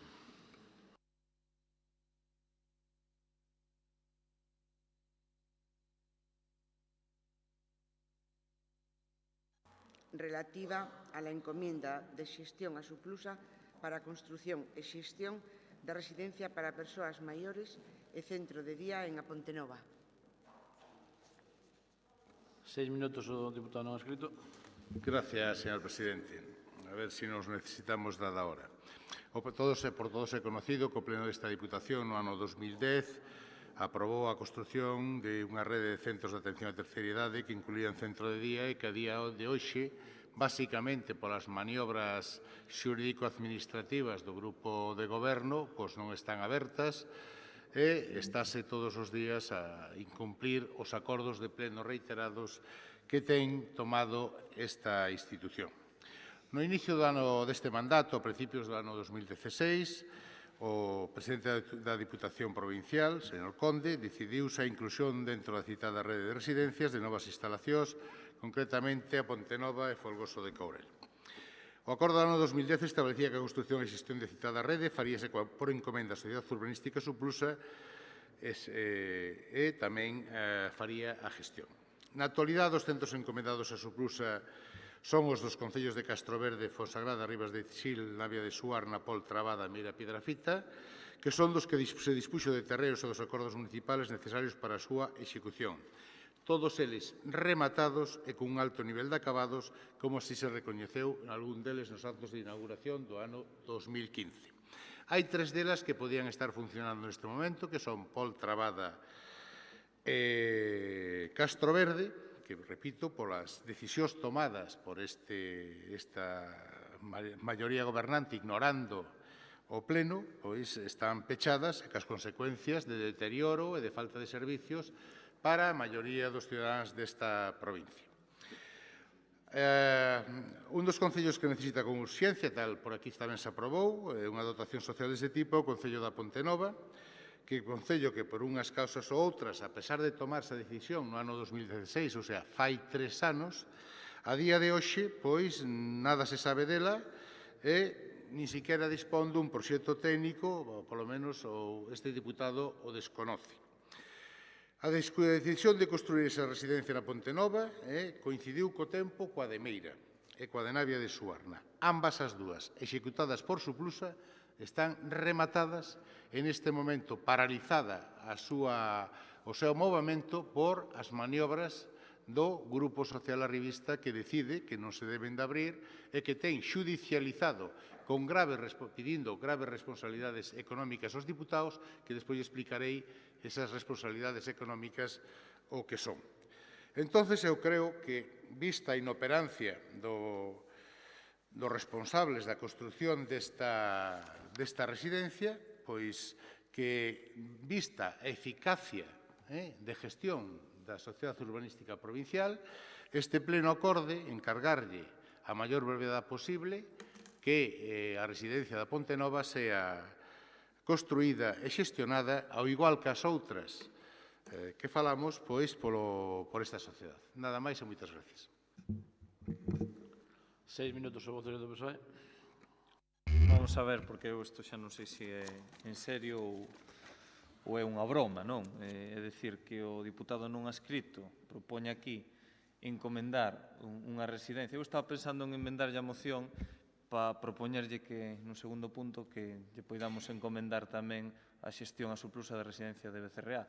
Pero, bueno, non creo que sea oportuno facelo, nin, sobre todo, inmiscuirse na autonomía local dos distintos concellos. Eu creo que os concellos decidiron libremente que é o que queren facer, con quen queren xestionar as súas residencias. Creo que é unha decisión que está adoptada, ademais, e volvo a insistir, é un acordo da Xunta de Goberno que de alguna maneira considera e lle quita a condición de medio propio a Suplusa, na mentres non volva ao camiño que tiña que seguir.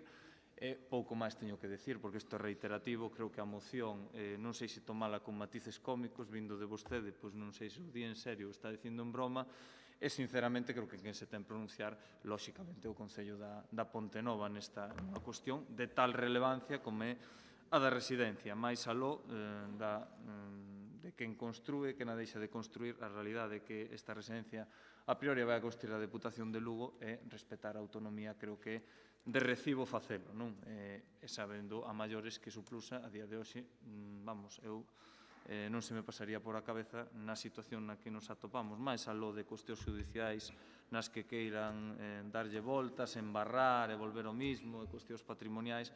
Pois, oye, cada un que asuma as súas responsabilidades, eso dende logo. Así que eu casi diría, salvo que aluda algo no segundo turno, renunciar ao segundo turno, porque non me parece de recibo unha moción destas características neste momento, máis que oportunismo, embarrar un pouco a traxicomedia na que é no circo no que estamos acostumados, e creo que nin é o momento, nin é a oportunidade, e creo que, sobre todo, se lle debe respetar, como no caso de Ribadeo, un pouco o dereito de decisión aos veciños, neste caso do Concello da Pontenova. A min, dende logo, se tuvera unha residencia, non me gustaría que ninguén me dixese como teño que xestionar. Moitas gracias. 6 minutos o Benega. Moi breve tamén, porque xa se falou máis veces de temas parecidos. Son 4 cuestións moi resumidamente que temos aquí. Por un lado, xa defendemos en máis ocasións que, dada a inseguridade xurídica que ten Suplusa, creo que non é momento para encomendarlle ningún tipo de actuación do calado que tería, neste caso, a construción dunha residencia. Outra cuestión, falaba o portavoz socialista dela, é a propia autonomía local. Lóxicamente, encomendarlle a alguén a construción sin o beneplácito ou acordo do Concello onde está a residencia pareceme, canos menos, un pouquiño temerario. En terceiro lugar, eu que non mo toma mal o señor Martínez, nin como unha provocación, nin nada deso, pero pareceme que é máis esta moción que ten máis intención de meterlle o dedo no ollo ao señor presidente da Diputación nesa, que parece ás veces, guerra persoal que traen entre os dous, que é unha proposta de goberno ou de execución do que é as funcións de goberno. E, por último, en todo caso, xa como unha declaración de intencións, que fagan como queiran, pero con outras moitas cousas que están pendentes, o caso é que o fagan e que o fagan xa. A forma de facelo, pois, mira, está casi pouco máis ten, sempre que estian de acordo as partes interesadas, pero que o fagan xa porque, non pode seguir paralizado este tipo de cousas máis tempo. 6 minutos o vocero do Partido Popular. Sí, un pouco a raíz desta moción, o certo é que é unha situación un pouco complexa. Vaya por diante que, desde logo, este grupo provincial non ten ningún interese en meter o dedo no ollo ao señor presidente da Diputación e alcalde da Pontenova, que é doblemente importante nesta cuestión, porque hai unha cuestión que non se nos debe olvidar. Por un lado, nos respetamos como principio claro a autonomía local dos concellos para tomar este tipo de acordos, pero tamén respetamos, lóxicamente, as decisións desta Deputación Provincial. E digo isto porque é importante tamén defender o posicionamento na clave do Partido Popular que ten con respecto a Suplusa e que ten con respecto aos acordos desta Deputación. Suplusa era, lóxicamente, unha sociedade, e digo era porque realmente pasa dificultades, porque o goberno da Deputación así está empeñado en facelo, simple e llanamente porque ten un problema político dentro do seu partido e salpica unha institución que era modélica, que defendeu todo o mundo con independencia de matices, entendo, que estaban por riba dos partidos políticos. Pero o que sí que é certo é que o Partido Popular no tema de Suplusa ten un posicionamento claro, e precisamente un posicionamento coherente.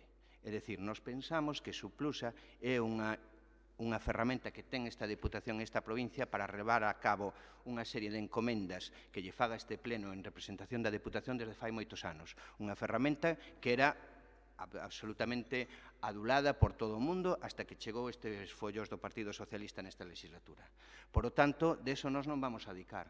Nos creemos que mentras este pleno en representación da Diputación de Lugo, porque este pleno a quen lle corresponde non cambia o seu criterio, as encomendas de xestión desta Deputación se fan a través dos acordos deste pleno. Por lo tanto, non estamos de acordo con ese plantexamento que non está en ninguna resolución administrativa nin judicial de que Suplusa xa non é un medio propio, e non estamos de acordo que nadie lle haya sacado esas atribucións, porque este pleno non só llas deu no seu momento, senón que recentemente llas confirmou e llas ratificou.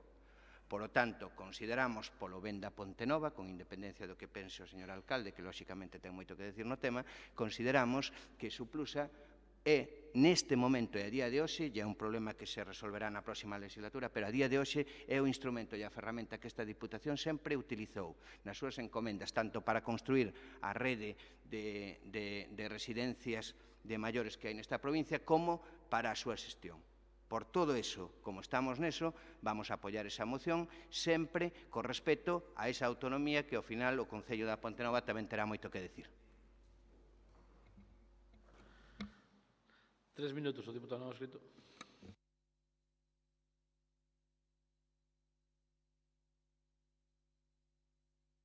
Non hai problema ningún en que Suplusa leve a gestión da residencia de Becerrea, sin ningún problema. Acepto yo xa ahora, sin problema. O que si vexo é que o presidente da Diputación nin tuvo interés en facer a residencia estes 3 anos, nin o ten agora, porque deixa os subalternos que defendan unha oposición que, se tuvera autonomía municipal e tuvera interés, tería que defender él. Pero parece ser que ese interés non existe. Dice que isto non é serio. Oiga, eu todo o que traigo aquí é serio. Unha cousa que lles guste ou que non lles guste. E as iniciativas que toma este diputado tomas libremente, como se explicou outra vez. Quen ten a pasta? Sabe o que é a pasta, non? Para construir. E quen ten a decisión? Pois esta Diputación. Como a tuvo en todas as diputacións que lle nombrei antes. Está aí. A encomenda de gestión fíxose por este pleno desta Diputación, tanto da gestión como da construcción. Que pasa? Que antes sí e agora non lles gusta. Hombre, eu votei a favor desa gestión, con algúns de ustedes, non con todos. Entón, o que se busca aquí é eficacia. non que estén os recursos públicos 3, 4 ou 5 anos aí metidos sin poder utilizalos e sin saber ao final se van quedar ou non.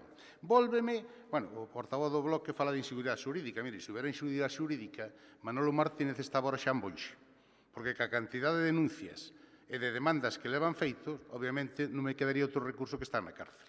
Pero parece ser que a inseguridade xurídica crea a alguén interesadamente políticamente, e eu lamento que vostedes participen dese xogo e que non teñan o valor uns e outros de ir ao Consello de Suplusa. Vostedes xa marcharon, pero é que eles onte hubo un Consello de Suplusa e son incapaces de ir a defender ali a súa postura, que non ten por que perder. Se coa hasta ganan as votacións e as propostas, pero non teñen valor para defender en un órgano desta Diputación a súa postura. Cobardía política total e absoluta, como ahora con esta moción. E volve a falarme de que nos quitaron a condición de medio propio. Repito, se iso fora verdad, o presidente de Suplusa estaba en Boixe. Ou, iríamos para Carabanchel, probablemente. Pero, mire, é que lle vou dicir, outra vez teño que volver ao auto. Se algo máis claro hai, é este auto do Tribunal Superior de Xusticia de Galicia, que non dan leído. Página 5. Primer parágrafo, que respeta el régimen de delegación y avocación contenido en los artículos 48 a 50 del reglamento, la única mención competencial concreta en el recurso es el hecho de considerar en el reglamento como competencia indelegable del Pleno la encomienda y retirada de gestión a las entidades mercantiles constituidas por la Diputación. Lo que cuestiona por no ser una competencia del Pleno, eso fan ustedes no recurso, sino del órgano que tenga la competencia de orden económico en función del importe. Obviamente, esto no xulgado pode cambiar, pero a día de hoxe, dícelles, pues bien, coma, respecto a esta regulación del nuevo reglamento, no cabe anticipar ningún juicio sobre su acomodo a la legalidad, pero sí cabe advertir, no sé si lo de advertir lo entiende, porque outro día estuvemos discutindo cal era o día como era? Un día de antelación do pleno. Menos o lunes, que os plenos son os martes, era calquer día. E agora podemos hasta estar discutindo aquí si cabe advertir que el reglamento orgánico, derogado el año 2011, incluía como competencia del pleno tanto la aprobación de la forma de gestión de los servicios como la transferencia de funciones y actividades a otras administraciones públicas y las encomiendas de gestión. Dice ese más artículo, por si queren ler no regulamento actual, 5730.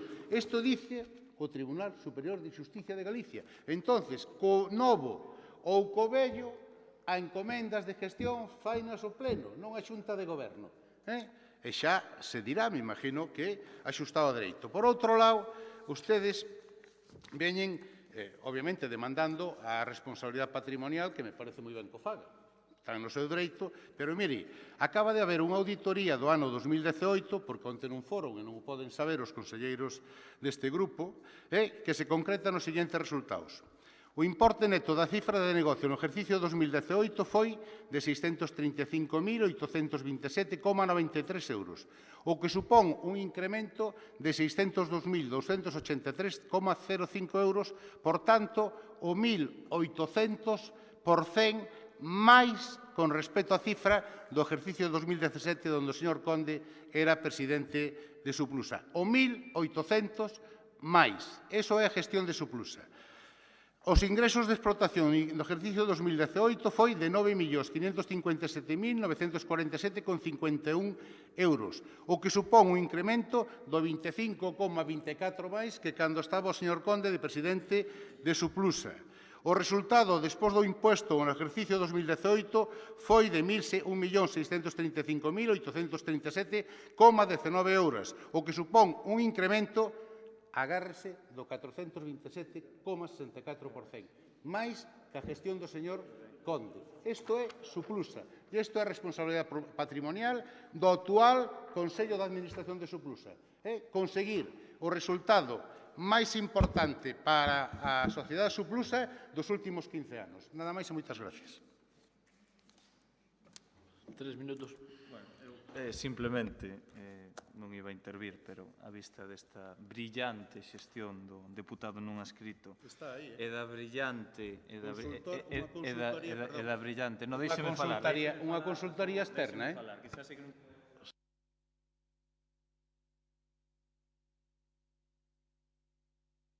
connivencia que a brillante análise xurídica do portavoz do Partido Popular unha vez máis que me abralla. Por certo, nunha xunta de goberno efectivamente se lle quita a condición de medio propio. Xunta de goberno que vostedes non souperon nin nomear. Lembrolle que non souperon nin nomear, que os vicepresidentes forman parte da xunta de goberno. E vostede era vicepresidente, nin soupo como nomear. Por eso digo que me dá a sensación de que moitas veces nin prestan atención ao que fan, nin o que din a xunta de goberno, e como vostede dixo, xa veremos o que di o xulgado. Porque isto é un auto referido a un regulamento. Non terxiversemos unha cuestión que está vinculada a isto. Estamos falando de encomendas de xestión administrativa, que eran meramente para a construcción. En ningún momento se fala da xestión das residencias. Non cambiemos os termos, non tratemos de xugar un pouquiño, como a vostede lle gusta ese termo, a ser trileros. E remato cunha cousa, prefiero 1000 veces, e que non se ofenda a ninguén, porque insisto que a veces tamén, cando un ten a súa paciencia, cando lle dan moitas voltas ao tema, prefiero 1000 veces ser subalterno do Partido Socialista que lacayo do Partido Popular. Moitas gracias. 3 minutos o BNG. 3 minutos o BNG, portavoz do BNG. 3 minutos o portavoz do Partido Popular. Sí, bueno, simplemente, para decirle ao señor Rivera que me alegro moito de abrallalo. A min o que me abralla é que sea capaz tamén de tratar con tan pouca falta de respeto aos seus compañeiros desta corporación, sean ou non do seu cor político.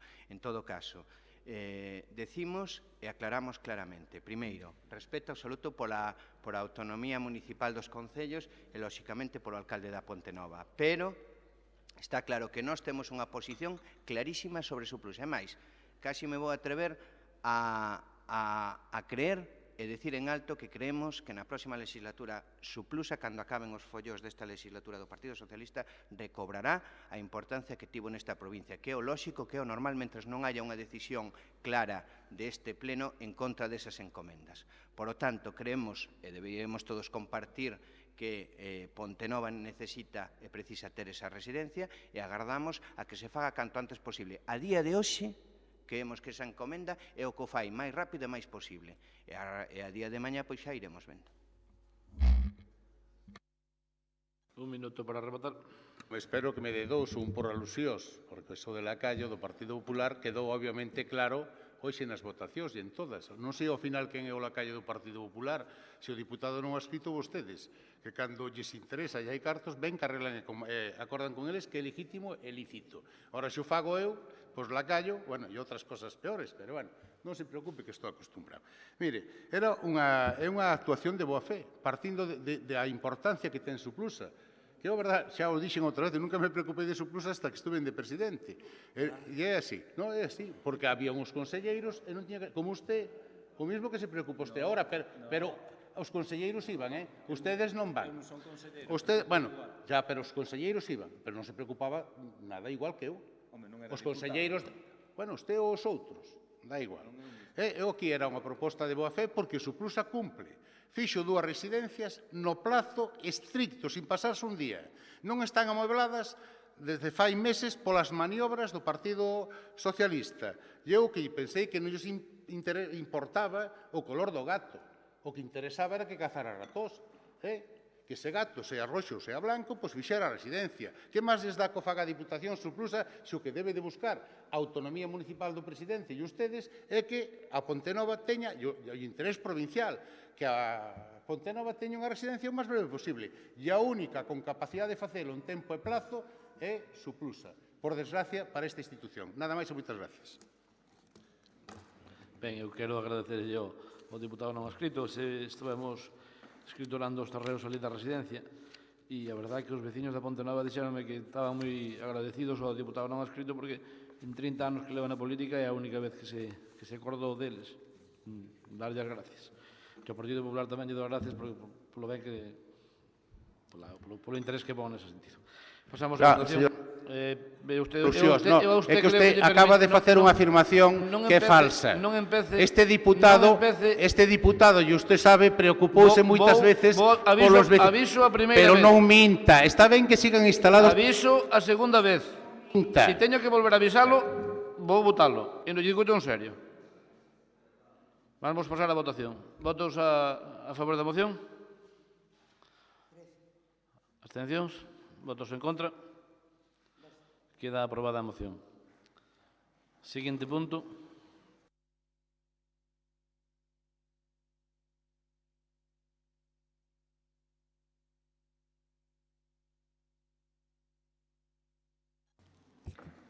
Moción del señor diputado non adscrito para a creación de bolsas de estudo para o desenvolvemento de cursos de perfeccionamento en inglés e outros idiomas. 6 minutos o diputado non adscrito. Gracias, señor presidente. Eu pediríalle nesta moción, se pode ser, ou nas seguintes intervencións, que me aplicara a doutrina don Lino, que fala, descalifica, chama a atención e intervén e nunca o avisou. O sea, a min por pedir, defenderme e dicir que o que este dice é mentira, porque este diputado, sendo este alcalde, foi moitas veces ali e moitas, sí, e conoceu o aglomerado sendo ese ayuntamiento, sendo este diputado como o señor Lindo tamén, que non sabía o que era o aglomerado. Pásalles esos. Entón, non sei se foi pouco ou foi moito, pero polos veciños da Ponte Nova, como diputado de Vías e Obras, sí. Isto, non sei que me corta o... Non sei se estarán retransmitindo. Sí, está en línea, porque xa me quitaron a palabra e aquí calquer cousa, porque cando interveño eu estropease sempre o streaming este.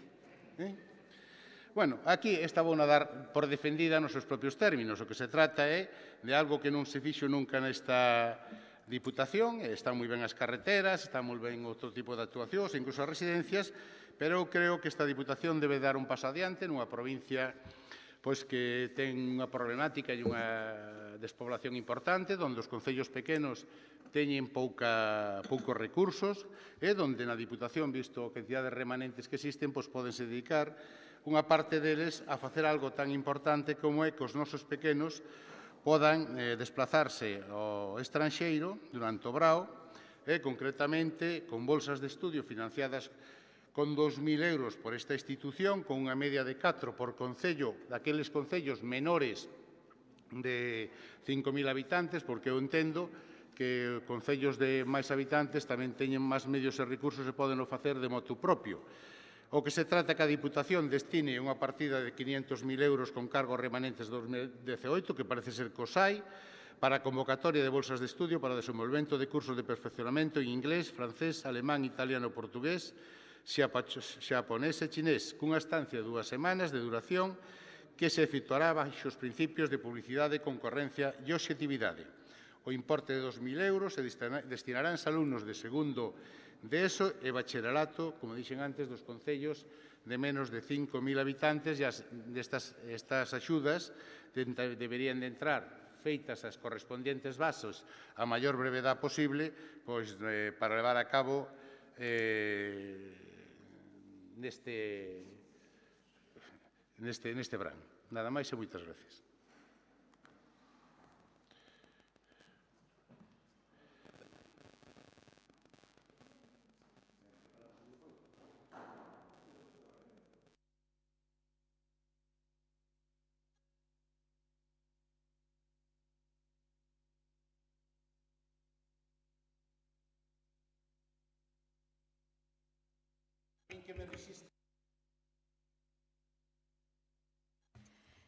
Moi ben, moi bons días.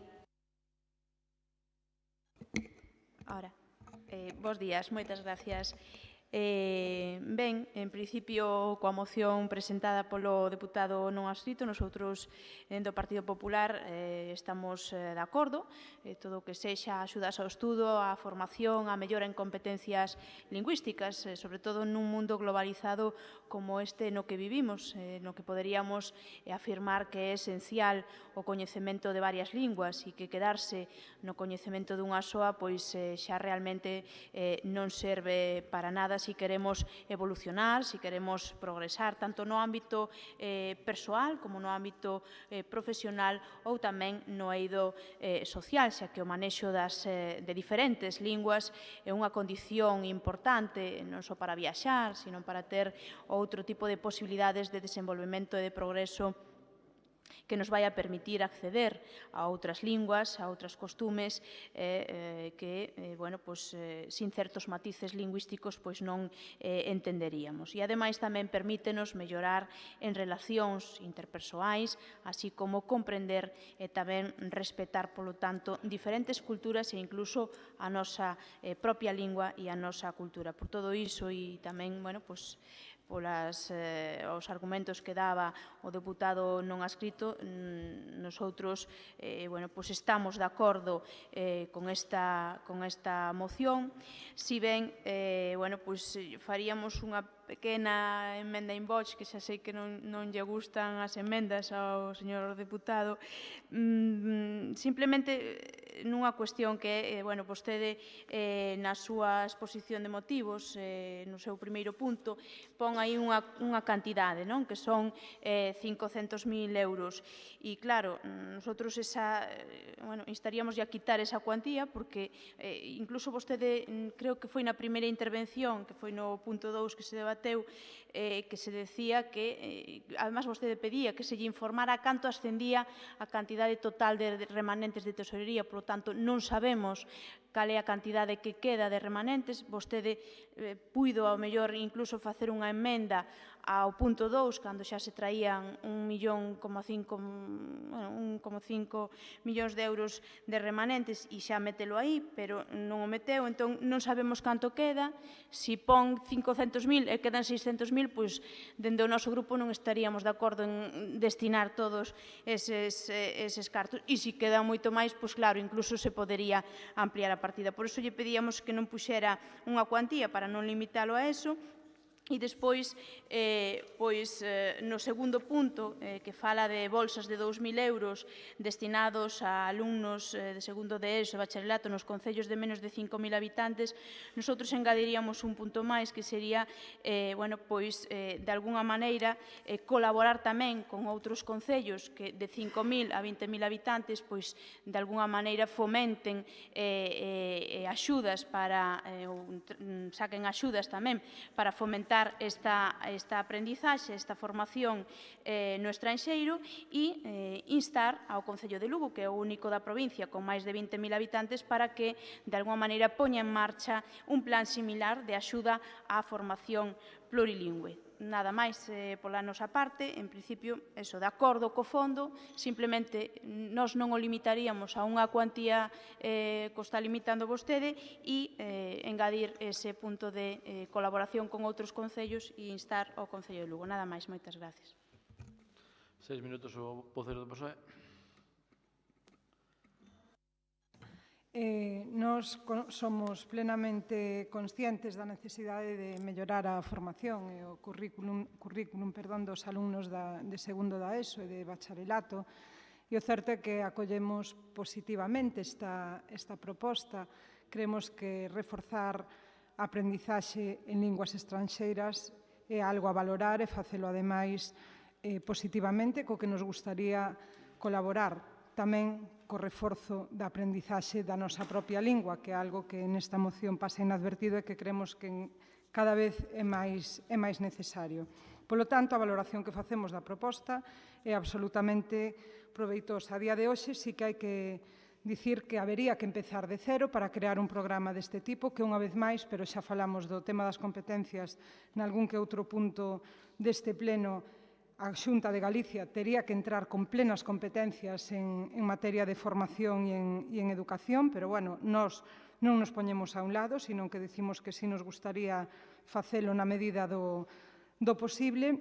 E tamén dicir que houve unha experiencia fai anos na Deputación que deu un resultado positivo, as becas Leonardo, que se facían conxuntamente coa Universidade, que contaban cunha aportación de fondos europeos que deron bo resultado, polo tanto, esa experiencia previa foi positiva e tal vez habería que retomar algo así. Dicía eu antes que hai que empezar de cero. A día de hoxe habería que iniciar un traballo de estudio, de desenvolvemento dun programa de becas para este alumnado, entendendo que se é puramente concurrencia viría a ser algo similar ao que está acontecendo coas becas deportivas, pero, como digo, que habería que empezar de cero, repito.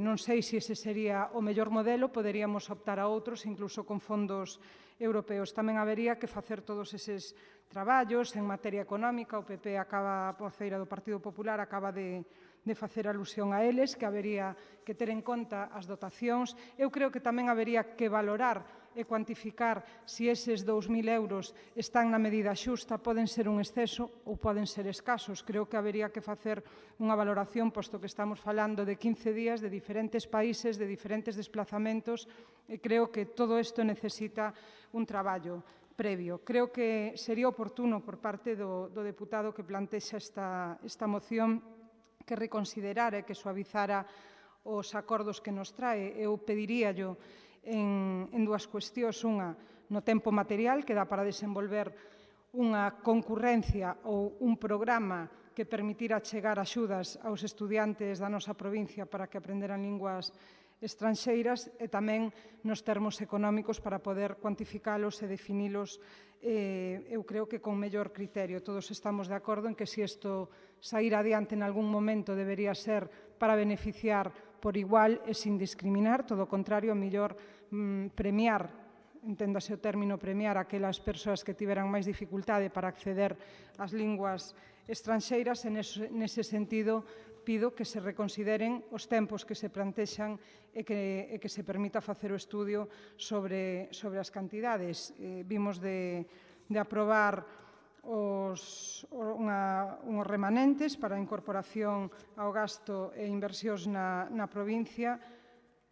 O deputado non adscrito presentou unha emenda na Comisión Económica pertinente. Non se plantexou nada sobre este aspecto e nos parece que, cando menos, precisamos un tempo para poder valoralo, e o mes de abril é moi corto, son 3 semanas, esta Semana Santa polo medio, e o meu compromiso de miralo, témolo, dende logo, e como responsable da área de cultura, en 3 semanas eu non me comprometo a tramitar isto, porque penso que sería prácticamente imposible. 6 minutos o voceiro do BNG. Bueno, parece ser que a proposta, con certas asperezas que se intentan limar, pois é positiva. Nos valorámosla tamén positivamente. Simplemente recordar que no pleno de decembro trouxose aquí unha proposta que era convertir o Mirador de Mondoñedo nun centro de inmersión lingüística. Xa sei que son cousas distintas, as becas para viaxes ao estranxeiro, que utilizar ese centro, suposto centro de inmersión, se un día se dá feito. Calquera das dúas cousas podían ser complementarias, e no tema das becas, obviamente, ten tamén competencias a Consellería de Educación, aunque as tenen tamén os concellos. En frente a min está un alcalde que sabe deso, porque económicamente é un concello moi ben dotado e leva anos co tema das becas. Por lo tanto, non llevemos ningún inconvinte a esta proposta, únicamente cadralo económicamente, cadralo económicamente e, efectivamente, o tempo que se bote encima. 3 minutos o diputado non escrito. Gracias, señor presidente. Señora Teijeiro, usted fai unha pregunta do millón. Cantos remanentes quedan? Eu preguntei neste pleno reiteradamente e non o sei. Pero cartos me parece que hai. Dame que sensación de que cartos hai. Sin tocar ese 1.550.000. Polo que dice, bueno, eu non teño inconveniente en que se estenda, o sea, aquí os números 500.000 euros os sobran. Eu creo que as becas, pola experiencia de outros sitios e de outras persoas, estarían ben dotadas. Dá posibilidade para que incluso haxa máis. Falaba tamén a portavoz do Partido Socialista, que non entendín o que quero ao final, porque tuvo unha postura dilatante, estaba facendo reflexións en alto que non dou entendido, que había que facer un traballo previo. Imagino que sería que había que facer unha comisión para que isto xa non se leva a cabo. Fala de 3 semanas, eu doulle 3 meses. Non sei se en 3 meses pode facer as bases, que son o mes que ven, que debe de ser abril, maio e junio. Cambio de 3 semanas por 3 meses. Non sei se o pode facer ou non. O pasa que, ao partir de cero, non é partir de cero. É dicir, non o queremos facer. A iniciativa parecenos ben, tiramos cohetes, pero como antes, con pólvora do rei, e nos salimos de allí. E depois pasa a pelota a Xunta. Hombre, está bien que le pasen a pelota, se o levan todo pleno facendo, pero eu creo que isto, que a legislación actual, pode perfectamente facelo a Diputación, con fondos europeos, con fondos propios ou con fondos do Real Madrid, se ven facer un partido aquí e se sacan 500.000 euros. Mire, teñen que decir sí ou non. Se lles parece boa idea, xa queren levar a cabo ou xa queren tomar, en a próxima legislatura, quen goberne, que a leve. Eu pido que o fagan agora. Despois non me vale. Está cuantificada económicamente. Non me vou a poñer, está para os concellos de menos de 5.000 habitantes. Se queren estender o resto, pois que estendan. Eu creo que ayuntamentos como de Lugo, que ten un presupuesto maior que a Diputación debería de estar metendo cartos e recursos no Concello de Lugo que encima hasta nin invirten. Quedan aí, as obras sin facer, non sei, non o entendo. Pero, bueno, non hai problema ningún. E o resto, pois, o queren estender, eu vou non aceptar. O que sí me teria que decir é como queda esa proposta para que non haxa problemas despois na redacción. Nada máis e moitas gracias. 3 minutos, Partido Popular. Ben, aclarar, a proposta sería manter a que ten vostede, simplemente non poñer unha cuantía agora mesmo, porque eu o que lle decía era que, claro, se non sabemos canto queda de remanentes, pois claro, depende de se queda moito ou queda pouco, a cantidade podería ser maior ou tería que ser menor, non? Entonces, cando houbera unha nova proposta que se traia a pleno de remanentes, pois aí ao mellor facer unha emenda e meter aí esa cuestión. Entón, agora mesmo, nosotros o que propoñíamos é que quedara que a Deputación Provincial de Lugo poña en marcha o plan de axuda á formación plurilingüe a través de bolsas de estudo, coa redacción que ten vostede, que non sei como é a redacción que ten vostede, pero simplemente quitando esa cuantía e despois, bueno, pois nosotros o que propoñíamos é, ademais desas bolsas que vostede plantexa aos concellos de menos de 5.000 habitantes, pois que os concellos que teñan entre 5.000 e 20.000 habitantes poidan adherirse a ese plan.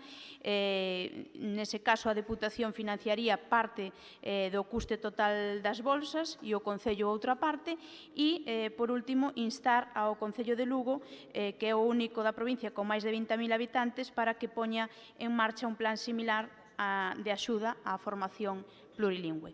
E despois, xa para rematar, decirle á señora deputada do Partido Socialista que, home, a Xunta de Galicia está exercendo as súas competencias en formación plurilingüe.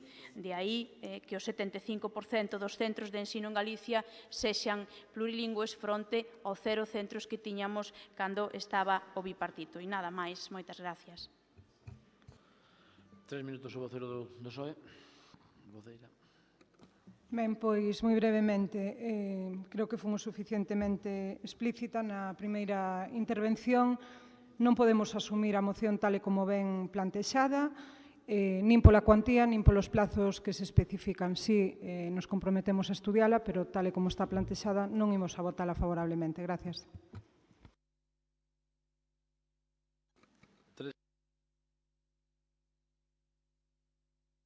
Tres minutos o vocero do BNG.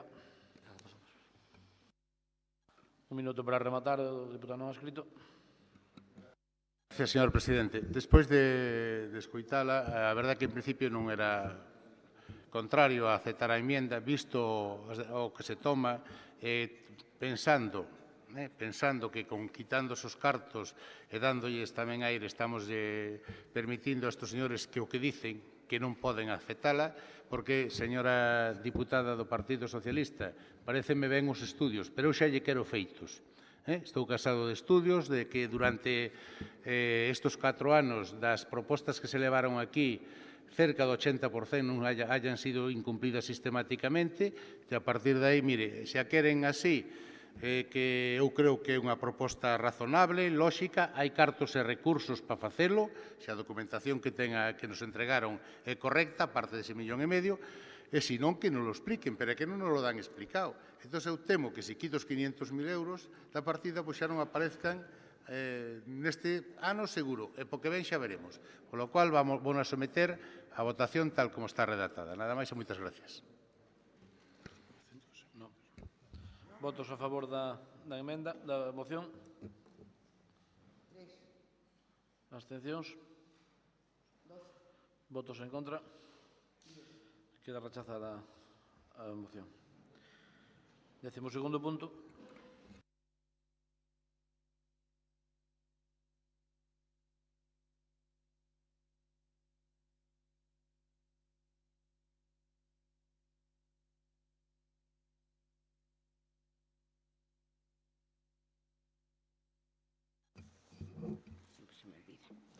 Parte de control e fiscalización.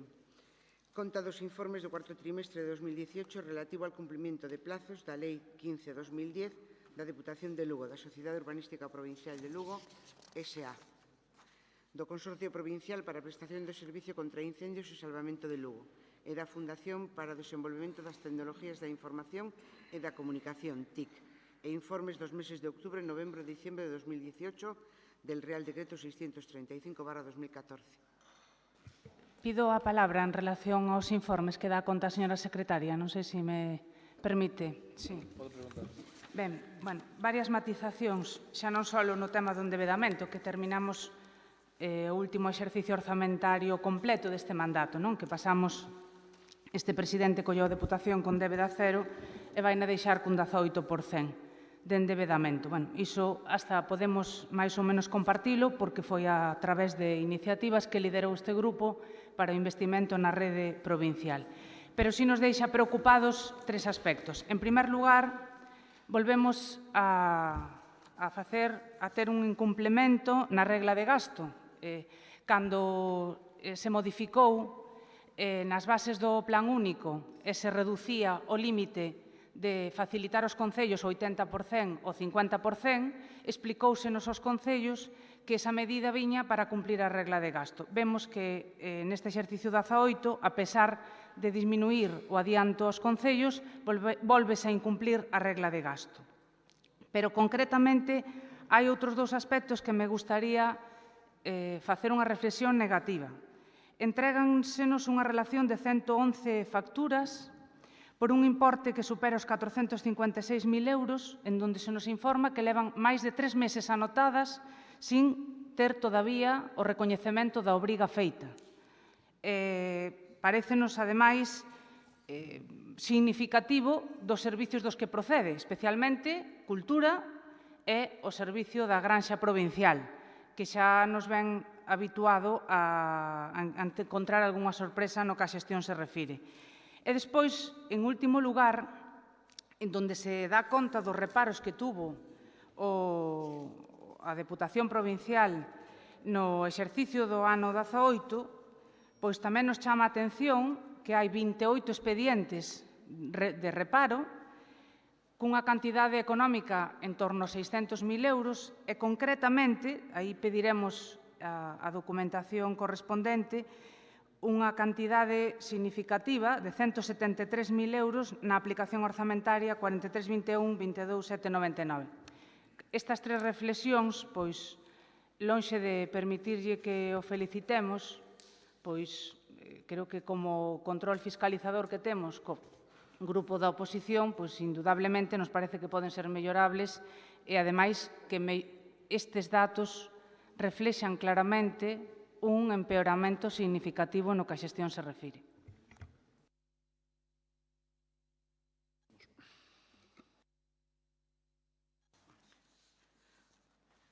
Punto número 13, conta da información económica da Deputación de Lugo a 31 de diciembro de 2018. Le corresponden quedar enterados. Le corresponde al Pleno quedar enterado. ¿Quedar enterado? Solo se da cuenta.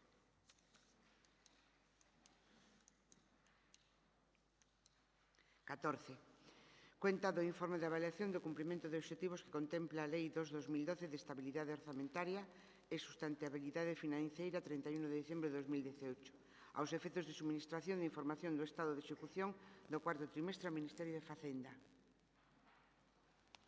15. Dar cuenta da liquidación do orzamento 2018. 16. conta do informe do artigo 218 do Real Decreto 2/2004, de 5 de marzo, por el que se aprueba o texto refundido da Lei Reguladora das Facendas Locais. E 17, conta das resoluciones de la Presidencia adoptadas durante el mes de febrero de 2019, que fueron remitidas a los señores diputados, correspondientes a la número 310-78 a 714. Comunicacións da Presidencia non hai. Asuntos de urgencia, 1. Hai un asunto de urgencia que vai a explicar aquí o deputado de Vías e Obras. Señor presidente, eu creo que había unha pregunta miña, polo menos. Non sei, vai antes ou despois? Despois, vale, gracias. Para votar a urgencia de proceder.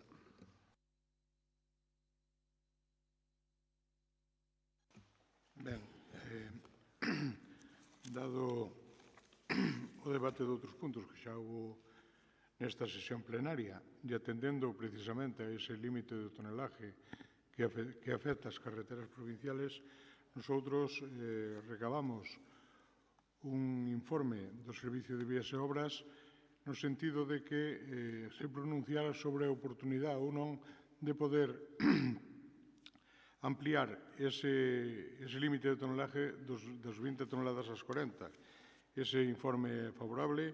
Entonces, para evitar que neste impás de tempo, antes de que se aproben as novas ordenanzas ou se reformen as ordenanzas existentes, traemos esta moción de urgencia para que o Pleno se pronuncie sobre ese aumento de tonelaje nas vías provinciales.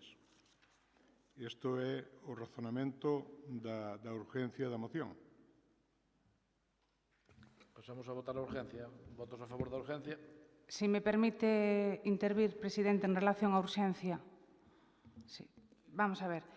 Estamos a falar dunha modificación do acordo do ano 1982. Vaya por diante que vamos a facilitar a urxencia, pero tendo en conta que esta urxencia, máis que de que vostedes encargaran o informe, deriva de que vostedes empezaron a sinalizar esa limitación de tonelaxe en moitas estradas, significativamente en algúns concellos da provincia. Creo, sinceramente, que isto é importante, é moi importante, pero o feito de traelo como unha moción de urxencia non reflexa máis que despois, na segunda parte do debate, profundizarei. Dende logo, unha falta de planificación, unha falta de ter en conta a importancia que ten o sector na provincia e un apaño de última hora para evitar sancións. En todo caso, a mes e medio das eleccións hasta se podría considerar electoralista. Pero, bueno, despois de 12 anos, se isto axuda a que, polo menos, non se sintan perseguidos en algúns dos casos, que me consta que así é, cando hai algún incumplimento no tonelaxe, pois ben vida seña, que como todo ben sabe, máis vale tarde que nunca. Agora, é moi importante, o de urxente, leva sendo urxente 12 anos. Votamos a urgencia. Votos a favor da urgencia? Unanimidade. 6 minutos para debater. Ben, entón, unha vez aprobada a urgencia, pasamos á exposición de motivos. Emítese informe polo Servicio de Vías e Obras precisando que na sesión do 8 de marzo de 1982 o Pleno de Diputación de Lugo adoptou o acordo que se transcribe a continuación na súa parte dispositiva. Proposta sobre a limitación de tonelaxe en vías provinciais, de conformidade co dictame da Comisión de Obras Públicas e Paro Obreiro, acordándose ampliar ata 20 toneladas o tope máximo dos vehículos de carga que circulen polas vías provinciais. Neste informe considérase viable o aumento do límite de 20 toneladas hasta 40 toneladas de peso máximo permitido para circular polas vías provinciales sen autorización. Por distintos canles chega a Presidencia da Diputación a inquietude polas restriccións en canto ao uso normal das vías provinciales motivado polo escaso peso autorizado no acordo plenario de 1982, dada a evolución social e económica producida nestes máis de 30 anos. Os cambios que se produciron en sectores agrícolas, gandeiros e forestais foi enorme, cunha gran proliferación de cooperativas que traen consigo millores medios tanto en vehículos como en apeiros asociados á propia maquinaria agrícola e forestal. Non se pode obviar o propio abastecemento de recursos que estas necesitan para a súa actividade, co que conleva a utilización de transportes capaces de abastecelas. Isto por non mencionar outros sectores de capital importancia para a economía desta provincia, como pode ser o sector da madeira, sector gandeiro, recollida de leite, etc. Esta medida engádese como unha máis deste Goberno provincial pola aposta do medio rural. Aquí pedimos o acordo ampliar este límite de 20 a 40 toneladas métricas como peso máximo autorizado para circular pola rede viaria provincial e no punto 2 ordenar a tramitación da modificación das ordenanzas relativas ao tráfico na rede viaria provincial. Bueno, usted facía nesta intervención da urgencia precisamente alusión a casi a esa oportunidade electoral de facer esta ampliación de peso. Non é unha oportunidade electoral, é unha constatación dunha realidade que ven sendo así desde fai moito tempo. Por que veo este pleno? Bueno, pois porque a este pleno viñeron unha serie de mocións precisamente que iban nese sentido. Nosotros non pretendíamos neste momento, pois, sin que houbera un debate previo, que isto se producira desta maneira. Ahora ben, unha vez que dentro das distintas intervencións e mocións que se presentaron neste pleno, isto se fixo así, nos planteamos esta moción de urgencia de maneira que quede claro que en ningún momento o Goberno da Diputación pretende entorpecer o funcionamento da provincia e, por outro lado, esa limitación de 20 toneladas ás que nos referíamos con antelación era unha limitación que existiu durante moitos anos e non impediu en ningunha das maneiras que os vehículos, tanto de madeira como de transporte leiteiro, como de pienso ou como vehículos agrícolas de maior peso, pois circularan pola provincia independentemente que había a obligación de, eso sí, contribuir cunha tasa ás arcas provinciales de maneira que esa autorización de circulación pudera ser posible.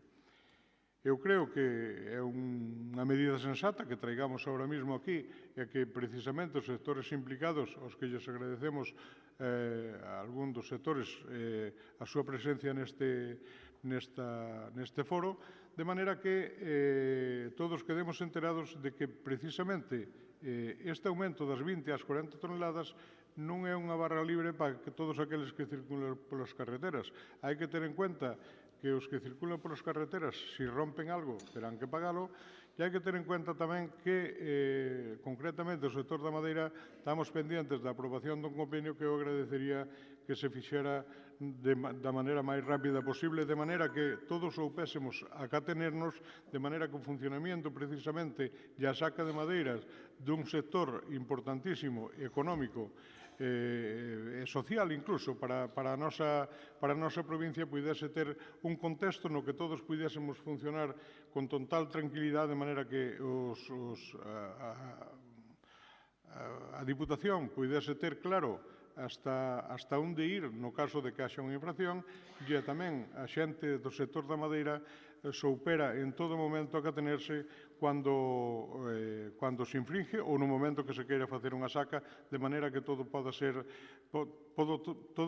arreglado para un bon funcionamento e entendemento entre as partes. Nada máis nesta primeira intervención. A partir de aí... 6 minutos o vocero do BNG. Dado que isto xa foi acordado antes de entrar no pleno, pensei que iba a ser un simple trámite e aprobalo por unanimidade, pero parece que debe ser porque hai público por unha vez que se queren facer intervencións grandilocuentes para insistir no que é a cuarta vez que falamos esta mañá, porque é a cuarta vez que poñemos este problema nesta mañá. Outra cousa é que se queira dedicaron 10 minutos a repetir o mesmo, non? Eu inda que sozinha para que conste en acta neste debate, pois tamén o vou repetir outra vez máis. Estamos de acordo da urxencia, é urxente facelo, porque o problema xurdiu a semana pasada, onde, de feito, dentro do BNG registramos un escrito pedindo que se solucionara o problema e, mentres tanto, se retiraran as señales, como así se fixo. Fora polo que presentamos nós ou fora por outra cosa, pero así se fixo. Pois xa dixemos antes que o de quitar as señales ou cambiar de 20 a 40 é unha solución para salir do apuro. Pero o problema está no que é o firme e o trazado das estradas. E para solucionar o problema hai que solucionar o estado das estradas provinciais. E para iso fai falta fondos. É a cuarta vez que falamos, pero nestas veces anteriores votaron en contra de destinar a arreglar o problema de fondo, é dicir, o firme e o trazado das estradas provinciales, destinar os cartos que hai neste momento, que é dos remanentes de tesorería. Preferiron metelos noutras cuestións máis electoralistas, para intentar amañar as eleccións en algún dos concellos onde non fixeron nada en 4 anos. Se houberan aprobado nas 3 puntos anteriores meter o diñeiro dos remanentes para amañar o firme e o trazado das estradas provinciais, pois mira, agora cambiábamos as sinales, ou quitábanse as sinais, ou pasábanse de 20 a 40, pero logo solucionaríamos o problema. Así vamos seguir, cambianse as señales unhas por outras, vale, pasamos a 40, salimos do apuro, xa só se poden amañar se os multan con 50 euros por non ter o permiso para pasar de tonelaxe. Pero o problema de fondo vai ser que as estradas siguen en mal estado. Os labregos cada vez van ter máis problemas, os camións do leite, os do pienso, os tratores, e no caso dos maderistas, non só polo tonelaxe, senón que vai haber moitas carreteras polas que non poden circular, non poden virar, etc., porque o estado das carreteras non permiten. Iso é o que hai que solucionar, e penso hai que meter diñeiro, e non poden votar en contra de meter ese diñeiro como levan votando toda a mañá. 6 minutos o Partido Popular. Ben, sin ningún discurso grandilocuente, analizando a realidade, que moitas cousas certamente estou coincidindo con vostede. Isto non é un problema de cambiar unha señal, nin é un problema tampouco de ampliar a tonelaxe. Realmente crean o problema colocando a señal, xeneran un montón de incertidumbre no sector gandeiro, no sector forestal, que realmente o límite xa existía, pero era un acordo do 82, e, como vostede ben dixo, non estaban impedindo o tránsito. O problema ven en que cada vez que provocan daños nunha estrada, todas as administracións intentamos reclamar que a reparen e vostedes, en algunha ocasión, dunha maneira bastante desproporcionada. O problema está en que non houbo en 12 anos, e a iso me remitía, co do tempo, non quero que se ofenda o representante do BNG, que en 12 anos non houve unha planificación para establecer arterias ou establecer estradas que fundamentalmente sexan empregadas polo sector forestal ou que sexan máis gandeiras que outras, que, como sabedes, a provincia é moi larga e a rede de estradas máis extensa de todo o país, referíndome por país a España, e non houve unha planificación en ningún aspecto. E o Partido Popular non votou en contra de que se invirtan estradas. Expliqueillo cando criticaba o endebedamento, que dixen que era realmente no que máis lle perdoábamos, entre comillas, porque se invertiron 15 millóns de euros en estradas neste mandato foi porque foi unha iniciativa do Partido Popular, que pedía 30, negociamos 15 e que, por certo, están sin pagar, que está endebedado a Deputación e mitad delas incluso están sin adxudicar. Entón, desde ese 12 anos, esta que lles fala é responsable de 4 meses. E do resto, levando iniciativas nunha minoría estando na oposición. E non ten por que parecerlle mal a ninguén. O que estamos dicindo é unha realidade. E aquí, que aproveito para darlles a benvida a todos os representantes e as empresas do sector forestal, saben e reivindican nos os concellos, e aquí xo falo como alcaldesa, de ter unha arteria reforzada e intentamos convivir da mellor maneira posible. Un concello que ten un orzamento de 3 millóns de euros e, indudablemente, ten menos recursos e menos capacidade de dar solucións que unha deputación que ten 80 millóns de euros. E se multiplicamos 80 por 12, imagínense vostedes os recursos que tuvo a institución, e agora, a un mes e medio das eleccións, 15 días antes poñen 4 señales e 15 días despois convocan a xente e dicen non se preocupen, vamos quitar as señales e vamos dicir en vez de 20 vayan a 40. Pero teñan cuidado, porque como destrucen a carretera, vai ir o capataza por vostedes. Iso é a realidade. Eu aplaudo que, polo menos, que indudablemente falemos do sector forestal nesta sesión, ao que eu, indudablemente, como alcaldesa e como veciña, estou absolutamente agradecida e a veces tamén temos discrepancias, porque tamén destrozan as carreteras do meu concello, pero intentando ser coherentes con sentido común, chegamos a acordos, a veces hai un destrozo de 18.000 euros, e, bueno, pois ustedes poñen unha parte e o resto pon outra parte. Agora, que vendan como un logro para o sector forestal, que poño 4 señales, o día seguinte as quito, e cito a todos para dicirlle, mire, de 20 pasan a 40, que eu hasta creo que o límite é 38, pero non sei, aí xa técnicamente non lle podo discutir. En todo caso, eu xa lle digo moitas veces que vostede alporízase así e vai en contra do PP, pero vostede está de acordo, porque vostede tamén registrou un escrito dicindo quiten as señales, porque vostedes avisaron no de Pastoriza que me negaba o deputado que non puñera señales, porque hasta iso hai que ter pouca seriedade, que tanto en Láncara, que saleu o noso portavoz, como en Pastoriza, que a nós tamén nos chamou a nosa xente, que de repente apareceron ali aquelas señales, e a xente preocupouse, que indudablemente xa había esa limitación, pero nunca, de facto, salvo que tuveran a mala sorte de que foran pillados nunha infracción, pois esas señales recordábanllo. E hasta, pois se non fixeran isto, ou fixeran de outra maneira, nos chamaronnos 10 minutos antes do pleno, e nos din, mire, vamos a modificar a ordenanza, que é un acordo do 82, que isto é urgentísimo porque puñemos unhas señales, entón, claro, a ver, seamos un pouco serios, que estamos falando dunha decisión que afecta a un sector importantísimo na provincia. E non é para enfadarse, é que eu agradezco que se tome esta medida. E nosotros levamos no 14, como ben sabe, varias iniciativas para o da tasa, que pois non puido sair adiante, porque naquel momento ustedes tiñan un pacto, tiñan o pacto de goberno, e a nosa iniciativa non prosperou. E con total humildade lle digo que lle agradezco esta medida, pero a hora de valoralo como un gran logro, permítame, sin que se ofenda, que, creo que se pasa de frenada na interpretación.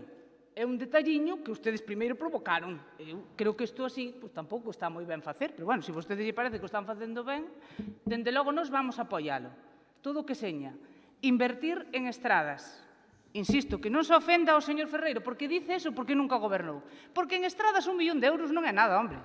Usted non sabe o que costa facer unha estrada. 1 millón de euros en toda a provincia. É un detalliño. Non se sinta ofendido porque nos remanentes lle deixamos ao presidente decidir porque está dentro do acordo de orzamentos que temos. Iso non quer dicir que non creamos nas estradas. Nos impulsamos 15 millóns. E incluso pedimos varias veces iniciativas que o presidente algunha estimou de incrementar a partida para a conservación. Pero a actitude debe de ser outra. Debe, evidentemente, pois, firmar ese convenio. Recordo cando levamos a iniciativa no 14, creo recordar, neste mandato, falábamos do tema e dicimos, é que estamos a punto de firmar un convenio ca asociación. Fírmeno, e nos vámoslo a apoiar. Iso sí que é realmente dar facilidades e non poñerlle unha señal e de seguinte venderlle que chaquito porque modifica a ordenanza. Sin ofenderse, eu digo yo con total humildade.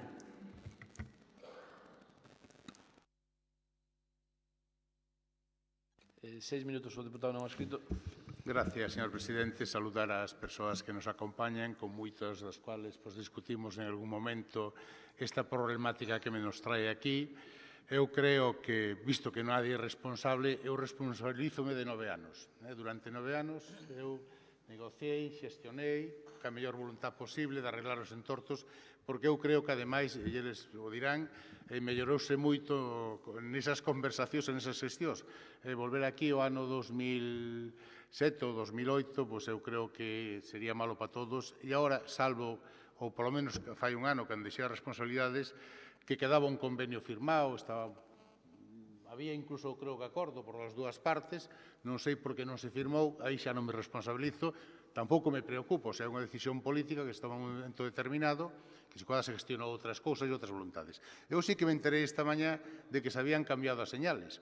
Claro, incluso algún dos que estaban na reunión dicía se había mandado eu cambialas. E xe, hombre, pero se leva un ano fora do goberno, a verdad, o poder de influencia que ten Manolo Martínez é grande, pero a chegar a mandar cambiar as señales e despois retiralas, porque se as mandei poñer, a verdad que non mandei retiralas. Pero, bueno, como nadie se responsabiliza, que isto eu, que total non hai problema ningún. Eu creo que isto non é un problema de señales. O problema de señales é secundaria porque, de feito, eles me poden Dicir o contrario, a problemática que había era basicamente de conservación da red viaria, dos daños que se ocasionaron. Eu creo que unha vez que están rodando, e falouse moitas veces, villanose moitas problemáticas, non hai grandes daños nas carreteras. Os problemas ocasionan sobre todo nas estacións de carga e descarga. Incluso se a carretera está ben aglomerada, que debía de estar, con seguimento dos técnicos correspondientes, o que pasen camións con peso non lle fai daño ao aglomerado, iso era o que me contaban a min os técnicos, e coa hora tamén cambiou. Había problemática ca madeira, había problemática cas canteiras, había problemática puntuales cos camións da leite e cos tratores agrícolas. Eu creo que, salvo da madeira, que sí que durou máis e tardamos máis, o resto foi se encauzando con acordos cas canteiras e con actuacións puntuales en determinadas zonas cos servicios agrarios donde esos tratores e esa maquinaria creaba problemas. Na madeira quedou feito, estábamos todos de acordo que obviamente o que rompe paga e para min, tráfico, obviamente, se ve as señales, ten obligación de actuar. De facto, sempre estuvo limitado a 20 toneladas, inda que as señales non existían ou en moi poucas carreteras. Eu creo razonable, se un trator pesa 14 toneladas, que se poña a 40 ou incluso 60, porque, repito, para min, na experiencia que tuve, o problema está no pouco cuidado, non de todos os empresarios, que non son todos iguales, sino de algúns que non toman as medidas necesarias ou para acceder desde o sitio de carga á carretera provincial, neste caso, ou local, ou durante a propia carga na propia carretera. Eu teño estes problemas, estes días son uns problemas similares en Becerra e veñen ocasionados por esos, non porque os camións pesen 20, 30 ou 40 toneladas. Eu vou a apoiar a proposta, como xa o dixemos esta mañá, que xa é a cuarta vez que debatimos isto hoxe, pero, bueno, non vou ser eu quen vai acabar co tecido empresarial da provincia de Lugo, todo o contrario. Desde o momento que estuve aquí, eu creo que intentamos facer provincia e axudar e cohesionar e que os equilibrios funcionaran sin grandes perjudicados, por un lado e polo outro, nin polas carreteras da Diputación, nin os empresarios da provincia de Lugo. Nada máis e moitas gracias. 3 minutos, o portavoz. Bueno, pois parece ser que vamos estar todos de acordo, independientemente que unhos seamos máis vehementes que outros na exposición. A señora Candia pois ten esa virtude que implícase e entonces como se implica moito, bueno, pois cando fala nótaselle ese ardor que lle sale moito de dentro cando fai a exposición. Eu non me enfado, lógicamente, porque eu sei que usted é así, que usted fai de corazón, ademais, que usted se suma positivamente a esta iniciativa e que, bueno, pois, ojalá no futuro pois teñamos oportunidade de seguir tendo este entendemento, de maneira que aquí o que sale desta sala é logro de todos, independentemente que unhos teñamos unha posición ou teñamos outra. E todos debemos traballar precisamente para que a provincia poda seguir desenvolvéndose. Iso non implica que se poda facer de calquera xeito. Eu entendo que neste momento, bueno, pois, generouse esa polémica por unhas señales que se colocaron e que técnicamente dentro dos 82 proxectos do PERF que se redactaron, pois iba a colocación desas señales. Non porque as señales foran novas, senón porque era un recordatorio precisamente da obligación de non sobrepasar un peso que estaba acordado e que era legal que esa limitación de peso, mentres non se cambiara, que fora desa maneira. Nos traemos neste momento esa modificación dese límite de peso e a partir de agora, bueno, pois, todos os implicados, sector da madeira, sector gandeiro e sector tamén, por suposto, das canteiras, pois terán que recoller e atender pois esas ordenanzas, atender esas ordenanzas que se van a aprobar despois de haber autorizado este aumento de peso. Os vehículos non pesan máis nin menos que pesaban fai uns anos. As carreteras compórtanse bastante ben, unhas mellor e outras peor, pero é polo que aludíamos xa en intervencións anteriores, pola súa capacidade de soporte e porque cando se fixeron non estaban pensadas precisamente para estes pesos que están soportando ahora mesmo e pola cantidad ingente de tráfico que ao mellor moitas veces tamén cando as inclemencias do tempo son moitas, cando chove moito, bueno, pois ese peso afecta tamén máis a rodadura das carreteras. Eu simplemente agradecer a todos os grupos políticos pois o apoio desta moción e tamén desear que o sector da madeira pois poda chegar a un acordo coa Diputación para que esa normativa a que despois teñamos que acollernos pois poda ser beneficiosa para todos. Nada máis. 3 minutos o Benega. Creo que non me faen falta, moi breve. Só do que acaba de dicir o señor vicepresidente, unha cuestión que non estou moito de acordo. Se dice que os camións ou os vehículos que andan polas estradas son os mesmos que hai 10 anos. Eu que teño claro é que as estradas non evolucionaron ao mesmo ritmo que evolucionaron as necesidades de tráfico que anda por eles. Tanto polo tema agrario, polos tractores e maquinaria agrícola que vai enganchada aos tractores, como xa non polo tipo de camións, neste caso de madeiristas, ou de pienso, ou cisternas do leite, senón polo número que, debido ao abandono que está habendo do medio rural, o sector da madeira medrou de forma exponencial. O sea, o número de camións que andan polas estradas multiplicouse por varios enteiros. E iso, as estradas non se adaptaron a esa nova situación. Eu xo dixen antes, nunha institución non pode permitirse ser unha rémora porque é a evolución económica dos sectores productivos da provincia. E hai que facer un esforzo para iso. Bueno, o de cambiar o telaxe está ben, pero, insisto, non é solución. E porque dicía a señora Candia, home, é que hoxe só falamos de 1.550.000 euros, é o que había de marxen. Vostede pareceralle moi pouco, pero por algo hai que empezar, digo eu, non? O que non podemos facer é votar en contra deso. Habrá que empezar por algo. É o que había. Se nos dixeran o que había de remanentes, nos dicen que hai 5 millóns, pois mira, ao mellor dos 5 millóns propoñemos 4, deixando 1 millón para que meteran nesas cositas que lle interesan os dous neste caso. Non, era o que había, e non dicir que é despreciable, non. Non chega, nin de moito, é unha mínima parte do que fai falta, pero é o único que había. E logo, ese remato, dixo vostede que impediron que se metera ese diñeiro nas estradas polo acordo de orzamentos que tiñan, neste caso, co Partido Socialista. Oi, pois puderon meter as estradas no acordo de orzamentos, xa que chegaron ao acordo tan amplio, puderon meter as estradas, o arranxo das estradas, ou que os remanentes de trouxería foran para as estradas, nese acordo de orzamentos. E o problema é resolto. Xa non tiñamos que estar falando aquí desto agora. 3 minutos o vocero do Partido Popular. É boa verdad que non hai peor sordo co que non quere oír. E podes explicar unha cousa de 5 maneiras distintas que non lo quere, non lo quere, non lo quere. Os 15 millóns de euros que se dedicaron en estradas neste ano na Deputación Provincial de Lugo foi unha iniciativa do partido que represento. E pedía 30. E ao final negociamos por 15. E xa lle dixen tamén, e dixenlle nos remanentes, e volvo a dicir agora, nós non lle estamos gobernando.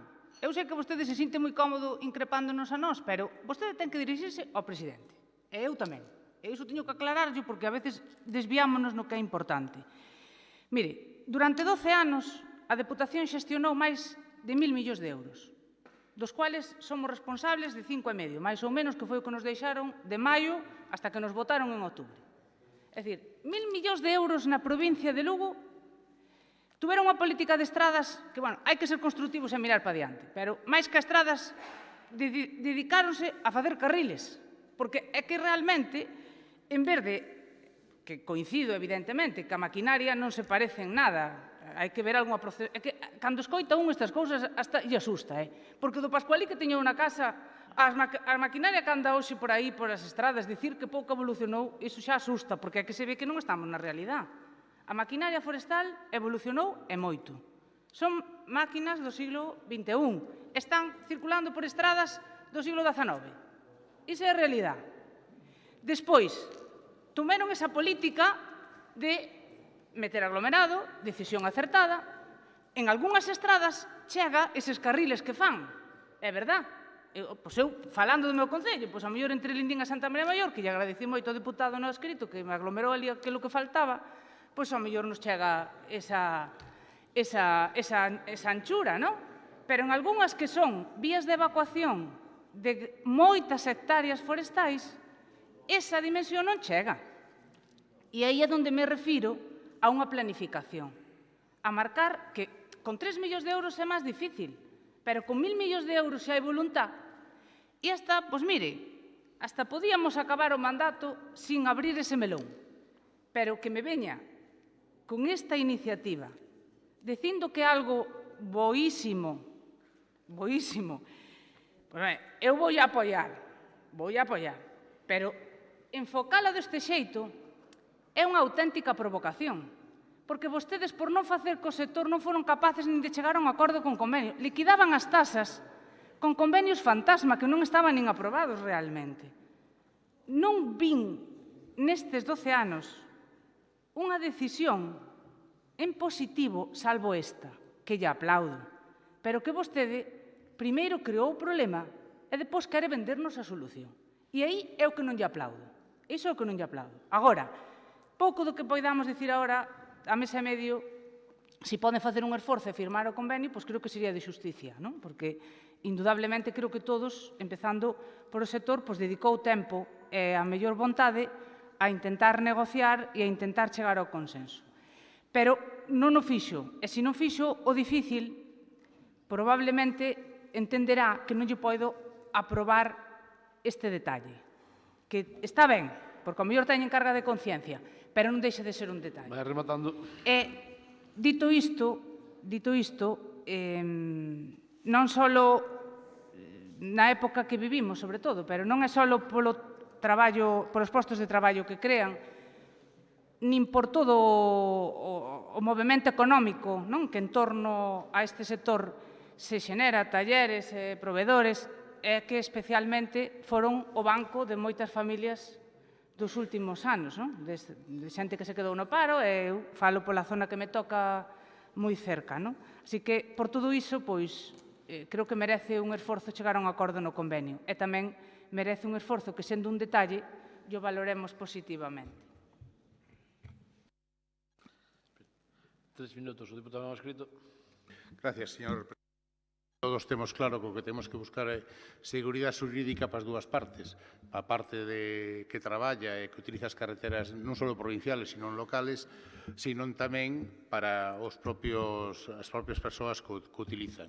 Por outro lado, visto que agora o problema se derivaba hacia o coste das carreteras, na pouca experiencia que tuve en vías e obras, podemos dicir que na próxima legislatura, Goberno PP, Goberno PSOE, se dedican 15 millóns ao ano a carreteras como dedican co acordo que se tomou aquí fai uns meses de dedicar 15 millóns ás carreteras provinciales, pois obviamente nos 4 anos quedan 2.000 kilómetros con 60 millóns de euros, probablemente, salvo actuacións especiales, quedarían todas as carreteras con un bon firme, con señalización horizontal e vertical. Non digo se quere facer algunha autovía. Eso sempre o soupemos, pero tamén é verdad que durante os anos nosos, debido ao pago do canon, a certas actuacións que se fixeron como as propias residencias, os cartos dedicados a carreteras foron reducíndose de uns 15 millóns cando entramos por primeira vez a 6 que debe de haber ou 7 ahora. Iso é importante porque estamos falando de 4.000 kilómetros e mantelos en boas condicións é moi difícil. Nada máis e moitas gracias. Un minuto para rematar. Agradecer a vos sintonía e dicirlle a señora Candia, e digo yo sin escrito, pero desde Felipe II hasta o ano 2007 gobernaron os mesmos sempre. Eu non sei se no tempos de Felipe II existía diputación ou non, pero sei desde que existiu hasta o ano 2007 gobernaron. Non vamos a achacarlle a aquela xente un problema que temos ahora mesmo encima da mesa. Vamos ser positivos, vamos solucionar os problemas, vamos poñernos de acordo, como vexo que nos estamos poñendo, e se nos toca algún dos que estamos aquí, pois estar na próxima legislatura, pois volveremos a retomar este tema de maneira que tanto o que decía o diputado non escrito como o que decía o BNG, ou decían ustedes ou decimos nós, pois poden salir medidas efectivas de maneira que a rede viaria provincial estea mellor conservada, mellor dotada e todos poidamos felicitarnos precisamente porque eso sea así. Nada máis e moitas gracias. Ben, eu dicirlle, señora Candia, tamén, xa sei que o préstamo, a idea foi súa, como sempre, deu da miña. É normal, é o que dice sempre. Ao final que firme o presidente, pero a idea súa ya deu da miña. Mire que ben, Señor que agradable e simpática. señor presidente, a deuda dos lucenses, non súa, que non a vai pagar do seu bolsillo. Veña, vai usted. Se a quere pagar do seu bolsillo, deixamos. Ten que falar no último. Bueno, creo que hai unanimidade na proposta, non? De modificar a ordenanza. Sí, bueno, claro. Sí. Ben, pois pasamos ao seguinte punto, que son rogos e preguntas.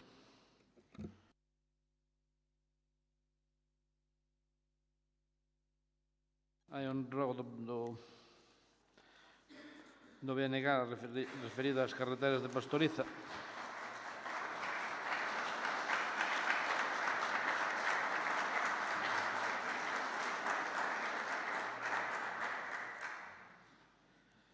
Como dicía, hai un rogo referido ás carreteras de Pastoriza do BNG, do cal tomamos nota. Eu creo que non houve ninguna sanción, polo menos por isto de...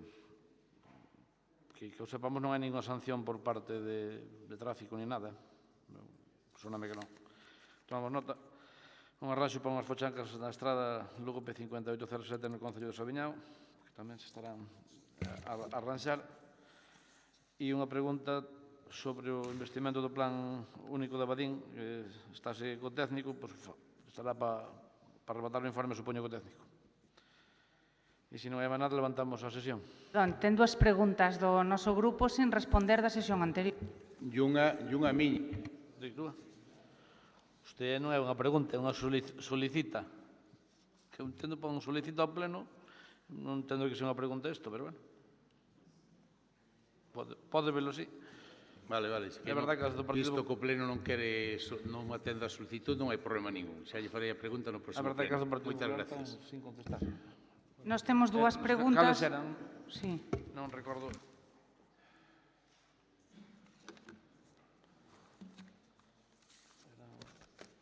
De carreteras, non?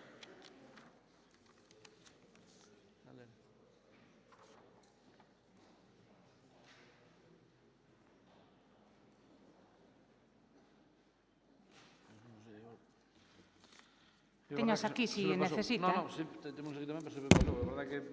Unha sobre en que lugares estivo o parque móvil da rede viaria provincial durante o último trimestre e unha cando ten previsto licitar o ensanche da estrada provincial Lugo P2601.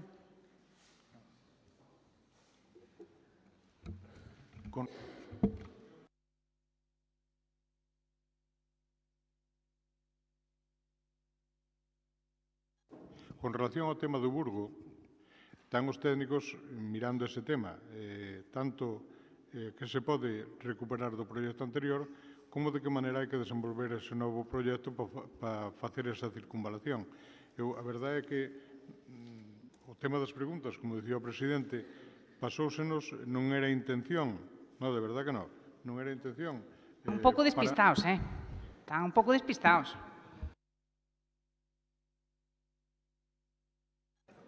Estamos nerviosos, ven aí as eleccións, entenderá que usted... Honro que o recoñeza, pero de todas maneiras, creo que vostede ten que saber onde estivo o plan o parque móvil no último trimestre. Non me queda máis que concluir que non me quere contestar, non que non o teña preparado.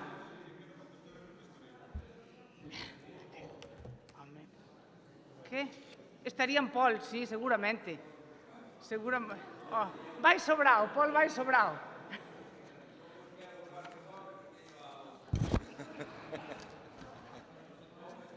Se non hai máis nada, levantamos a sesión. Pero contestarán para o próximo, non?